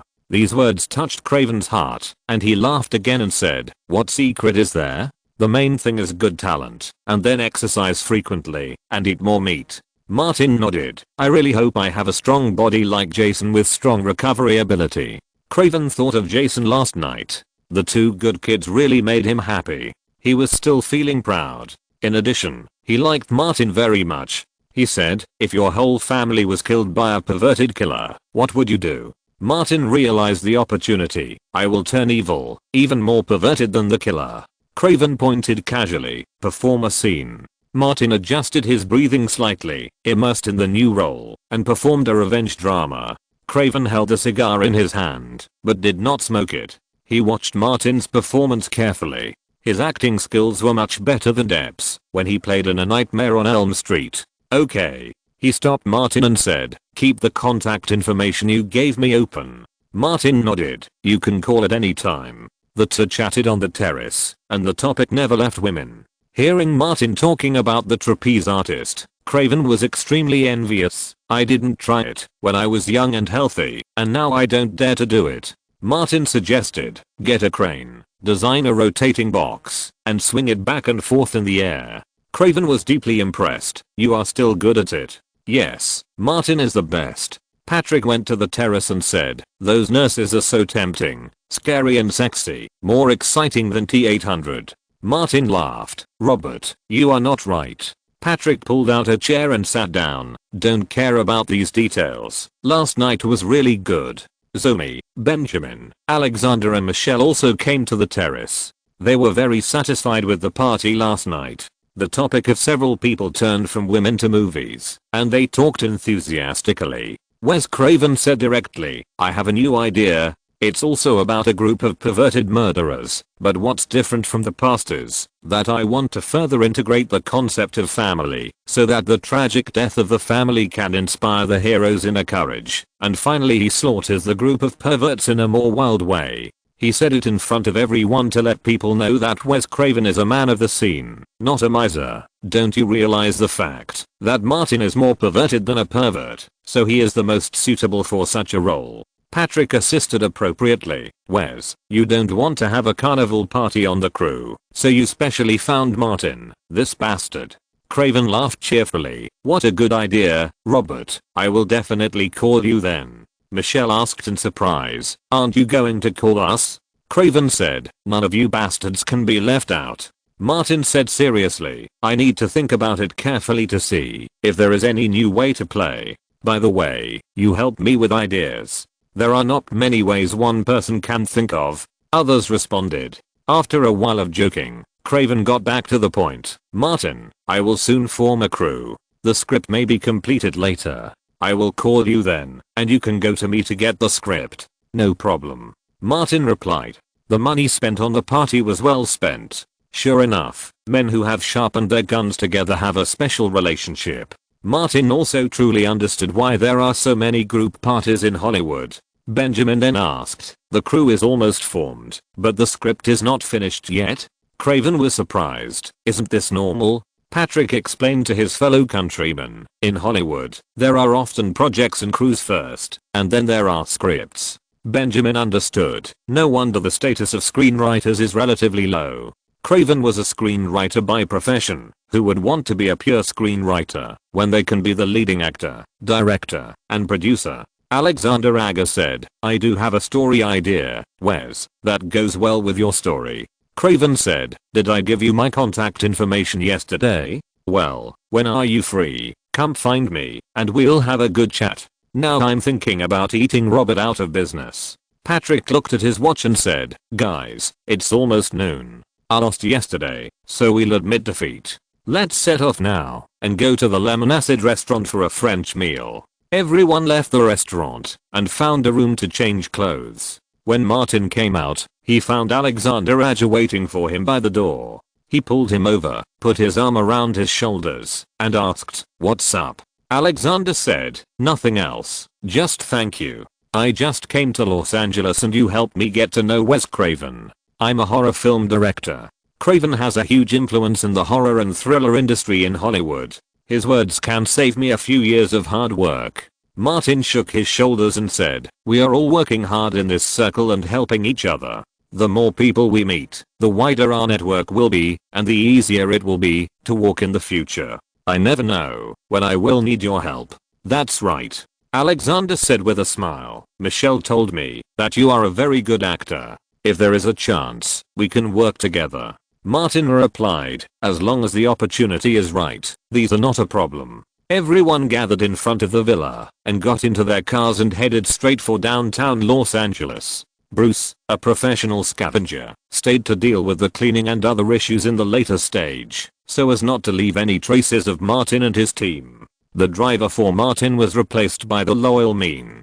Before leaving, Martin introduced him to everyone. Mean has been talking non-stop since Martin got in the car. Boss, if you have anything to do in the future, just tell me to do it. Even if I have to blow Antonio, I won't frown. Even if I have to let Old Bull take the back door, I'm willing. Martin warned, be careful, that Old Bull will clean you up. Mean quickly said, I didn't say the latter sentence. He tried to make himself look more serious. In the past few years, I have known several people, and they kicked me out as soon as they got the chance. Unlike you, Boss Martin, you fought for the opportunity for me in person. Martin waved his hand. These are all trivial matters. I will not give you the chance to be the protagonist. Mean vowed, whoever dares to snatch the protagonist from you, I will fight him to the death. Boss Martin, I can't guarantee anything else, but I have licked a lot of old women. As long as I go back and make them sweet and comfortable, I can't say I'm helping them, but it won't be difficult to dig a hole for them. Martin said, I won't be polite to you if you need me. Mean said happily, my lip and tongue skills are counted in the whole club. No, in the whole Los Angeles. Martin thought of the casting director. Don't cut off contact with Mary Gale. It's always 10 times luckier to find a woman than a man. Mean was aware of this. I don't want to be exposed either. For a normal man who wants to be gay, he can't accept being exposed or being exposed. Everyone came to Los Angeles. Patrick had booked a seat at the Lemon Acid restaurant yesterday. The French meal was too particular. It was a bit weird for several grown men to eat together.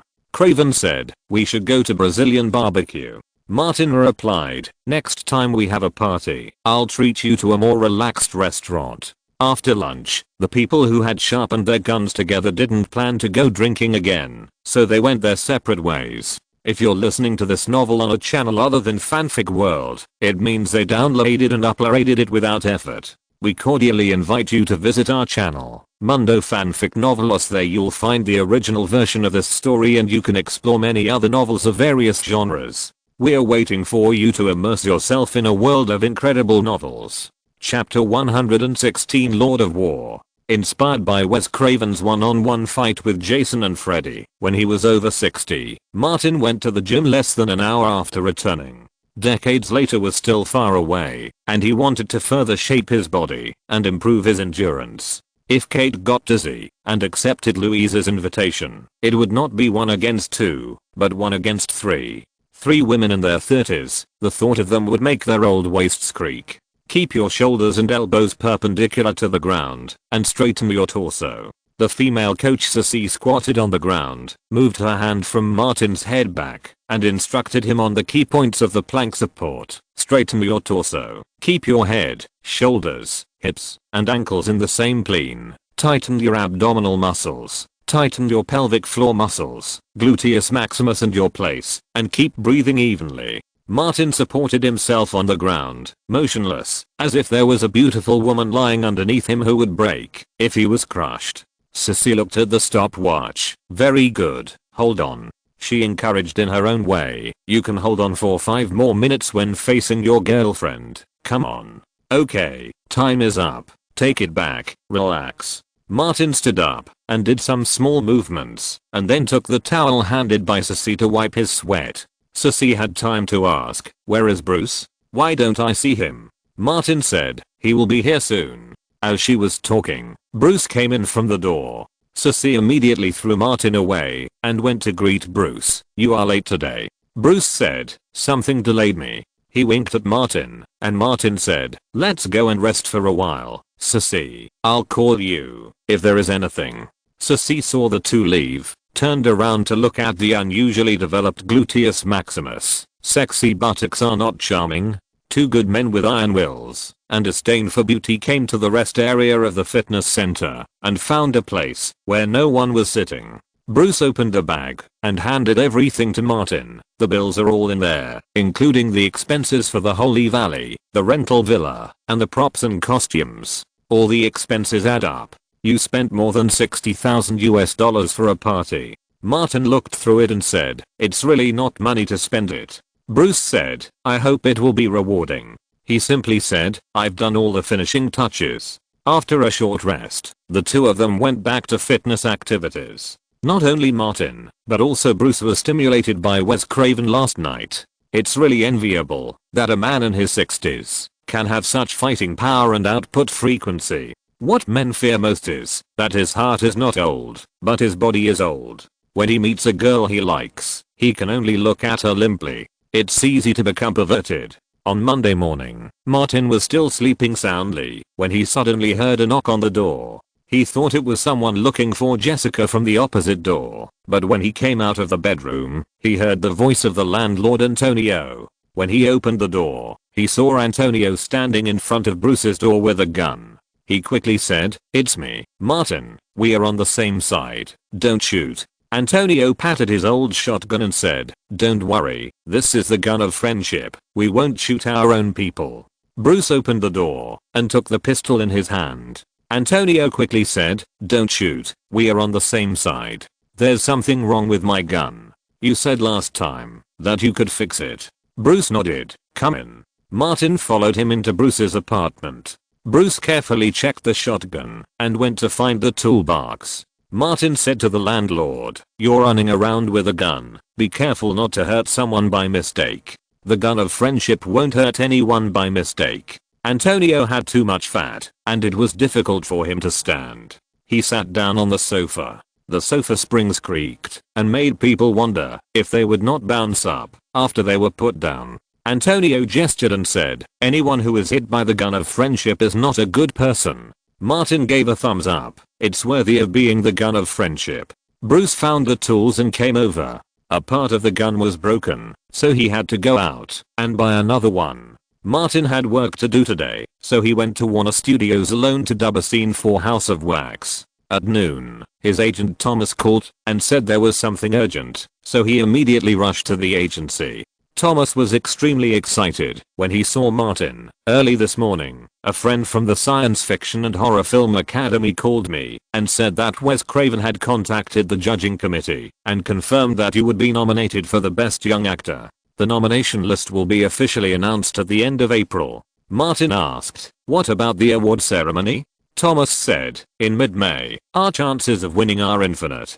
He took out a fax from the drawer. "It's from the Science Fiction and Horror Film Academy, inviting you to be a guest performer. I borrowed Craven's influence to get it for you." Martin reacted very quickly and stretched out his fist. "Thomas Ryan, do you think we are a golden combination?" Thomas drank the bowl of chicken soup in one gulp, bumped fists with Martin, and said in a low voice, "We are a golden combination. We are developing well, and we have a bright future. Will the award ceremony be broadcast live on TV?" Seeing Thomas nod, Martin asked, "What should I perform?"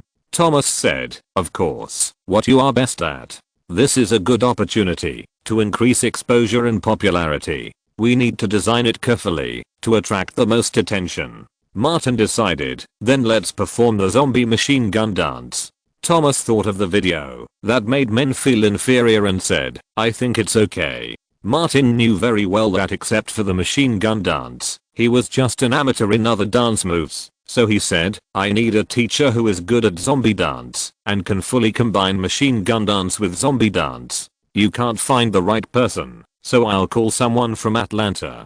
Thomas suggested, "Find the original choreographer and dance teacher. Confirm it with the Saturn Awards first." Martin had the phone number of Anne, the choreographer of Beast House, in his hand. "I can call someone at any time." At this point, he came up with a new idea. "In Zombie Dancing Man, I have a zombie vampire dance troupe. When you communicate with them, ask if you can bring the dance troupe. This is a very reasonable request." Thomas said, "I will communicate with them." Martin asked, "Are there any new jobs?"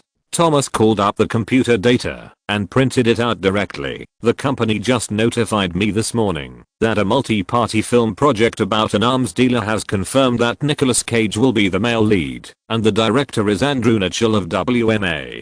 Cage didn't need to say much. Martin asked, "The director's name sounds familiar." Thomas said, "The screenwriter of The Truman Show was nominated for an Oscar for Best Original Screenplay." Martin said, "No wonder it sounds familiar." Thomas sorted out the printed information and said, "The investment in this film is said to be $50 million US. You are going to audition for a supporting role, the younger brother of the male lead." Martin picked up the information and looked at it carefully. It was not difficult to determine that this was Lord of War, a once very famous film. He asked, "Is the audition competition very fierce?" Thomas nodded. "I'm not sure about other companies. This morning, the company just recommended Mike Vogel and Joe Anderson's information to the crew and director. Andrew Nichol is the director, screenwriter and executive producer, and he has the final say on the audition. Martin asked directly, do you have information about the director? Hobbies or style? He likes blonde or brown haired actors with good figures, and his girlfriend is Canadian model and actress Rachel Roberts. Thomas understood. He has unique insights, strong control, and likes to try new and bold things. Martin understood from another angle, that is to say, he likes sexy blonde or brown haired actors, likes to be in charge of the crew, and has a lot of tricks. Thomas thought about it, and couldn't refute it. He said, one of the reasons I called you to come here is that after Andrew received a recommendation from the company, he wanted to meet with the 3 candidates before the audition. This is actually also an audition, which is more important than the audition in 2 weeks. Martin searched for Thomas's mirror and asked, how am I now? Very good. Thomas said conscientiously, I have the looks and the figure. He glanced at the time. Hold your temper. Andrew can't come until after 4 o'clock. Martin waited until 4:15, when an assistant called and informed Thomas to take the actors to the small conference room upstairs to meet Andrew Nichol. When he came outside the small conference room, Martin found that Mike Vogel and his agent Pinto had already arrived. Half a minute later, Joe Anderson with long hair came over alone. Then, Eric Lively, who had met last time, also came accompanied by his sister Blake Lively and his agent. 4 distinct groups formed in the corridor. The atmosphere was not tense, but there was no communication. Martin suddenly felt that he had forgotten something, but he couldn't remember it for a while. The door of the conference room opened, and Andrew's assistant came out to call people. Eric went in first. The door had just closed, and he came out in less than half a minute. As soon as he left the house, Eric started to complain. What's going on? He asked if your father was Ernie. Then he said I was not suitable, and he had a grudge against my father. Blake was young, but he knew some social etiquette and quickly grabbed Eric. Don't talk nonsense. How did I say nonsense? It was obviously this director. Before Eric finished speaking, Blake pinched his arm hard and dragged him away. The agent hurriedly followed to comfort him. Mike Vogel went in second and came out in 2 minutes, shaking his head at the agent. Pinto lowered his voice. Why? Mike Vogel said, I can't accept it. It's that simple. The assistant called Martin's name at the door at this time. Martin passed by Mike Vogel and happened to hear his words and turned his head to take a look. Mike Vogel also looked at him. The two met each other's eyes in the air. Mike Vogel suddenly smiled and said, man, I failed. I wish you good luck. Martin was confused for a moment when his competitor suddenly said such words. Of course, he would not think that Vogel sincerely wished him well. Given the situation at the door, if killing was not against the law, without Eric's advice, the 3 of them would definitely pull out knives and stab each other. Chapter 117 A dedicated person. Standing in the small conference room, Martin took a quick look at the person sitting behind the conference table. The director had neat short hair and was a very elegant middle-aged man. Andrew's eyes were like radar waves, sweeping over Martin's face and body. Martin seemed to see Patrick, Craven, Zoe, Michelle and others from the previous few days. He was too familiar with this kind of look, which only old perverts would have. Andrew said at this time, Martin Davis, a new actor. He nodded and said directly, tonight, I will have a role discussion meeting at the Hilton Hotel. Can you come? Perverts bumped into perverts, and Martin said without hesitation, I have something very important tonight and can't go. Andrew said, I'm sorry. Martin said no more and turned to leave the conference room. There was no forced demand from both parties. One proposed conditions and the other directly refused. If it was not suitable, they would break up. There was no unspoken rule, because everything was open. Martin went out, shook his head slightly at Thomas, and walked towards the stairwell. Thomas followed and asked in a low voice, what's the matter? If you fail, you must find the reason for failure, so that you can avoid it next time. Martin said directly, Andrew asked me to go to the hotel tonight, but I refused. Thomas, an agent who was deeply poor by the company, said, this is a good opportunity to act with Nicolas Cage. Martin shook his head, this will completely ruin me and make me lose Louise's support. Thomas immediately shut up. It was not worth losing a long-term meal ticket for a resource that was only used once. The two came downstairs and Martin was ready to leave. Thomas urged, "You should prepare for the Saturn Awards ceremony with all your strength. After you win the Best Young Actor award, we will plan a new role." Martin also wanted to practice dancing, so he said, "Okay." Going downstairs, he came to the lobby on the first floor. Martin saw the lively siblings again. Eric was still angry. Blake recognized Martin and said, "Hi, can you wait a moment?" Martin stopped and asked, "What's up? Can we chat for a few minutes?" Blake introduced himself. "My name is Blake Lively, that's my brother Eric. We just met upstairs." Martin quickly glanced at the girl, who had blonde hair and a mature face. She wore a simple white t-shirt and blue jeans, which set off her tall and good figure. He also introduced himself, Martin Davis. Blake smiled politely. "Excuse me, did you succeed just now?" Or, she explained, "I don't mean anything else. It's mainly because Eric still doesn't understand." Martin said vaguely, "The director invited me to the hotel to study the role in the evening, but I refused." Blake came from an acting family, and he understood the meaning of this after a slight surprise, and said, "Thank you. You're welcome." Martin nodded politely and left the agency. The moment he left the house, he suddenly remembered what he had forgotten. He didn't call Robert, and he didn't ask Robert to set out coke. Martin patted his head and reminded himself not to forget next time. In the hall, Blake had figured out what was going on. The agent of the siblings had contacted the upper level and temporarily squeezed in. Andrew saw the people and information and knew who their father was. He didn't want to cause trouble. She found Eric and briefly explained it. Eric's brain was obviously not as good as Blake's. He said, "Why don't you let Dad call Andrew and help me get this role?" Blake felt that his brother was hopeless. "Change your industry. The dumbest left tackle on the Burbank High School football team is smarter than you." Hearing his sister's contemptuous words, Eric was very embarrassed. "I brought you in. I recommended you to the agency. Without my protection, how could you be an actor?" Blake covered his forehead. "Think about it carefully. Is it really you? Some people understand things in their teens, while others may need another 10 years to understand." Eric said, "Of course I recommended you." Blake pointed to Martin's back as he left. "He is much smarter than you." A few days later, in Louise's villa, Martin sat on the sofa in the living room and switched to Warner TV early. Kelly leaned in his arms, biting the grapes gently. Martin waited until she swallowed it and then put another one into her mouth. Kelly bit the grape and mumbled, "Is it Warner TV?" Martin turned up the volume of the TV. The Saturn Awards will be broadcast by Warner TV this year, and the nomination list will also be announced by Warner TV. Kelly hooked Martin's neck, tilted her head, and put the grape she was biting into Martin's mouth. Martin said, "I want to eat the other two." Kelly tried to push her body up. "How can you eat it if you don't lower your head?" A crisp sound came from the bar. Louise, who was drinking by herself, angrily scolded, "You two shameless people, if you mess around here again, I will let the dog bite you." Kelly said, "She is on her period, don't pay attention to her." Louise was angry. "Slut, believe it or not, I will dye your face red."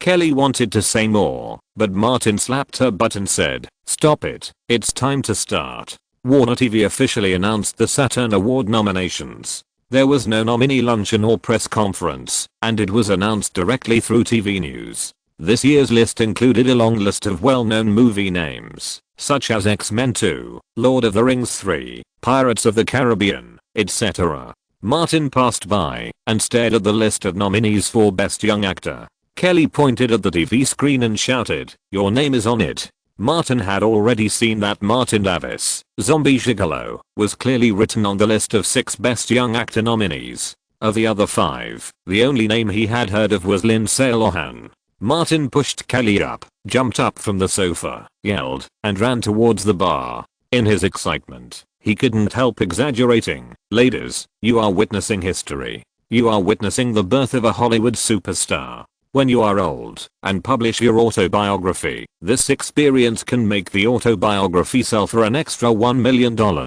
Louise rarely said anything sarcastic. Instead, she took out a bottle of champagne from under the bar and said, "It's worth celebrating." Kelly has been living with Louise and Martin recently. The three of them have been spending time together so much that it has become a habit. She asked dissatisfiedly, only wine. Slut, you're too stingy. Martin took the champagne, opened it, and poured it into 3 highball glasses. Louise snorted coldly and said to Kelly, I'll at least take out a bottle of champagne. What do you have? Kelly undressed as she walked, jumped up and sat on the bar. I'll take everything to celebrate for Martin. Louise picked up a white towel and blocked Kelly's mouth. Bitch, this is for Martin to celebrate for you. Martin skillfully took out 2 newly customized kettles and placed one in front of each person. Let's get started. Be more intense and cheerful, just celebrate for me. He felt that something was missing, so he took 2 glasses of champagne and poured them on the 2 kettles. You can use it. Louise looked at the wet kettle and said, you bastard are also a slut. You can't slander people out of thin air. Martin said seriously, have you ever seen someone as loyal as me? This time, even Kelly couldn't stand it. Is your face made of tank armor? Martin retorted with reason. I only like women with pretty faces and good figures. Isn't that loyal enough? 2 kettles flew over one after another, and Martin jumped out to escape. He called his agent first to confirm that he would appear as a guest performer and could bring his own dancers. Then he called Atlanta. There was no other way. The investment was too high recently, and someone was needed to share the cost. For a small actor like him who had no sponsor, attending the award ceremony was both an opportunity and a huge expense. Atlanta, Merita Community Theater. In the office of Robert, the troupe's chief acting director, there were several boxes of bottled and canned Coke. The production dates were all during the filming of Marzen's play last year. After receiving Martin's call again, Robert skillfully took out a bottle of Coke, smeared it with olive oil, and placed it on the desk facing west. Compared with before, Robert had one more thing. He faced Coke and murmured, Martin Davis is doing well. Jerome came in from outside and asked in surprise, what are you doing? Robert said, nothing, a small blessing ceremony. Jerome didn't ask much, as faith is a common thing. Come with me to the Beast House and help Martin with something. The two went straight to West Street and met Vincent wearing a cowboy hat in the office on the 2nd floor of the club. Jerome directly stated his purpose. Vincent stood up suddenly and asked, you mean Martin has been nominated for a National Film Award for Zombie Gigolo and will be performing on stage? Jerome said calmly, the Saturn Award is firmly in the top 10 of all American film and television awards. Warner Television is responsible for broadcasting the award ceremony to the whole United States. Vincent's head was a little confused. Martin asked Annie and the Handsome Men's group to go to Los Angeles. Jerome nodded slightly. Martin said that the club has helped him a lot. He plans to take the Handsome Men's group to perform at the award ceremony. When he gives his acceptance speech, he will specifically mention the Beast House Club and your name. The muscular woman Sophia, who had been silent all the time, took over the conversation. That bastard is a smart guy. Just tell me what he wants. Jerome said truthfully, all expenses incurred by sponsoring his attendance at the award ceremony, including clothing, makeup, car rental and celebration party, travel expenses for Annie and the Handsome Men's group, and all expenses in Los Angeles, are all covered by the club. Vincent said, it sounds like he is not doing very well in Los Angeles. The initial investment for an actor is relatively high. Jerome said casually, he is about to win his first national acting award. Sophia made a prompt decision. These are not a problem. Tell Martin that House of the Beasts should be thanked separately. Jerome replied, no problem. Art that cannot be monetized is not art. Chapter 118. People fighting for the top spot. Leader plus 13. The bus left Los Angeles International Airport. At the strong request of Hart, Kierrington and others, they did not go to the hotel first, but went straight to the Warner Studios in Burbank. Martin rented a professional dance studio here. The Handsome Men couldn't wait to meet their father. 18 handsome men are going to Hollywood. When they arrived at the entrance of the studio, Hart and Kierrington asked the guys to bring their food and walked into the studio in a mighty manner, following Bruce to find the dance studio. Bruce opened the door of the dance studio and saw a familiar figure stretching his body. Hart, who was well prepared, rushed up first. After a few steps of running, Hart slid out on his knees on the smooth ground, with one hand thrown behind him. The whiteboard pen tightly held in his hand, together with the paint on his 2 knees, drew 3 stripes on the floor. Carrington and other handsome men also slid in on their knees, leaving 3 stripes each. Hart opened his arms and almost hugged Martin's legs. "Martin lad, can I give you full marks this time? Look, we are sliding on 3 bars." The clean and tidy dance studio was made dirty by these idiots, and Martin was so angry that he wanted to kill people. "Old Bruce, take out your gun, drag these guys out, and shoot them all." Hart spread his hands and covered his butt. "No. Keep this perverted old Bruce away from us." Handsome man Brian said, "We live in the terrifying shadow of old Bruce in Atlanta, and we are still threatened by old Bruce when we come to Los Angeles." Bruce slowly raised his right hand and pulled his coat back. His elegant movements were like a civilized man. Hart saw that the civilized man was about to appear, so he quickly lowered his head, blew on the floor, and started to wipe with his sleeves. "Hurry up, wipe the floor. If you make Martin's father unhappy, do you still want to be on TV?" 18 handsome men became 18 cleaners. Mean, who was standing aside, was dumbfounded. What kind of a bunch of idiots are these? They are shameless and don't know what shame is. He was silent. Compared to these people, am I too thin-skinned? These guys came to rob the boss. Mean immediately ran to the next door, took a white towel, squatted down and wiped the floor. Martin ignored these idiots, took a few steps forward, came to Annie, and hugged her gently. "Teacher Annie, I'm going to trouble you again this time." Annie said, "The club paid." She smiled. "How many days do we have left?" 20 days. Martin gave the exact time, and added, "I won't do anything else in these 20 days. I will concentrate on training." Annie checked the dance studio. "You already have the foundation. 20 days to practice one dance. It's enough." Bruce brought more towels from next door and distributed them to Hart, Carrington and others, asking them to restore the floor to its original state. Martin suggested, "You guys go back to the hotel and rest first. We'll start tomorrow." But Annie put down her backpack and said, "No need. I've been on the plane all the way. It's just right to stretch my body." Hart turned around and said, "We can't wait any longer." Others echoed. Mean felt a huge threat, and his status seemed to be declining in a straight line. Originally second only to old Bruce, now retreating to the Pacific Ocean, he quietly found Bruce and asked, "Old Bruce, what's wrong with them? They worship the boss so much." Bruce said, "They all starred in Zombie Gigolo, and that movie doubled their tips. This time they will go to the award ceremony with Martin. Guess how much their tips will increase?" Mean's brain was active, and he immediately understood. "Am I in the same line of work as them?" "Almost." Bruce found a suitable description, the favorite of middle-aged and elderly women. He gently patted Mean's shoulder. "Those idiots will go back to Atlanta after the awards ceremony." Mean was relieved. He really couldn't bear the fact that 18 guys came to compete with him for the boss. Ann and the handsome men changed into dance clothes, and together with Martin, they warmed up and began training. Professional fitness and body shaping that lasted for more than half a year helped Martin a lot. Moreover, he did not follow the feminine route, and his public image off the screen was that of a sunny handsome man. In the evening, Martin booked a small restaurant in the hotel to entertain the old guys from Atlanta. The club business is booming now.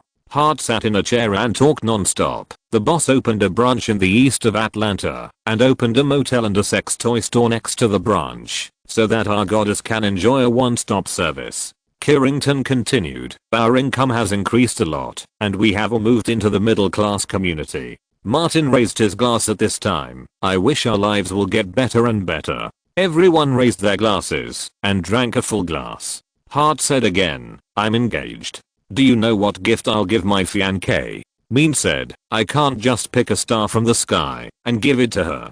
Hart poured some wine, came over to clink glasses with Mean, and said, "Hey, man, have you heard of the Atlantic Astronomical Society? One of the largest astronomical societies in the United States. I bought the naming rights of a star from them and named it after my fiancée. I gave her a star." Martin remembered clearly that the Atlantic Astronomical Society was the one Harris Carter had set up.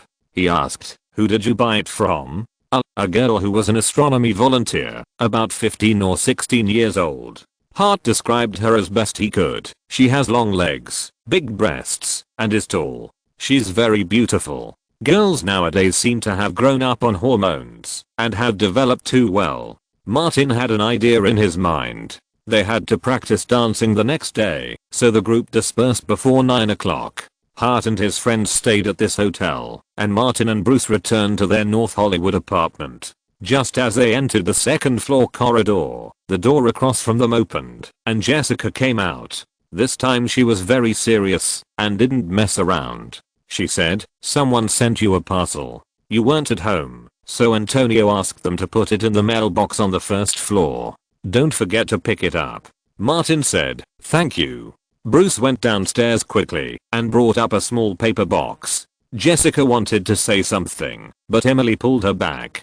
Bruce whispered, "They've gotten smarter." Martin took the box, opened the door, and went into the house. Bruce followed him in and went to the refrigerator to get ice water. It was mailed from Atlanta. He reminded her. Martin looked at the shipping address, Clayton Community. He asked for the saber Bruce carried with him, unpacked it in a few seconds, and opened the thick shockproof foam. Inside was a long strip of black cotton cloth. Bruce was curious. "What is this?" There is also a photo. There was a photo under the long object. Martin picked it up.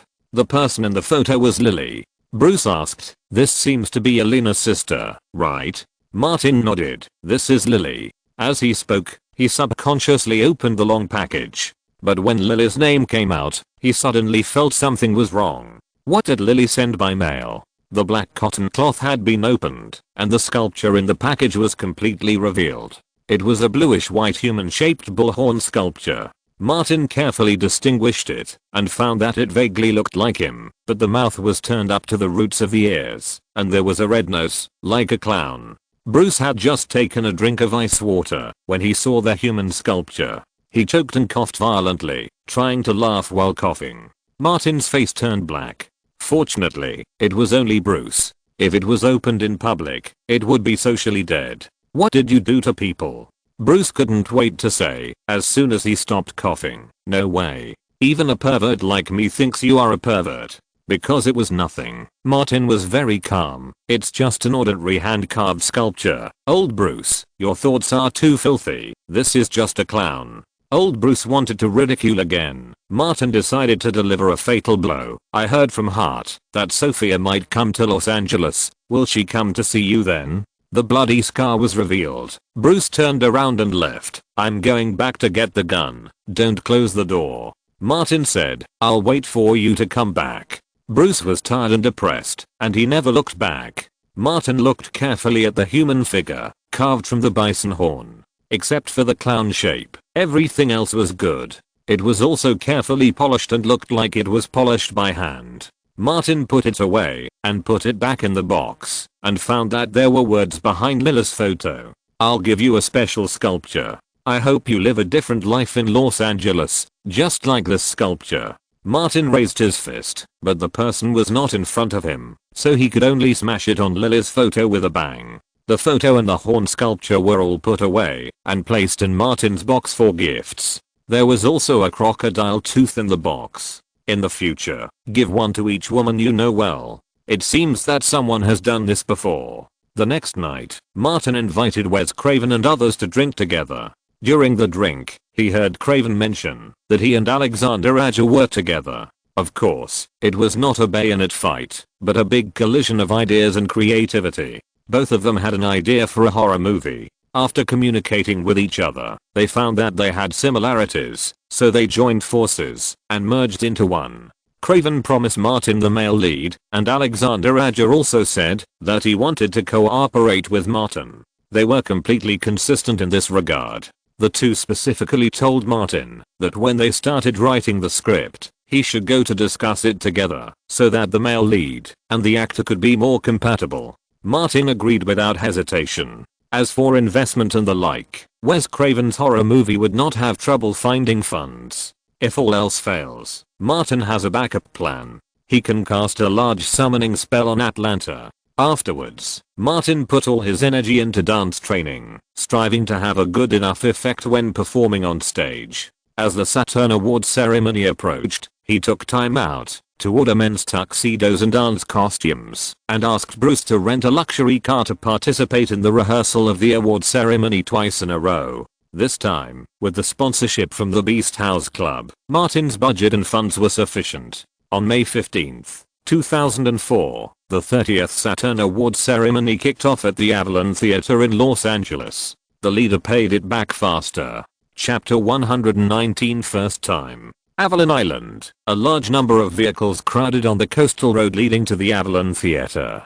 Dozens of actors or stars sat in the cars, just like Martin, waiting for the moment to walk on the red carpet in front of the theater. Bruce drove the car and moved forward slowly. A few hundred meters away, the shouts of movie fans came one after another. The front was still again, and Bruce simply said, "The momentum seems to be no less than the Oscars I have seen." Thomas, who was sitting in the co-pilot seat, said, "Most of the Saturn Award nominees are commercial films that sold well last year. High box office means a wide audience. If the audience likes it, there will naturally be more people supporting it." Martin has been thinking hard. How can I attract attention? It's frustrating. Thomas said, "The people attending tonight include big stars such as Keanu Reeves, Johnny Depp, Hugh Jackman and Nicole Kidman. You should think more about stage performances." Martin can face the reality. The status is too different. Thomas told him a more sad fact. "You can't be considered a star now." Martin was hit hard. Bruce wanted to avenge the previous day. "Dude, show your most perverted side, and you will be the brightest star tonight." Martin pulled his clothes back. "I want to be civilized." The car was moving very slowly. There was only one road leading to the Avalon Theater, so those who were not famous enough would have to wait. It was really boring, and Martin started to think of bad ideas again. "How about I fall down while walking on the red carpet?" Without waiting for Thomas to answer, Bruce said, "You are a man, not a cripple, and everyone will laugh at you." Thomas saw that Martin wanted to make trouble to attract attention, and advised, "You don't have the capital to mess around now. If you want to increase your exposure, you can walk slower on the red carpet and say more during the interview."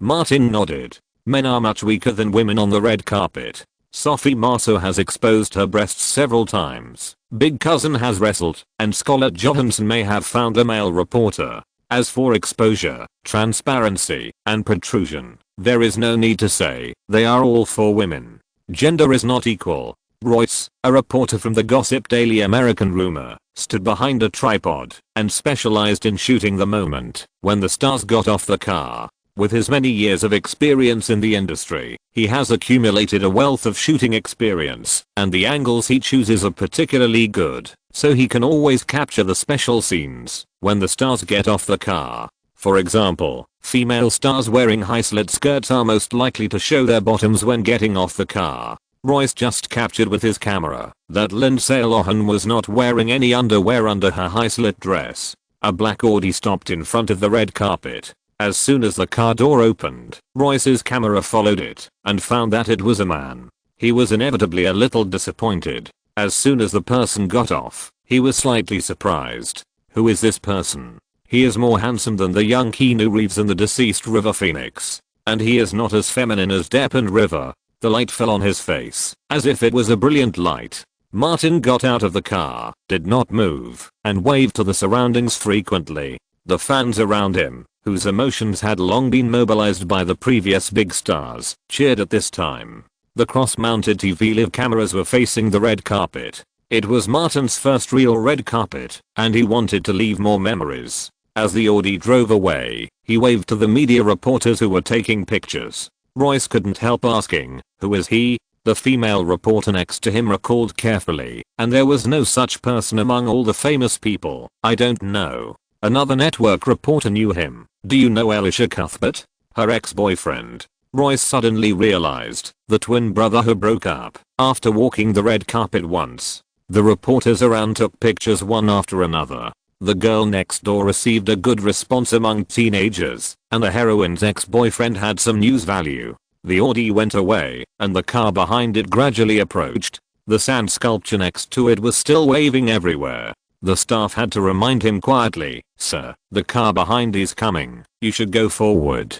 "Thank you." Martin seemed to have just reacted. "It's my first time. I'm too nervous." The staff saw that he was young and unfamiliar and thought it was excusable and quickly comforted him. "Just walk a few more times." Martin smiled. "Thank you for your encouragement." After a few short words, Martin stayed in front of the DV live camera for another 5 seconds and then walked slowly onto the red carpet. His speed was not very slow, much faster than the turtle who usually won the race championship. Unfortunately, no fans on both sides held his nameplate or zombie dancer poster. The red carpet was only a few dozen meters long, and Martin could not let the people behind him catch up, no matter how slow he was. Gradually approaching the theater entrance, a girl in the crowd on one side of the red carpet suddenly pushed forward. "Make way, give me some space, please. My supporter is coming." She finally squeezed to the front, held up a DVD poster of a disc store, and shouted loudly, "Martin! Martin Davis." Among the posters of many stars, a male dancer suddenly appeared, and Martin quickly noticed it. Hundreds of people came to the scene and finally saw someone who supported him. Martin, a conscienceless scum, was actually a little moved. He found a reason to continue to rub, strode over, and found that the woman holding the poster was very familiar, and he remembered it after a little recollection. The woman was so excited when she saw Martin coming over. "Martin, this way. I'm here." Martin went over and greeted with a smile. "Rachel, I didn't expect to see you here." Seeing that the other party remembered her name, Rachel's eyes were red. "I saw you nominated on the news, so I came here." Martin opened his arms and hugged her gently. "Thank you. And thank you for your encouragement. Do you remember the greeting you wrote to me?" He found that he had forgotten it and quickly said, "Your encouragement helped me get through the most difficult period for an actor." Rachel was moved to tears. "Martin, I will always support you." Martin opened his arms and hugged her gently. "Let's cheer together." The two separated, and Rachel took out her mobile phone. "Can we take a photo together?" Martin called the young man next to him. This handsome guy helped take a photo. The words sounded nice, and the man took Rachel's mobile phone and took a photo of Martin and Rachel. Martin returned to the red carpet and was overtaken by the actors behind him. He strode forward without any embarrassment. In the media area, the live broadcast party Warner TV will have a brief interview with the nominees. When the female host Sunny saw someone coming over, she found that she didn't recognize him. She immediately looked at the assistant nearby, and the assistant reminded through the headset, "Martin Davis, nominated for Best Young Actor, movie Zombie Gigolo,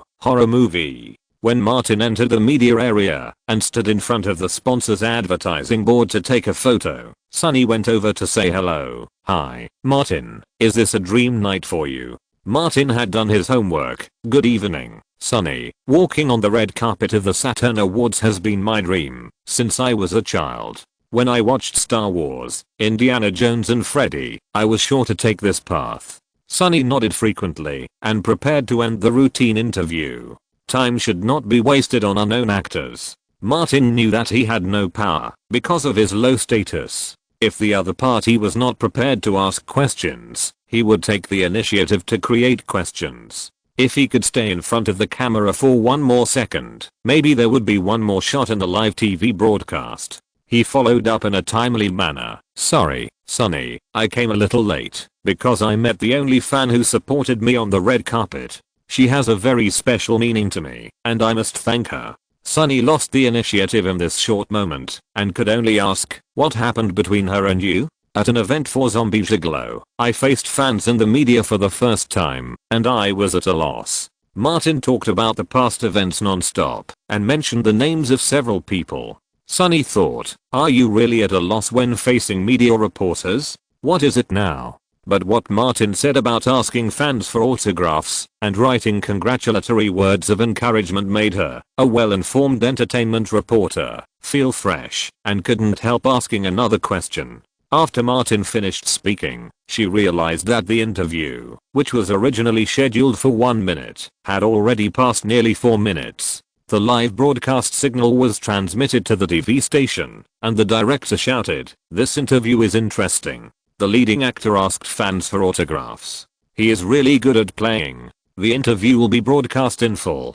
Since the Super Bowl nude incident at the beginning of the year, all live broadcasts in the United States have been delayed by 10 seconds so that the director can make more choices. In front of the TV, some people who watched the live broadcast also attended the fan meeting last year. In the bar, Rick said to a few friends, "See, this is Martin. He asked me for an autograph last year. Did you hear him? He mentioned my name." A few friends clinked their glasses together. "This guy's not bad. Another drink, I'll treat you tonight." Rick said, "His movies are not bad either. I suggest you find the disc of Zombie Dancing Man to watch." There were also many people discussing in the movie forum. A male protagonist attributed his success to the encouragement of fans. Even fans who didn't know him had a better impression of him. Soon, someone intercepted the video of Martin's interview and put it on the internet, which attracted a lot of attention.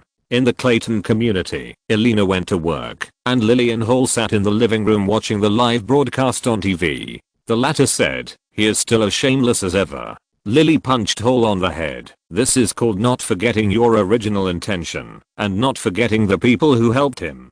Hall turned his head and looked at Lily. "Something is wrong with you. Because I'm smarter than you." Lily said disdainfully, "And you are so stupid that you can only dig holes." She clenched her fist. "Martin will definitely win the award tonight." Chapter 120. What is the most magical? In the villa's living room, Louise sat at the bar, sipping her wine slowly and occasionally glancing at the live broadcast of Warner TV. The award presenter, Jamie Lee Curtis, put down the card in his hand and read out, "The winner of the Best Young Actor is Martin Davis from Zombie Gigolo." Applause broke out. Louise picked up her wine glass and raised it to the TV. "Congratulations." Putting down the wine glass, she picked up the notepad where Martin often wrote recipes and quickly wrote a new account on it. After writing it down, Louise smiled. The bastard seemed to have paid the bill. Who cares? No matter if he gets a role or an honor in the future, it's all a new debt owed to her. It must be repaid with a new recipe until it is completely squeezed dry. As for what to do after squeezing dry, the female alcoholic and pervert will not think so far ahead. Atlanta, Clayton community. Hearing the name of the winner announced, Lila's face twisted. She wanted to jump up and cheer loudly, but she felt inexplicably depressed. Is it good or bad for Martin to win the award? Looking at the heartless Hall, it was all his fault. Lila's body had grown up, and with Elena's years of personal demonstration, she raised her fists and started to beat. Hall, her younger brother, screamed in pain. Lily felt happy and suddenly understood why Lena liked to suppress others with violence. Not only could she vent her anger, but it also made her feel better. Lily quickly decided that, whenever she encountered something unhappy, she would beat Hall. She felt better and no longer twisted. Lily slipped into the room, found the cell phone she had bought secretly, and quietly sent a text message. "Congratulations on your winning. Merita Community Theater," including the director Jerome and Robert. A total of hundreds of people gathered in the theater to watch the Saturn Award ceremony. When the winner was announced to be Martin, Jerome was the first to stand up and applaud. Robert also cheered loudly, stood up, picked up a bottle of Coke, opened it, and gulped down half of the bottle. Coke produced in 2003 tasted great. The community theater was full of applause. Jerome went on stage, stood in front of the TV, and recruited new members on the spot. See. Martin Davis, the rising supernova in Hollywood, came from the Merita Theater. He waved his arms and said something bewitching. "Do you want to be the next Martin Davis? It's simple. Join the Merita Community Theater. The opportunity is right in front of you." He was not just talking nonsense. Gray Pictures has signed a contract with Warner Brothers, and many future film projects will be shot in Atlanta, including the $150 million Charlie and the Chocolate Factory. The Merita Theater will give priority to providing young actors and extras for the crew.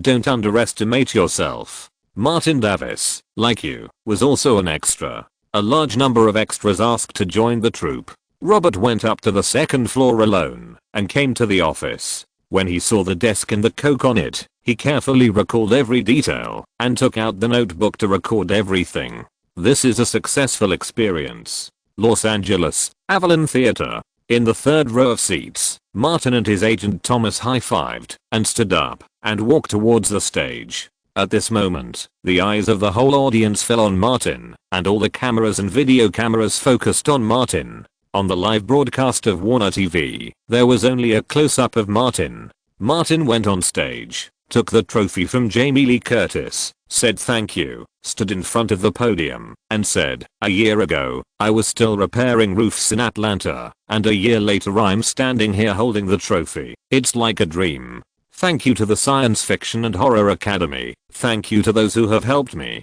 He got to the point. "Thank you to my friends in Atlanta, the Carter siblings and the Clayton community, the directors of the Merita Theater, Jerome and Robert. Thank you to the producer Grey Company. Thank you to the distributor Lionsgate, and thank you to my agent Thomas." Martin is a man who pushes agents to work hard all the time. He pointed to the seat. "Thomas is over there. He is my golden partner." The camera lens turned over. Thomas smiled and raised his hand, feeling so comfortable. "Agents also need reputation, okay?" Martin hurriedly said, "I also want to thank the men's group. Hart, you are the best dancers, and my brother, Old Bull, he is a truly civilized man. By the way, there is also Ms. Mel of Pacific Pictures. You gave me the opportunity to act in a movie." Seeing that the time was almost up, Martin quickly realized his artistic potential. "I want to thank the Beast House Club in Atlanta. The owners Vincent and Sophia provided us with the filming location and various conveniences. Zombie Gigolo was filmed in the Beast House. Thank you." Martin didn't waste a single second of the 45-second acceptance speech. He didn't go backstage until the prompt sounded. He came to the door of a dressing room and handed the trophy to Bruce at the door. Bruce gave him his mobile phone. He received several text messages. Martin quickly browsed through them and simply replied to a few of them. The phone vibrated at this time. It was from Vincent. "Congratulations on the award. The speech was great." Martin returned the phone to Bruce and said, "The sponsor is very satisfied. Inform Thomas and follow up with the follow-up publicity. It will be difficult to find such a generous sponsor next time." He opened the door and entered the dressing room. There were only 6 people in the men's group. Martin asked, "Where are they?" Brian said, "They went to the bathroom." As soon as he finished speaking, the other 3 stood up and said, "Let's go to the bathroom first." Martin looked at the time and saw that they still had half an hour before they went on stage, so he reminded them, "Go quickly and come back soon." He went into the dressing room and changed into his custom-made performance costume. When he came out again, Annie knocked on the door and came in, saying, "They are too nervous." Hart, Kierrington and others came back one after another. Martin's eyes swept over their faces one by one. During the rehearsal, these guys were only excited, but today they were going to go on stage, and most of them were very nervous. If they hadn't had long-term performance experience on the circular stage, their hands and feet might have been stiff. Hey, guys, what's wrong? Are you scared?" Martin prepared for the worst. If they were still in this state, he could only go on stage alone, but without dancers, the effect would definitely be worse. The handsome men's group had been rehearsing for more than half a month, and they couldn't just give up. When everyone came back, he clapped his hands. "Isn't it just being on TV? You have made movies before, so why are you afraid of being on TV?" Hart said, "No, boss, I just can't help but want to pee when I think about the live broadcast." Martin raised his voice. "Guys, you have seen everything. Were you nervous when facing so many customers in the club? Were you nervous when the team of hundreds of people booked the whole place and you went through a round-robin battle? Were you nervous when those customers took short videos of you? No. He knew how to inspire the fighting spirit of this group of people. Tonight, you are going to be on the stage of the Saturn Awards. Do you know how many wealthy women with a net worth of over 1 million are sitting under the stage? Do you know how many multimillionaires and billionaires are sitting in front of the TV? Tonight, as long as you perform well, they will be your future customer base. Do you know how rich their pockets are?" Martin's tone calmed down. "I have been in Los Angeles for half a year, and I found that many rich women are empty and lonely. They only have money, and they can only use money to exchange for happiness. Tonight, as long as you pass tonight, you will be the top male dancer team in the United States. Those people will fly to Atlanta to find you. Open your wallets and you can name any price you want. Hart, Kierrington and others all laughed. Martin's words had no magic power, but the money he frequently mentioned in his words had the terrible magic power to make God kneel down and sing conquer. Seeing that the old guys were getting better, Martin whispered the most inspiring sentence, "For money." The 18 handsome men gradually returned to normal and said in a mixed way, "For money." After 15 minutes, an assistant came to notify them to prepare to go on stage.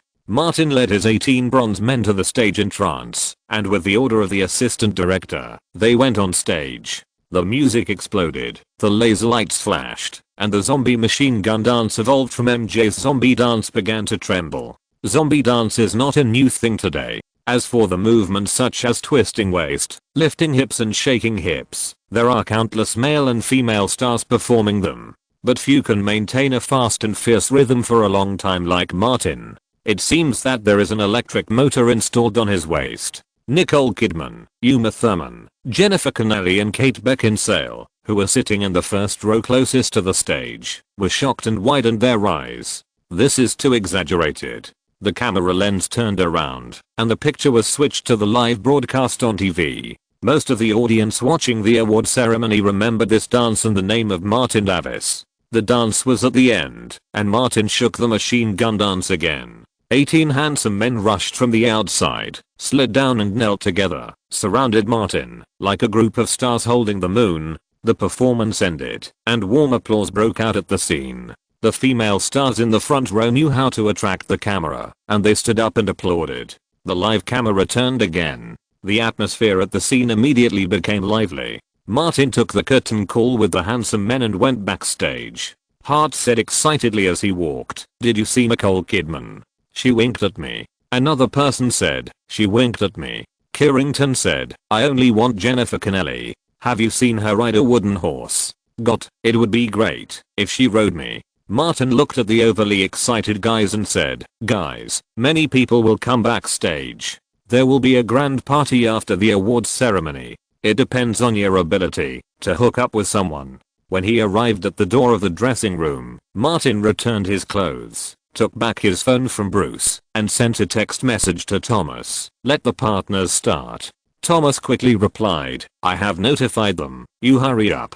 Winning the award and performing on the spot are only part of Martin's Saturn Award plan. Using the relatively abundant sponsorship funds, he asked Thomas to contact many entertainment media and online media to create momentum. In addition, he will not be idle backstage and will do his best to hook up. Chapter 121. For the sake of the essay, Leader plus 14. The Saturn Awards had not yet ended, and at least 20 well-known entertainment bloggers had announced that Hollywood rising star Martin Davis had won the Best Young Actor award. In addition to praising him, they also focused on Martin's resume. Born in the slums, he succeeded through hard work. This is not only not outdated these days, but can also resonate with ordinary people. These bloggers also forwarded Martin's blog address. Backstage at the Saturn Awards, Martin held the Saturn Award trophy and began to act. Bruce followed behind with a digital camera in his hand. Martin saw Uma Thurman, who had just won the Best Actress award, and immediately went over to her, using the Saturn Award trophy as a prelude, and said, "Ms. Thurman, I'm a fan of Kill Bill. I especially like your duel with Aisha Goran. Can we take a photo together?" Seeing the trophy in Martin's hand, and remembering the dance just now, Uma Thurman said, "No problem." The two stood together, and asked Bruce to help take a photo together. After the photo shoot, Uma Thurman said, "I just became your fan. That dance was amazing." Martin said rather exaggeratedly, "Wow, I actually have a big fan like Uma Thurman. I can't sleep tonight. No, I can't sleep this week, because I'm so excited." Everyone loves to hear flattery, especially when it's said in this way. Uma Thurman chatted with Martin for a while. After Martin left, he found that Frodo, who won the Best Actor award, went backstage and immediately turned into a die-hard fan of The Lord of the Rings. He took a photo with Elijah Wood again. Then he found Jennifer Connelly, who returned backstage as the award presenter. This Oscar winner was stunningly beautiful in the 1980s, but now she is as burly as Old Bull. Maybe she just took drugs recently, so her face is a little stiff. Martin still looked like he had seen a goddess and continued to use the Saturn Award trophy as a stepping stone to coax Jennifer Connelly to take a photo with him happily. When no one was around, Bruce asked quietly, "Can these be used?" Martin said softly, "I consulted specifically and put it on the blog. There is no problem." Bruce reminded, "Quentin is here. Kill Bill won the best action thriller." The ugly Quentin came in with a smile, wanting to find his museum a Thurman. Martin stopped Quentin halfway. Perhaps perverts have a common topic. The two of them discussed seriously which movie had the most beautiful female lead's feet, and then took a photo with their arms around each other's shoulders. Before Quentin left, he said to Martin, "Man, you are very much my cup of tea. Let's go out for a drink one day." Martin exchanged contact information with him again. Bruce and others left and said, "I feel he is more perverted than me." Martin lowered his voice, "You two perverts together can handle a woman. Your ass is yours and his feet are his." With the trophy in his hand and the beautiful words, Martin took photos with Hugh Jackman, Kate Beckinsale and Keanu Reeves one after another. Even Peter Jackson and Martin got a photo with him. Isn't the key to success to get a photo with him? There are so many ways to use a humble Saturn Award for Best Newcomer. After the award ceremony, Bruce took out the memory card from his camera and handed it to Thomas. Thomas quickly left the Avalon Theater and went to a nearby room that he had booked in advance. He opened his laptop and logged into Martin's blog. He posted a short essay about his winning experience that he had prepared in advance and also uploaded various photos that Bruce had taken tonight. In particular, Martin took a photo with various celebrities and directors holding the Saturn Award trophy. Thomas also notified the big entertainment bloggers he cooperated with and asked them to forward Martin's blog. Many people were attracted to it. Martin's blog has more than just these. There are also some photos with Elisha Cuthbert, videos of practicing the zombie machine gun dance, the final Macut photos of House of Wax, etc.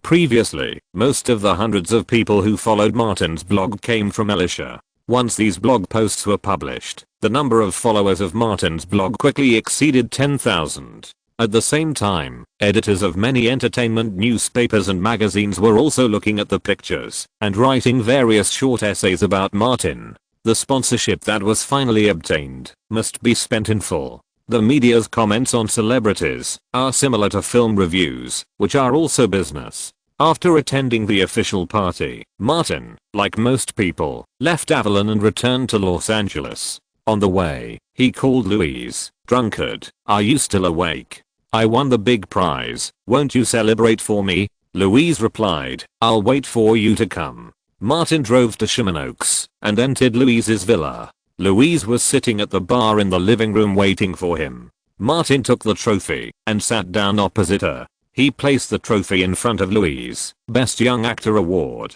Louise poured 2 glasses of wine, gave one to Martin, and asked, "Why did you come to me?" Martin said seriously, "Without you, I can't get it." Louise smiled and said to Martin without any politeness, "How do you want to thank me?" Martin took off his dress coat and threw it on the sofa. He clasped his belt with his hands and said, "Repay me with my body." Louise drank a glass of wine and opened her arms. "Carry me upstairs." Martin picked her up and went to the bedroom upstairs. The next morning, Martin went to the swimming pool on the first floor to swim a few laps, took a shower, and came out to have breakfast. The housekeeper Mary brought a pile of newspapers into the dining room. Louise said, "I asked Mary to buy them specifically." Martin took it and flipped through it, saying, "There are many reports about me." The front page headline of American Rumors was a report on the Saturn Award ceremony last night. Martin's name was listed in the list of winners. The third page at the back, with text and pictures, specifically introduced the Best New Actor Martin Davis.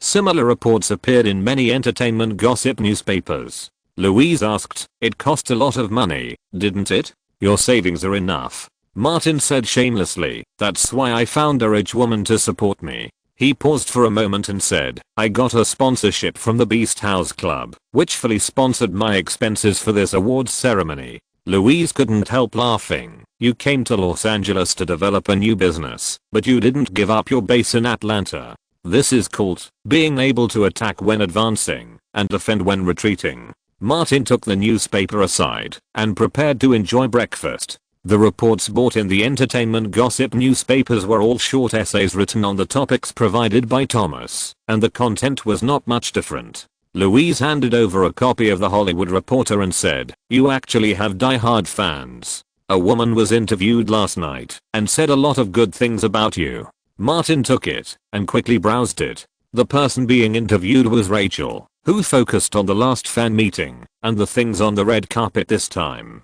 "This is not bought." He looked at the page, which was at the back. The Hollywood Reporter, a top newspaper in the industry, charges too much. One copy is worth the money of 10 other copies, but its sales volume is not as good as the sum of any 3 other copies. The sales volume of many toilet newspapers is not bad, especially among ordinary people. Louise said, "I checked your blog, and there are many followers." Martin ate breakfast quickly. "I'll use your computer later." After breakfast, he took a laptop and checked the information on the internet. The number of followers of the blog exceeded 30,000 overpass. There are even more short essays on the internet. In addition, his performance at the award ceremony last night appeared on many websites and forums, and the number of clicks seemed to be not low. Several movie forums even marked it with red top.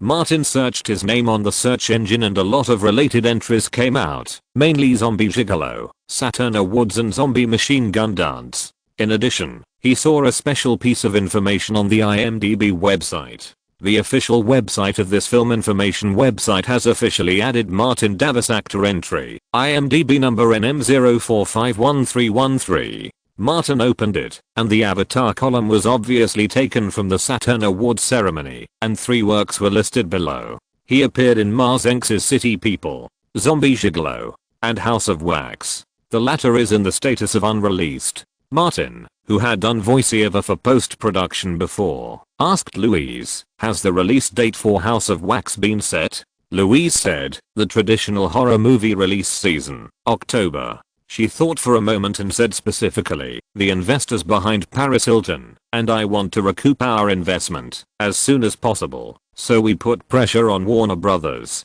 Martin asked, "When did they originally plan to release it?" "Next year," Louise said casually. "Big companies have their own drawbacks. They have so many projects under their umbrella that it's troublesome to schedule them." She winked at Martin. "For you, I specifically asked Warner Brothers to release it earlier." Martin thought of Alexander the Great. "What about your epic film?" Louise frowned slightly. "December, the golden season. I don't feel very good about it."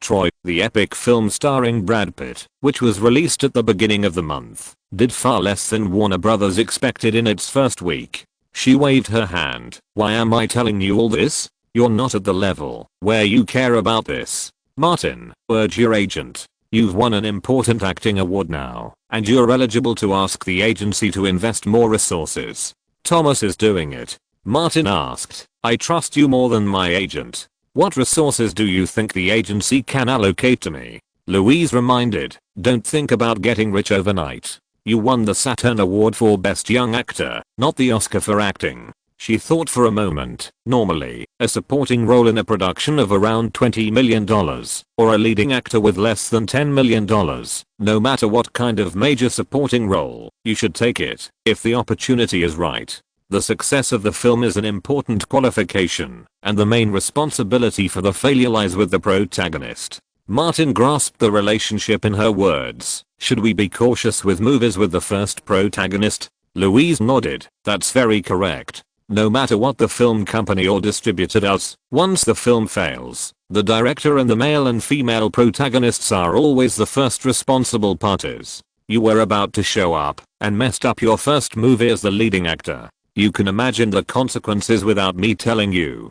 Chapter 122 Internal Promotion. William Morris, the regular Monday partner meeting, is coming to an end. After discussing the status of important clients, the topic turns to potential clients. Sharon, who is responsible for coordinating daily affairs, beckons to her assistant, who quickly comes over and connects the projector to her laptop. The Saturn Awards is one of the top 10 film and television awards in North America, and WMA's top management has also paid attention to it. Sharon opened the news of the Saturn Awards. Martin Davis, a level 6 client of the company, won the Saturn Award for Best Young Actor last weekend. He is currently receiving a lot of attention in entertainment newspapers and on the internet. There is a force behind him that is pushing him forward. Co-partner Eri Emanuel asked, were company resources mobilized? Very little. Sharon specifically asked Thomas about it. Except for his agent Thomas, no other company resources were mobilized. Eri looked up at the projection screen. How did he win the award? Sharon clicked the mouse, and Wes Craven's avatar appeared. Martin invited Craven to his private party, and he got Craven on board. Another co-partner, Jim Witt, said, Louise Mayer of Pacific Pictures recommended Martin to me because he starred in the theatrical movie Zombie Gigolo. I listed him as a key focus among the level 6 clients. According to WMA's internal regulations, only those who have starred in at least one theatrical movie or TV series as the protagonist or important supporting role can become a level 6 client. This standard excludes 99% of the actors in the industry. Level 6 clients are also called actors within WMA, but they are actors with exclusive agents. Above them are well-known actors, stars, famous stars, superstars, and superstars. The classification criteria are very simple: pay, power and influence. Pay is not the only criterion, but it is the most intuitive. 1 million, 5 million, 10 million, 15 million and 20 million. The priority of resources is clear. Because the agency is not engaged in art, but in money. Clients who can command a high price enjoy the best resources. WMA currently has no superstars. The most important clients are Michael Bay and Eastwood. I know Thomas. He's a new guy. He doesn't have the ability to deal with Craven. Ali became interested. This little guy has some tricks. Sharon is very meticulous. He played the leading role in House of Wax. The film has not yet been released. I called producer Susan and director Zomi. They both spoke highly of Martin's acting skills and praised him for being good at getting along with people. Ali said directly, with ability and connections, Martin's customer level will be upgraded by 1 level, and level 5 resources will be prioritized to him. In less than 2 minutes, Martin's affairs were over. Potential customers will be given proper attention, but whether they can get promoted also depends on luck. Sharon then mentioned the real key figure among the new customers, Blake Lively. These people discussed for nearly 10 minutes, because Ernie Lively was helping his daughter promote a platter. WMA wanted to cram as many of its own customers into this crew as possible. After the meeting, Sharon called Thomas and chatted with him for a few words. In the office partition, Thomas excitedly slammed his fist on the table. He was getting closer and closer to the independent office. He looked up and saw himself in the mirror. After putting the phone back to its original place, Thomas looked in the mirror carefully. Did his hairline seem to recede again? He scratched it and found a few strands of hair falling on the desk. Thomas was so excited that he blew it away in one breath, picked up his phone and called Martin. Come to the company quickly, there is something good. Half an hour later, Martin came to the office partition. Thomas had just printed out a thick stack of documents from the company's internal system. Martin glanced at them and saw that they seemed to be actor recruitment emails sent by the crew.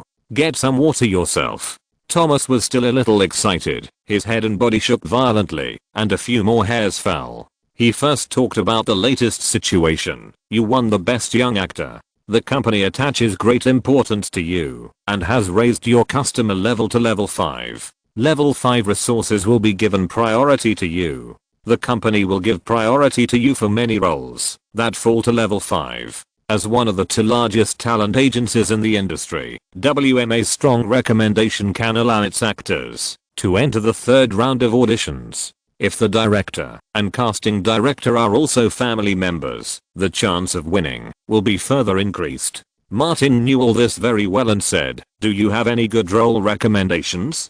Thomas brought a printout and said eagerly, a Castle Rock Films project, Crazy Hostages, with 2 main characters. Martin flipped through the printout, which had a simple script, character settings and introduction. After careful recollection, he had no impression of it. This was a project carefully selected by Thomas. The production budget is $8 million, and it's a family-friendly type. I expect the salary will not be less than $300,000. There has always been a market for family-friendly movies. Martin closed the printout and said, "Are you sure that a group of adults holding weapons and fighting in Disneyland is a successful family-friendly theme?" Thomas asked back, "What's the problem? I don't think it's very good." Martin took another printout, a Universal Pictures project. Thomas said, "George Romero is planning to remake Land of the Dead. This is one of the main roles, and the competition may be very fierce." Martin had only one impression of this movie, a zombie watching fireworks. He had to be careful when choosing the main character, and he took it aside again. Thomas was also in no hurry to choose, and took out another one, and handed it to Martin. The project of Dimension Films, The Brothers Grimm, is a fantasy film, and it will be financed overseas. The funds mainly come from Germany. It has a dual protagonist setting, and the first protagonist has been confirmed to be Matt Damon, and the second protagonist is planned to use a new actor with a lower salary. Martin refused without hesitation. All fantasy films a pass. Louise told him that Germany is a special toilet for Hollywood to launder money. God knows how much the actual investment in this film is. Thomas emphasized, the success of the Lord of the Rings series has triggered a fantasy boom. Martin said, Van Helsing was released at the beginning of this month. It has been 2 weeks now. How terrible are the box office and word of mouth? He was straightforward. I have no interest in fantasy and epic. Thomas said, you will miss a lot of opportunities this way. Martin didn't want to tangle with him endlessly, because he couldn't explain it clearly. I believe in Louise Mayer's judgment. But she invested in Alexander the Great. Louise has regretted it. Martin's words were like a knife. In selecting films, I believe in the professionalism of a producer. Does that mean that he, as an agent, is not professional? Thomas opened his mouth, but couldn't say anything to refute, because compared with the professionalism of film selection, most agents are not even as good as the managers around stars, let alone producers who face the first-line market. It's like a producer asking a film critic how to make a movie to have a market, which is 100% wrong. Thomas said, it's a good thing to choose carefully, but you have to understand that our choices are not wide. Martin nodded slightly and asked, are these the only ones? These are the ones who can be called protagonists for now. It is impossible for the movies in the next 2 years to recruit actors at the same time. Some crews or companies rarely cooperate with WMA. Thomas asked Martin to face the reality. Although the company does not have a supergiant, the intention to cooperate has been passed down layer by layer, and when it comes to us, they are all the leftovers of the stars. Martin understood this. Nothing else? Thomas pointed to the computer screen. There are still some villain roles, but I don't recommend. No, I strongly oppose you to choose a villain role, unless the villain looks like a protagonist. Martin began to talk again. People like me are of course born protagonists. Being a villain, I will be killed by this protagonist in this movie, and I will be killed by another protagonist in the next movie. It will be over soon. He asked Thomas, do you hope that I will be completely finished because of the choice I made in a hurry? When these words fell into Thomas' ears, his fiery heart and brain calmed down a little. He patted his forehead and accepted the reality of being photoshopped. My fault. The success of the Saturn Award, the company's attention. I was too excited. Seeing that he had calmed down, Martin said, let's continue. The remaining few were all supporting roles. The new films of the company's 2 major director clients, Michael Bay and Eastwood, were all recruiting supporting roles. The former was called Escape from the Island and the latter was $1 Million Baby. Martin had almost no chance of promotion for playing small supporting roles in such films, unless the salary was very high, which was obviously impossible. Thomas found that the company's system had been updated, and new projects and roles were automatically pushed to his OA.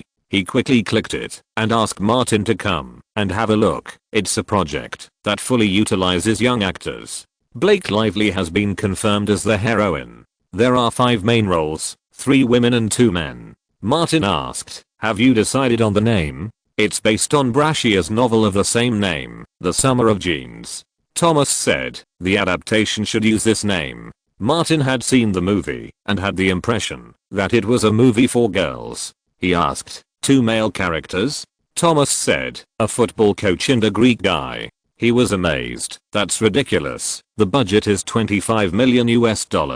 Hearing about the money, Martin became interested. If the role pays high, sign me up. I'm very poor recently. He added, forget about low pay. Thomas wrote it down. Others, do you think there are no suitable ones? It's really hard to choose a suitable role. There are indeed a lot of resources, but in Martin's eyes, the quality is worrying, and many are pitfalls. The success rate of movies is relatively low, so it is normal to have many pitfalls. Thomas smiled and said, for a project with a high investment, it is natural to find a star with strong appeal to lead the team. Pay attention to the pay for the summer of jeans. Martin reminded him, and then said something else. Do you have time to accompany me to a party in the evening? Thomas said, I have an appointment with a lady. Martin sighed. Wes Craven has arranged for me and the French director Alexandre Aja to discuss the script together. He specifically emphasized a horror movie script with me as the absolute protagonist. I haven't heard you say that before. Thomas was quite helpless. Martin said, the story comes from the collision of ideas between the two directors. Before they finalize the framework, it is full of uncertainty. I can't tell you something that is uncertain. Their agents will also go. I won't bring my agents, which seems disrespectful. Thomas was embarrassed and gritted his teeth. I'll go. I was busy all day yesterday and didn't have time to write. The second update has not been finished yet, so I will post it later. If you're listening to this novel on a channel other than Fanfic World, it means they downloaded and uploaded it without effort. We cordially invite you to visit our channel, Mundo Fanfic Novelos. There you'll find the original version of this story and you can explore many other novels of various genres. We're waiting for you to immerse yourself in a world of incredible novels. Chapter 123, Ways to Stimulate Work Efficiency. Brentwood is a famous wealthy area in Los Angeles. Martin specifically introduced Thomas, and Craven and Aja also introduced their respective agents. Then, the three agents were rushed to the banquet hall. Craven, Aja and Martin have already decided to cooperate, so let the agents get to know each other in advance to reduce conflicts in the later stage. The story outline is almost done. Aja gave Martin a handwritten manuscript. The character is based on you, and we too think we should listen to your opinions appropriately. Martin quickly browsed the outline. The family went out for a trip and encountered a perverted and deformed family caused by the US nuclear explosion, which caused a massacre. Because of his intervention, the outline has changed, but he can basically confirm that it is somewhat similar to The Hills Have Eyes that he has seen before. As the recognized godfather of modern horror films in Hollywood, Wes Craven's horror thriller project is definitely a guarantee of success. Craven looked at the time and said, this is not a good place to discuss. Let's go to a place that can make people think more actively. Martin asked at the right time, Wes, have you prepared a surprise? Craven said, it will definitely make men think more actively. Leaving the agent behind, the three of them drove a car. Martin sat in the driver's seat and, under the guidance of Wes Craven, came to a strip club. Martin was very familiar with this kind of place, except that the male dancers were replaced by female dancers. The three of them came early, and there were not many customers. On several stages, the warm-up dancers slowly twisted their sexy bodies. Craven was very generous. You guys, please feel free to go. I'll treat you tonight. He said to the waiter who followed him, I'll book the largest VIP room upstairs. The waiter ran backstage, and not long after, a dozen dancers in high heels walked onto the stage. Craven chose the youngest one, who was at most 18 years old, just old enough to do this job. Martin chose a tanned Latina who was wearing leather shorts and a black bra, looking like Jessica Alba in Sin City. Aja chose a blonde. The three of them went upstairs and entered the largest and most luxurious VIP room. They asked the waiter to adjust the sofa slightly so that 3 single sofas were put in a circle. Craven said, some soothing music. The dancers came in and danced on their laps in front of their respective clients. Craven watched the dancer, who was old enough to be his granddaughter, take off her top. His mind gradually became active and he said, I chose a story background of nuclear radiation, mainly because the issue of Iraq's weapons of mass destruction has been a hot topic across the United States since this year. The election is coming soon, and this matter will definitely be brought up repeatedly, so it is naturally popular. Agia stared at the swaying headlights and swallowed. My original idea was that it was a voyeuristic story. Girls go out and encounter voyeurists. The voyeurists eventually can't help but hurt the girls, and the girls find ways to get revenge. Martin asked, like I spit on your grave? Similar. Agia leaned forward slightly, as if she wanted to try the feeling of the headlights hitting her face. The scale won't be that large, but Wes thinks that in addition to voyeurism and rape, adding killing can further stimulate the protagonist's flame of revenge. The Latin girl on Martin's lap twisted her waist like a snake and slowly unbuttoned her top. In this situation, Martin couldn't help but take a deep breath. His brain was stimulated and his thinking became more active. I have an idea. Let's add a newborn baby to the protagonist, and it is snatched away by perverts. Then the protagonist turns into a pervert and starts killing people. Craven took out a $20 bill and stuffed it into the person's shorts. He hooked his finger at the girl and said, "This is a good idea. A father is willing to give everything for his children." Agia found that Craven's face was run over by the headlights, so he followed suit, took out the banknotes in his wallet, and stuffed them out. In the ending, the protagonist's team is wiped out. The rest of the words were not said, because the headlights ran over Agia's face. Martin was going to play this role and said, "Isn't this a bit bad?" Craven temporarily got rid of the crushing. "Agia, yours is the European style, and you will lose the audience." In the beginning, the pervert ambushed the unprepared protagonist's family. The killing process must be cruel. The elderly were killed, the wife was killed, the pets were killed, and everything was arranged. The killing process should be as cruel as possible to pave the way for the exciting counter-attack later. Martin interrupted, "Do you want to add a sexy beautiful girl being raped by the pervert?" When I was acting in a late night movie, the director, the one who likes to kill zombies, Benjamin, said that violent scenes of beauty and ugliness can stimulate people's emotions to the greatest extent.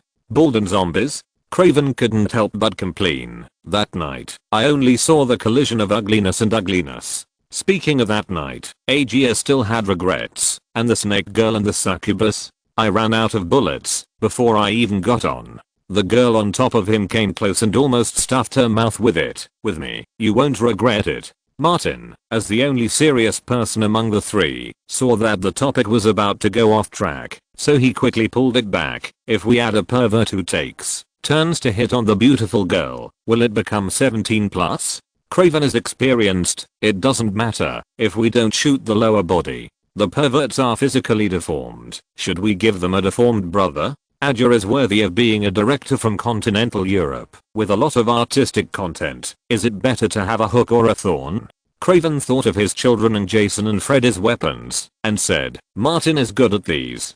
Don't you think the topic has gone off track?" Martin reminded, "You're using your active mind in the wrong place." Craven returned to the topic. "What identity do you want to choose for the protagonist? A former soldier? A wrestler? A hunter who hunts frequently?" Martin added, "Texas redneck. I'm from Georgia. I can use a gun well. I know a little fighting, and I'm good at action scenes." Agia said, "A middle school physical education teacher, good at many sports, and usually a good guy. I think he's not bad."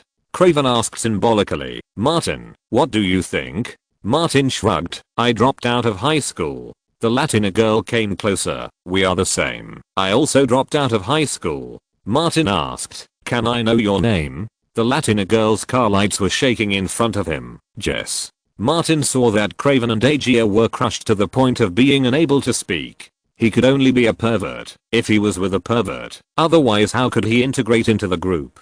He was forced to take out $1 and stuffed it into Jess. "Okay." Jess moved closer. "You can't tell anyone, otherwise we will be in trouble. This is illegal." The rolling wheels rolled back and forth on Martin's face. After a round of dancing, Jess and the other two went out to rest and prepare for the next round. Martin and the other two continued to discuss. The main thing is the male lead, which is more in line with Martin's image. Agia said, "He is a good person at ordinary times and looks sunny and cheerful. Once he is stimulated, he turns into a crazy pervert. Isn't this Martin himself?" Martin was dissatisfied. "Hey, man, the reputation of good man Martin has spread throughout Atlanta. Do you know the Methodist Association? They have always been grateful to me. Craven turned to the more critical aspect. Our next step is to promote this project. First of all, we must find a reliable production company. You may have some money in your hands. As a friend and a veteran, I remind you that only fools will use their own money to make a movie. Martin said, Wes, with you here, are you afraid of not being able to find a producer? Craven shook his head. For any director and producer, it is not an easy task to attract investment. Martin thought of his fan club and said, I should be able to attract several $1 million in investment, but it's hard to say the specific amount. Craven asked, Louise? No. Martin said vaguely, investors in Atlanta, there are some things you know. Craven smiled. This kind of thing is not a big deal. We will set up a studio and calculate the finances separately. Agia stretched. I don't understand those things in Hollywood. I will be responsible for filming. Craven said, we won't participate in the details. We will find a few people to set up a studio. When this opportunity comes, there will be many people rushing for it. Martin thought of Andrew from Grey Company. Since he took the blame to set up the Zombie Gigolo studio, Kelly has been using him more and more. He pulled his thoughts back and said, it's settled. I'll get someone from Atlanta. Craven said, wait until the first version of the script and the plan come out. Although he was sure that people would pay if Wes Craven stepped forward, Martin consciously followed Craven's rhythm and said, I'll listen to you. Agia couldn't wait and suggested, shall we start the second round? Craven was old, but not old at heart. Come to the second round. There is not enough stimulation, and there is no idea for work. Martin also found that this made his thinking more active and conducive to improving work efficiency. If you want to get the recognition of your work partners, you naturally have to do the same thing. After the new round of dancing, the 3 workaholics exchanged partners and then called in 6 more dancers. When the show was over, the romantic French director Agia took 4 away. The lonely Martin joined the equally lonely Thomas and left together in a car. The driver was of course Mr. Thomas, the agent and driver. He talked about the conversation with the other 2 agents. It is said that your last private party has rekindled Craven's interest in horror movies. He turned down the invitation to direct an action thriller from DreamWorks and is preparing to make this horror movie where both the protagonist and the villain are perverted. Martin said, the chance of success is higher if we work with Craven. Thomas completely agreed with this. Although not every Craven work will be as popular as Scream, his horror movies have always been guaranteed to have a commercial bottom line. Compared with this project, the roles I showed you during the day are too risky. He said, the most important point, I don't know what method you used, but Old Man Craven likes you very much and is willing to let you play the leading role. As for the others, who can guarantee whether the audition will be successful? Martin knocked his head and said, I still owe Craven a party. I need to think carefully about how to play new tricks. There are only 2 chapters today. Continue to write.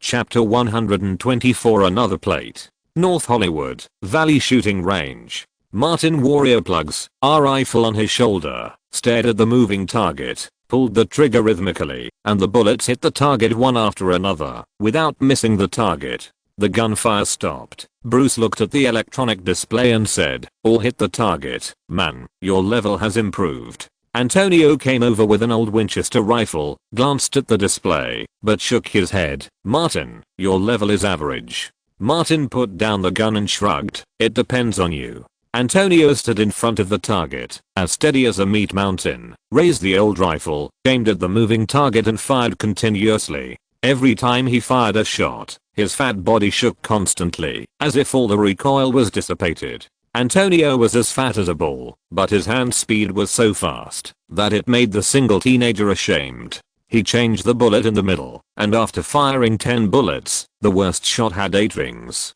Bruce was surprised. I didn't realize that you are a civilized person. Martin didn't expect that the fat landlord had a fast shooting speed and shot accurately. Antonio took off his earplugs and gasped heavily. The 2 lumps on his chest trembled violently. It seemed that, if he couldn't breathe, he would die on the spot. Martin asked, do you want to call a doctor? Antonio held the pillow next to him and shook his head. After half a minute, he finally spoke. I'm too fat. Shooting is too strenuous. Martin said, fortunately, you don't have a beautiful wife. Bruce followed up, Anthony, don't find a wife. Martin's bastard father is best at hooking up with the neighbors' wives. Don't you think he won't? Martin gave Bruce a middle finger. Antonio's breathing became smoother, and he patted his belly, which was bigger than a basketball. My brother has shrunk so much that he can't be seen anymore. Why would he look for a wife? He was a man who understood life. I have millions of dollars in assets. Why would I look for a wife to help me spend money? You have understood life thoroughly. Martin didn't dare to let him shoot again. Let's go and take a break, he said as he walked. Not bad for shooting. Antonio shook the 2 lumps on his chest. The best sharpshooters in the public are all fat. Just as he arrived at the rest area, Mean came in from outside. He looked embarrassed. I had an audition and I came late. Martin pulled out a chair and sat down, asking, the one recommended by Craven? Yes, Land of the Dead. Mean opened his mouth and bent his hands into claws. I play a zombie with a very unique personality. Director Craven recommended it. The casting director Eva is a 55-year-old woman. Antonio, an outsider, was there, so he was embarrassed to say it clearly. Martin and Bruce could understand. Mean is indeed a killer of middle-aged and elderly women. Antonio looked at Mean briefly, then skillfully took out a business card and handed it to him. Drive Hyena, specializes in rectal surgery. Go as soon as possible. If you need me, don't delay. He saw Mean in a daze. I have been in North Hollywood for many years and have seen many clients with rectal prolapse. Mean was speechless. He wanted to throw it away, but after thinking about it carefully, he put it away again. What if he needs it someday? Before the Saturn Awards ceremony, he heard from Hart and Kirrington that there was a poor ogue in Atlanta who hooked up with a rich woman who liked to be from behind and made a lot of money. If such a rich woman really came to him, it would not be impossible to consider it. Someone passed by, a young man in his 20s, saw Martin. His eyes stayed on his face for a few seconds and said, sorry to bother you. Are you a star? Martin smiled at the man. Hello. The young man immediately said, you are. He couldn't remember Martin's name, but he remembered. I've seen you take a photo with Hugh Jackman with the Saturn Award. You are as handsome in person as in the photo. Mean understood that this person didn't remember Martin, but remembered that Martin had taken a photo with Hugh Jackman at the Saturn Awards, and hurriedly introduced. My boss is Martin Davis, Saturn Award for Best Young Actor, Hollywood Supernova. The young man took out his mobile phone. Take a photo? Martin did not refuse, and let Bruce help take the photo. After everyone left, Antonio was surprised. You have a fan. Martin said arrogantly, I won a big award once. Antonio stood up tremblingly. Let's go back and take a photo in front of the apartment. When you become a big star, I will put the photo in the middle of the lobby. Then the house will be rented out to actors and the rent will be doubled compared to now. Martin smiled. You have to give me a commission. Back at the door of the apartment, Martin took a photo with Antonio. Seeing that it was about time, he drove to Warner Studios. After making a phone call and waiting for a while, Louise came out from the door of the studio. When she got on the passenger seat, Martin saw that her brows were furrowed. He stretched out a finger and slowly smoothed them. He asked, are you worried about something? Let's find a place to have a drink first. Louise fastened her seatbelt. I don't feel very well. Martin started the car and went to North Hollywood. Work. Louise didn't want to say more and asked again, if I go bankrupt, will you kick me away? Of course not. Martin said, I'm a good person with a conscience. Louise shook her head. You have a conscience? She stopped talking about these troubles. Let's go. Find a place to drink. Martin smelled a faint smell of alcohol from her. Did you drink at noon?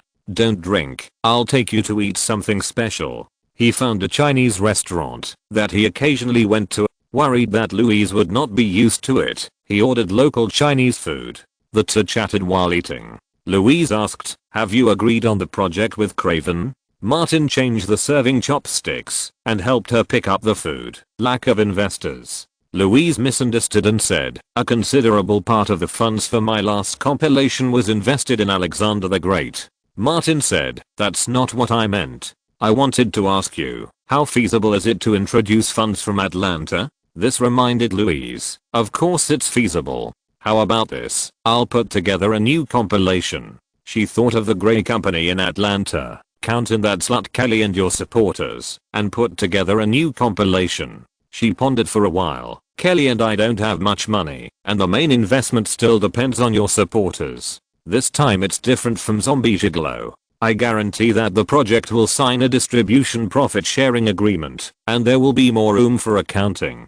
Martin couldn't help laughing. I found out. The back. No, there's no one to support me from below. It's too difficult to climb up. I'm going to be on top tonight and push you down. Louise made her position clear and said, are you sure you can get the funds from there? Martin nodded. I have contacted Atlanta once, and the problem is not too serious. He looked at Louise affectionately. Drunkard, I found out that you are still the best to me. Louise snorted and told the devastating fact. Since Scream, none of the works produced or directed by Wes Craven has lost money. Martin said, when the crew is established, I will have a party with more variety. After dinner, the two went to Malibu Beach to watch the night view for a while. When they returned to the apartment building, high-pitched singing floated up. Antonio moved his fat body and came to the corridor on the second floor, shouting, Martin Davis, my friendship gun said that you should be removed from the friend list. In the night, in Venice, a small seaside town in Los Angeles, Kim Kardashian parked her car in front of a hotel, made a phone call, and took the elevator to the 6th floor. The door opened. Bruce waved at her, waited for her to come in, and locked the door, looked at her face and asked, what happened? Kim said pitifully, in the afternoon, Paris threw a piece of clothing at me, and my face was hit by the hanger. Bruce saw through this woman's mind. Did she fulfill her promise in Australia? Kim's face was very ugly. Although she was disappointed with Paris in Brisbane, she still had a little expectation. After returning to Los Angeles for so long, Paris did not mention anything about introducing her to the celebrity circle. Jin's tears welled up. I'm totally confused now. I don't know what to do. Bruce said, it's very simple. Find a time when Paris is depressed. Encourage her to go to the bar to drink. With your ability, it's not difficult to make her completely drunk. Quarrel with her for a few words. Let her drive herself. The rest is easy. Jin asked, I'll come out again, accept interviews with reporters, and offend her? Bruce smiled. Didn't you say something for Paris in front of the media recently? I know. Jin turned around, holding the wall with her hands, bending her waist, and sticking out her hips. An ambitious woman with a perverted buttocks, and a story that can't be described. Nearly an hour later, Jin came out of the room, returned to her car, opened her bag, and took out the recorder, smiled at the corners of her mouth, and pressed the play button. As a result, all that was played was noise, and no words could be heard. Is the recorder broken? Jin slapped it hard a few times, but it was still the same, and threw it on the passenger seat in anger. On the way back, Paris called and asked Jin to go back quickly and drive her out for a drink. There was no need to look for opportunities, because they were always there. Kim decided to do it tonight. After picking up Paris, Kim drove to a familiar bar and deliberately took advantage of Paris's defenselessness. Without spending too much effort, she got Paris, who was in the most promiscuous stage of her life, drunk. Kim also used a little thing to anger Paris, who scolded him on the spot and told her to get out several times. Just like that, Kim left the bar. Paris got in the car alone and prepared to return to her residence. The car was not driving steadily and was swaying. Kim sat in the taxi she called and followed for a while, but found that the common patrol car had not appeared. She took out the mobile phone she had prepared long ago and called 911. Hello. I found someone driving dangerously in the middle of Sunset Boulevard. The license plate number is. A few minutes later, a patrol car with flashing lights appeared and asked Paris to stop for inspection. The car not only did not stop, but instead accelerated. It was not until the LAPD took measures several times that it was forced to stop. Then came the routine inspection, the drunk driving test. Paris couldn't even stand straight because she was drunk. Paparazzi gathered around and filmed the whole process. Kim thought that Paris's driver's license would at least be suspended, and then she would find a way to make her drive drunk.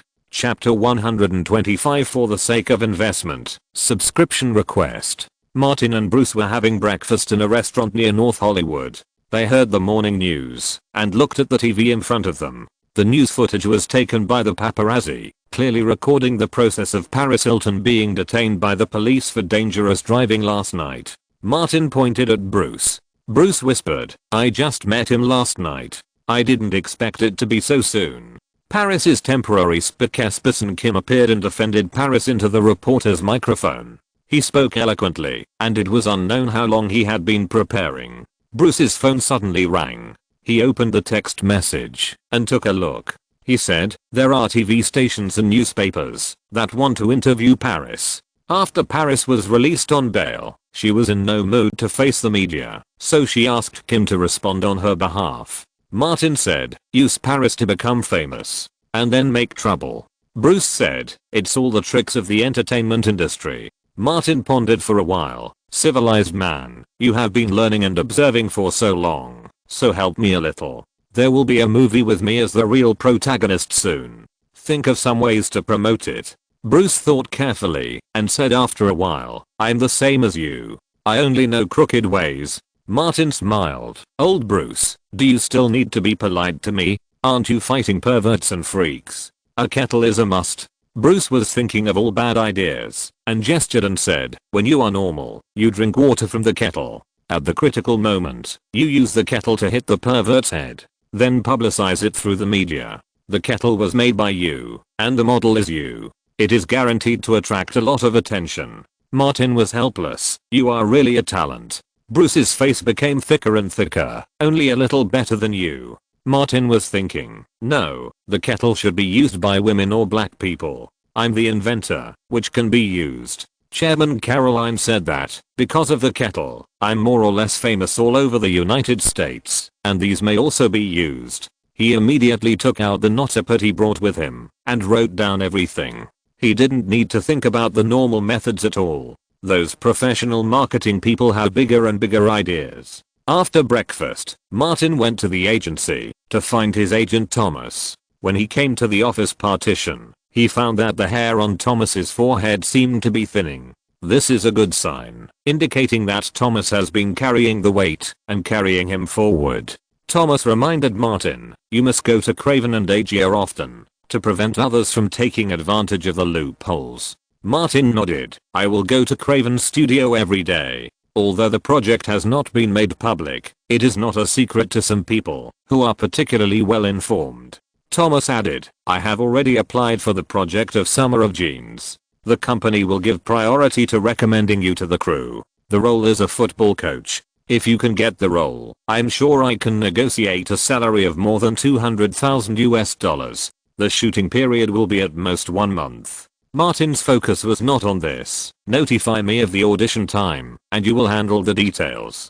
Thomas said, "No problem." "Yes, old bull, and I just had an idea." Martin briefly recounted what had happened before. "You are a professional. Can you do it?" Thomas thought of the kettle he had seen, and after a while he said, "It can be used. If used well, the effect will not be bad." This has always been a topic of concern and mainstream value orientation in society. Martin did not stay in the agency for long. He soon went to Craven's studio and talked about similar things. Craven considered it. If the main plot of the script remains unchanged, some individual characters can be changed appropriately. Sometimes publicity is more important than the quality of the film. Since you have such a foundation, we should use it. Agia praised, "Hollywood is more colorful than European films. European films focus on showing the dark side of human nature and ignore marketing." Martin thinks that things should be looked at from both sides. Some large-scale movies are still very good. I especially like Sophie Marceau. Watching movies starring Sophie Marceau basically fast forward all the way to a certain clip. Later, the internet developed, which made it even simpler, with various collections. 3 days later, Craven's assistant team made a preliminary budget. The film actually involves not many people and scenes, and the expected production cost of $10 million can be done. But the production cost that can be reasonably accounted for is $16 million. As for the later publicity, there are too many places to tamper with. Martin immediately called the Atlanta support group. "Boss, it's me, Martin. Before I left Atlanta, you and Sophia asked me to pay attention to investable projects. The one I told you about some time ago can now be confirmed." Vincent, who was in Atlanta, said, "Sophia and I have been waiting for your news. Tell me more about it." Martin roughly said, "It's a horror movie. The producer and screenwriter is Hollywood horror godfather Wes Craven. The director is famous French director Alexandre Aja. I'm the male lead. Hollywood gold medal producer Louise Mayer's Pacific Pictures will organize the compilation, and Keller's Grey Pictures will also participate." Last time, Vincent and Sophia tasted the sweetness, and he said directly, "How much is the investment? Tell me the number." Martin said, "I will send you the budget later, $16 million US. Vincent was very happy. "Leave $12 million US for Sophia and me, and the two of us will rush to Los Angeles as soon as possible to deal with related matters." Martin agreed at once. "I will prepare the materials here and send them to you. Take a look first and come back if you like it." With the support of the hometown fan group, he was confident in doing things. Martin then called Kelly Gray, soon a deputy manager of Pacific Pictures and an assistant of Craven Studio, rented an office in Warner Studios and officially established the Hills Have Eyes film studio. The studio's finances are independent and accept joint investment. After the total investment of $1 million US from Pacific Pictures and Grey Pictures arrived, the crew was officially established. Wes Craven served as the screenwriter and producer, Alexander Aja served as the director and executive producer, and Martin as the representative of Louise and Kelly in the crew, in addition to the male lead, also held a position of co-producer. Martin's total salary for the two jobs added up to $600,000 US. The premise of all this, of course, is to really attract investment. At Los Angeles International Airport, Martin and Mean were waiting at the VIP exit early. Mean asked, "Boss, why doesn't Old Bull come?" Martin said casually, "Old Bull is scared. The reason is very simple. In addition to Vincent, Sophia is also coming. She is a shadow that civilized people can never erase in their lifetime." In the distance, 4 people turned the corner and walked along the corridor. Sophia, the leader, was wearing a t-shirt and shorts, with muscles bulging on her arms and legs, looking like they could explode at any time. Vincent was still wearing his cowboy hat. Behind them was Ivan, who was dragging a suitcase. To Martin's surprise, the person who dragged the suitcase for Sophia was Scott. Martin took the initiative to step forward and greeted him. "Boss, Sophia." Vincent walked over quickly, opened his arms and hugged Martin. "My friend, my brother, I knew you were extraordinary, and you are just as good in Los Angeles." Martin was no different from before. "Fortunately, I didn't let the boss down." He let go of Vincent and shook hands with Sophia. "And ma'am, you put your trust in me." Sophia's hand felt like a stone, but she was smiling. "You gave me a surprise." Martin let Mean lead the way, and they came to the luxury business car together. When getting on the bus, Scott, who was walking with his legs spread wide, came over and whispered, "Boy, you're doing well." Martin pointed to his ordinary clothes, and then pointed to the donkey brand on Scott's body and said, "Not as well off as you." Scott raised his head, walked with his legs spread wide, and got on the bus. After Martin got in the car, he asked, "Let's go to the hotel first." Sophia couldn't wait. "Let's go to the movie studio first." Martin said to Mean, "Warner Studios." Vincent was curious, "Are you cooperating with Warner Brothers?" "We just rented an office in the studio." Martin said simply, "The studio is currently discussing distribution with Warner Brothers. This time, we signed a global distribution contract, and the revenue will be shared by the box office." Sophia has learned about the film industry professionally in the past 6 months. "Box office sharing is good." Martin added, "The studio plans to shoot the entire film in Mexico, build a studio in Baja California for the interior scenes, and find a suitable location for the exterior scenes." Sophia smiled even more happily. "Great. Mexico is a good place to make movies. All of this is very helpful for accounting." She gave Martin a thumbs up. "You are very thoughtful." Martin said, "You are willing to invest, so of course I have to urge the crew to make preparations." Arriving at Warner Studios, they changed to 2 battery cars and soon arrived at the rented office. Martin made a phone call halfway through the journey. Aegir and Craven were waiting at the door of the small office building. As soon as they got out of the car, Martin introduced the two parties. Sophia's eyes widened when she saw Craven. This old man is so handsome. His artistic temperament is indescribable. Looking at Scott again, he suddenly didn't look so good. When visiting the studio, Craven briefly introduced the progress of the project. Martin found that Sophia always asked Craven questions enthusiastically. Before she and Vincent went to discuss specific investment matters with the head of the studio, she also invited Craven to have dinner together in the evening. After they entered the conference room, Craven breathed a sigh of relief and quickly found Martin and asked, "What's wrong with that female King Kong? I just felt like I was being stared at by a female hyena." Martin asked tentatively, "You to her? Are you kidding me?" Craven said, "I'm normal. How could I like a woman like this? Her arms are thicker than my legs. You are really a pervert." Martin could only remind him, for the sake of the dollars, stay away from her. Thinking of the tens of millions of dollars of investment, Craven nodded. "I'll retreat first. You cover me from behind." The old man has been through ups and downs in Hollywood for decades, and he has seen all kinds of perverts. It's better to escape first. The investment negotiations went smoothly, and the two sides reached a preliminary intention before leaving get off work. 2 updates today. I'm preparing for the next outbreak. End of this chapter. Thank you very much for reaching the end. Don't forget to like. Looking for more exclusive content and immediate access? Subscribe to our Patreon. Remember, every like, subscription, or donation encourages us to continue. Thanks to everyone. See you in the next video.